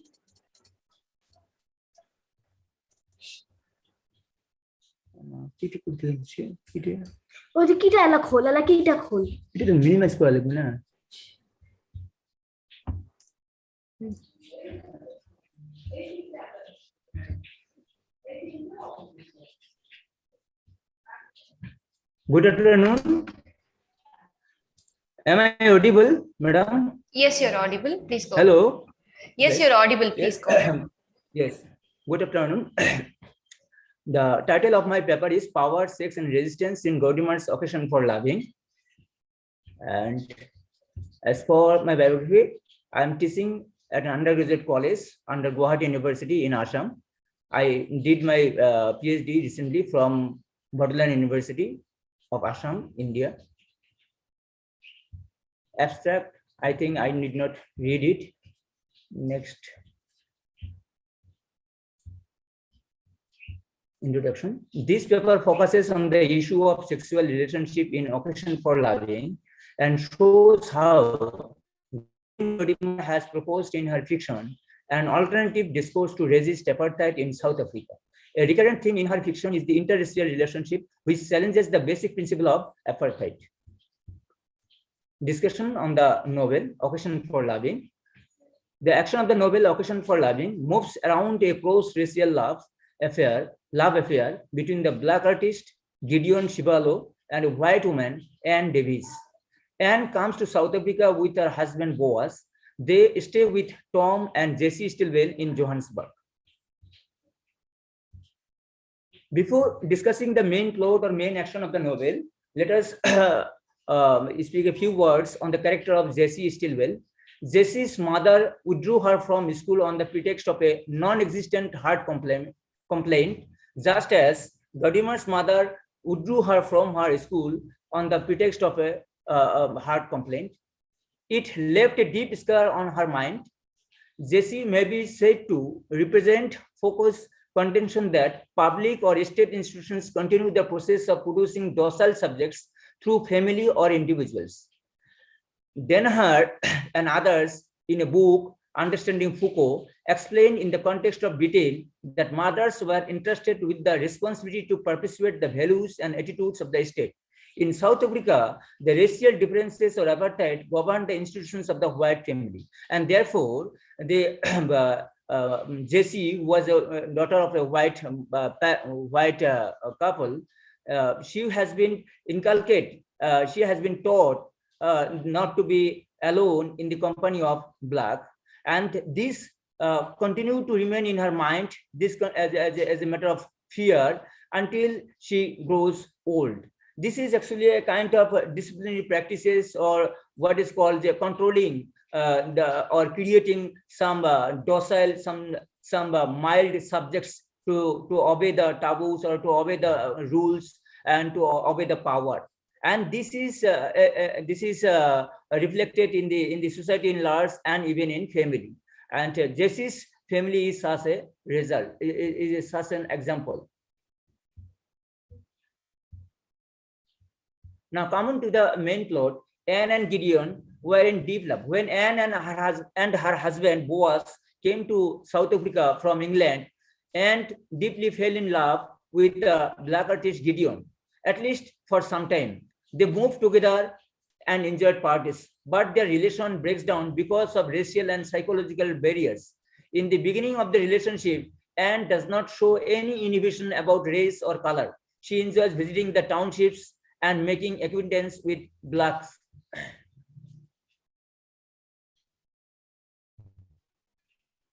But as the narrative moves forward, she shows that she is not committed to the cause of the Blacks. She does not remain faithful in her love for Gideon either. Despite her fascination for Gideon, she understands the inadequacy of their love when she runs away with him to their native place, to the native place of Gideon Shivalo.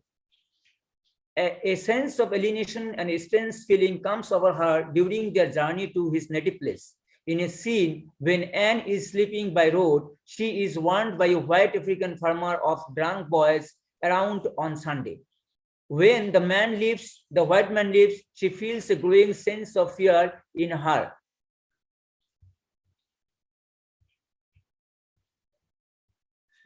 Anne's fear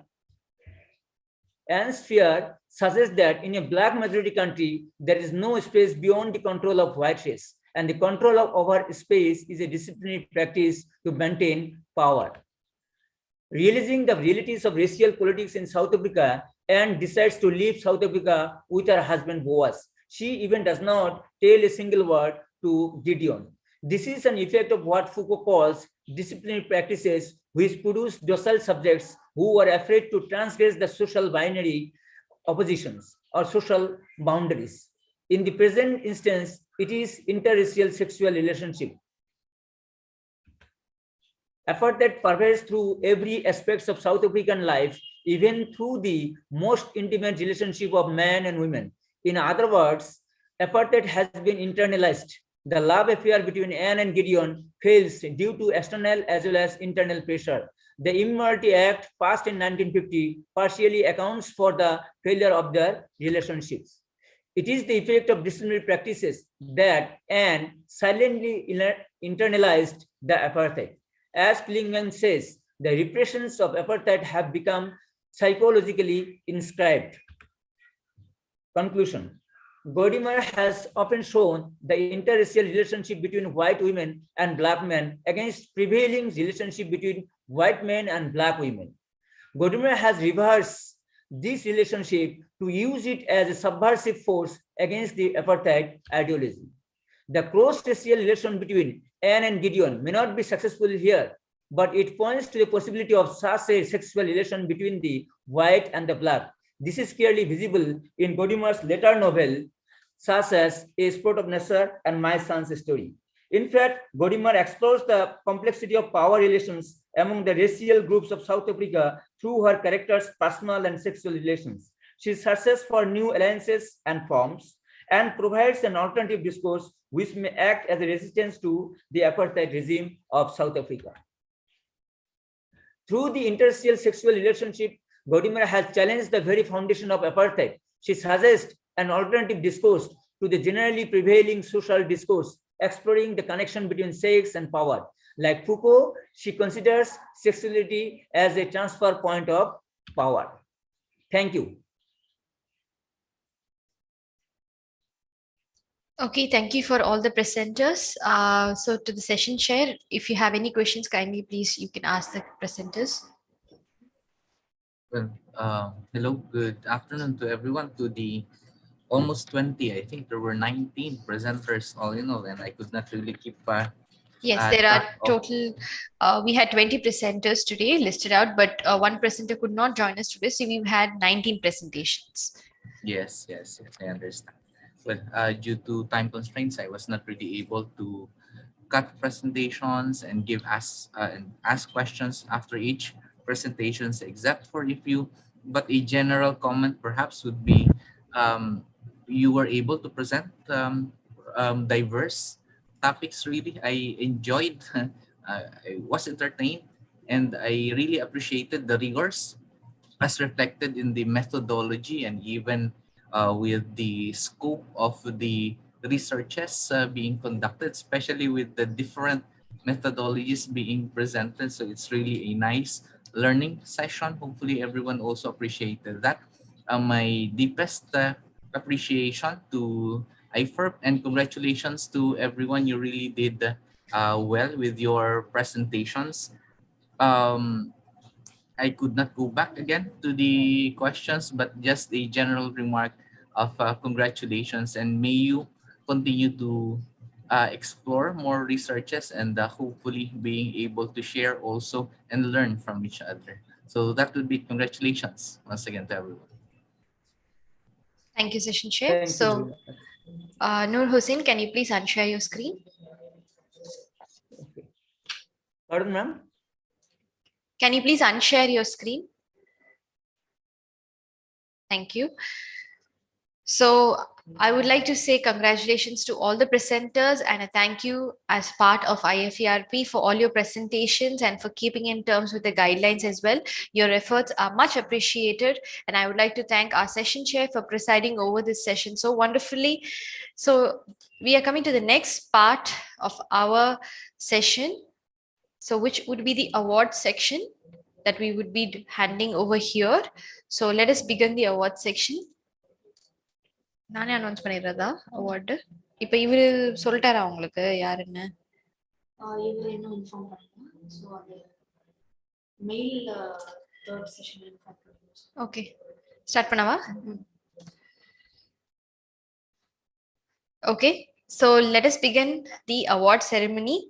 So for the day one, session one, which was engineering, we would like to award the best paper to Kasif Javed on his paper for seismic analysis of geogrid structure using buckling restraint braces as secondary bracings in different arrangements as per IS 1893/2016. So let us give us all a round of applause to Kasif Javed for the best paper that he has received.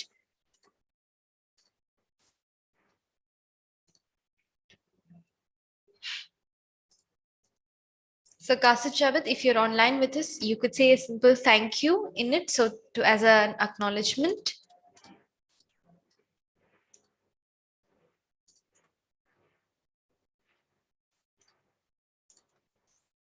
All right, moving on to the next award. For the best presentation, we would like to award Amil Roy B. Pelazar for his work on design and development of Areca Sheets plate making machine. So a round of applause for Amil Roy B. Pelazar for his best presentation that he has done yesterday in the technical session one of engineering. So a round of applause for both the participants who have performed well in session one. And moving on to session two, which was humanities. So the best paper in humanities goes to Bella Magne, Experiences of Patients with Pulmonary Tuberculosis, Input to Healthcare Strategies and Programs. A round of applause to Bella Magne for the best paper that she has presented with much enthusiasm. And the next is the Best Presentation Award goes to Ramona Karan for her work on correlation study between teaching and learning activities and competency exam. So a round of applause to the session 2 winners as well that we have given them. And I would like all of you to give a clap icon on your Zoom to all these performers, to the 4 best performers that I've given over there. And thank you to all the presenters as well for giving us wonderful presentations and wonderful knowledge sharing that you have given us. Session 3, session chair, okay now. All right. So for session 3, if the session share is comfortable, then you could share the best paper and the best presentation award for yourself, sir.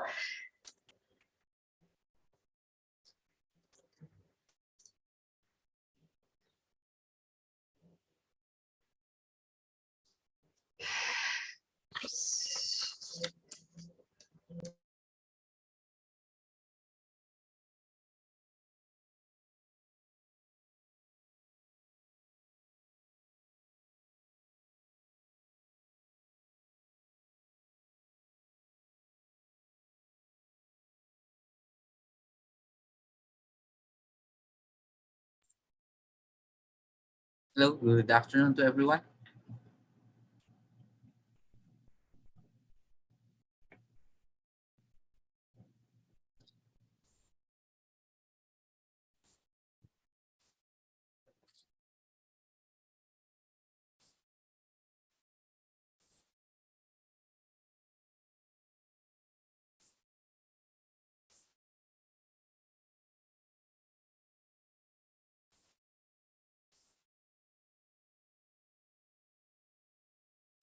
So I would like to say that the best presentation goes to Wail Hamid Al-Harbi for the best presentation. Please let us give him a round of applause.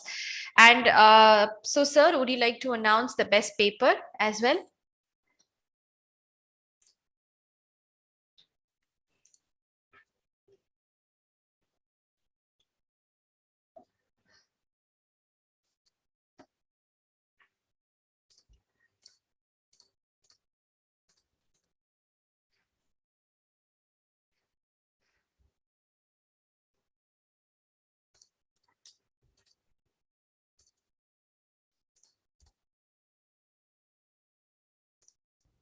All right, we'll get back to the best paper later with a much detailed evaluation in that. All right, moving on from this. Now, before we would like to conclude with the vote of thanks, I'm going to be pasting a link in the chat box. It is a feedback link on the events of day 2, and also it is going to be a feedback for our keynote speaker as well. So let me just paste the link in the chat box.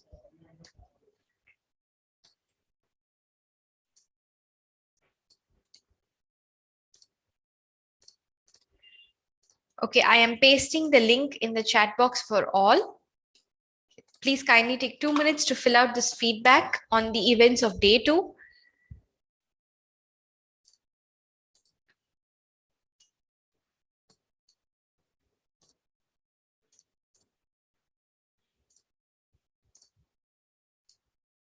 I have pasted another link for the speaker feedback as well.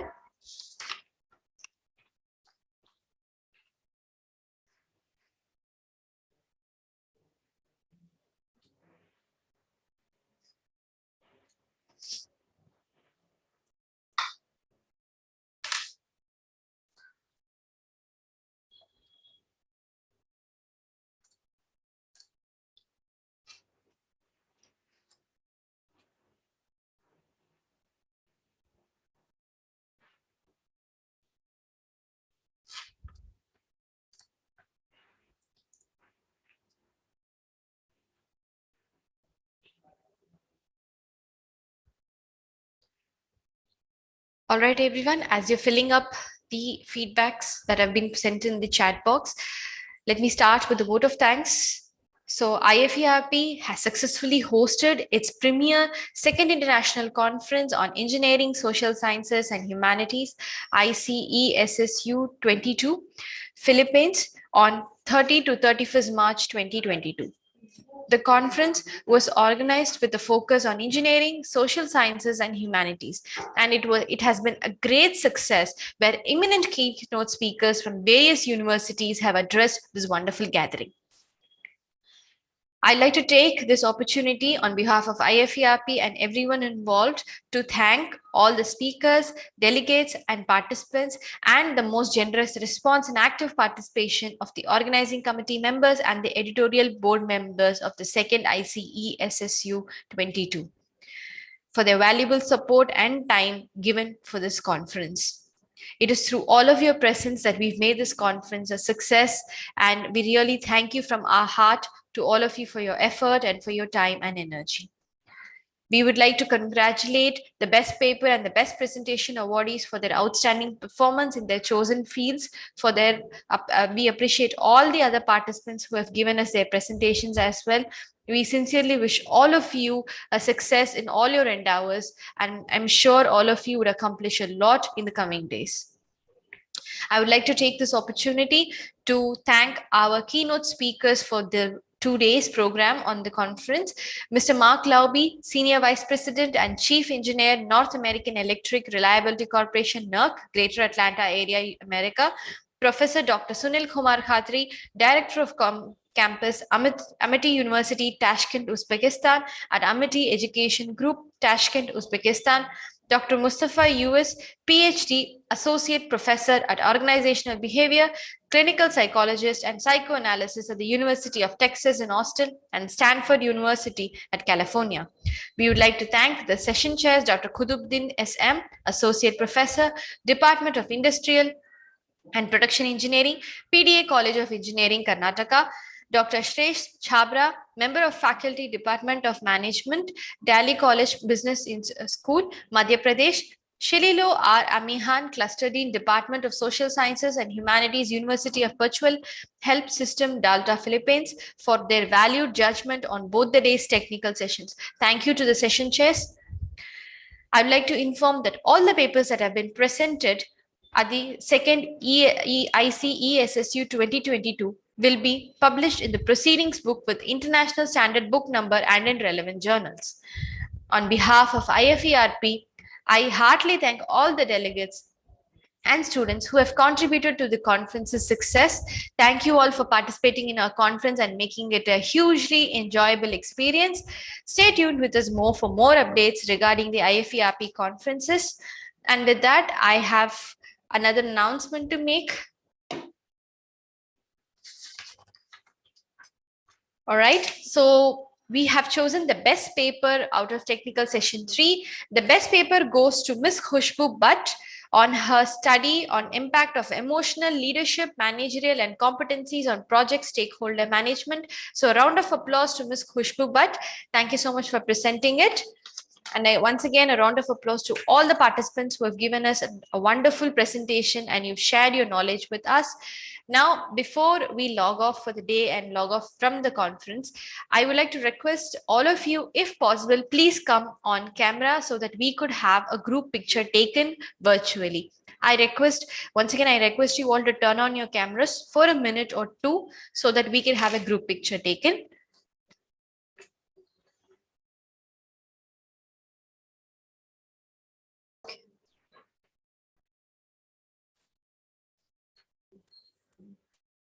Screenshot.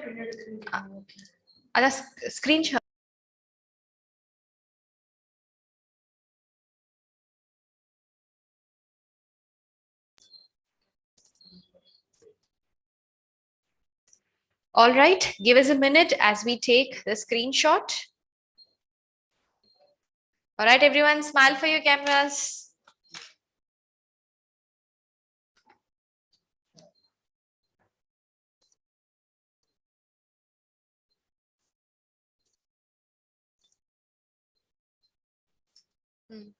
All right, one more, please.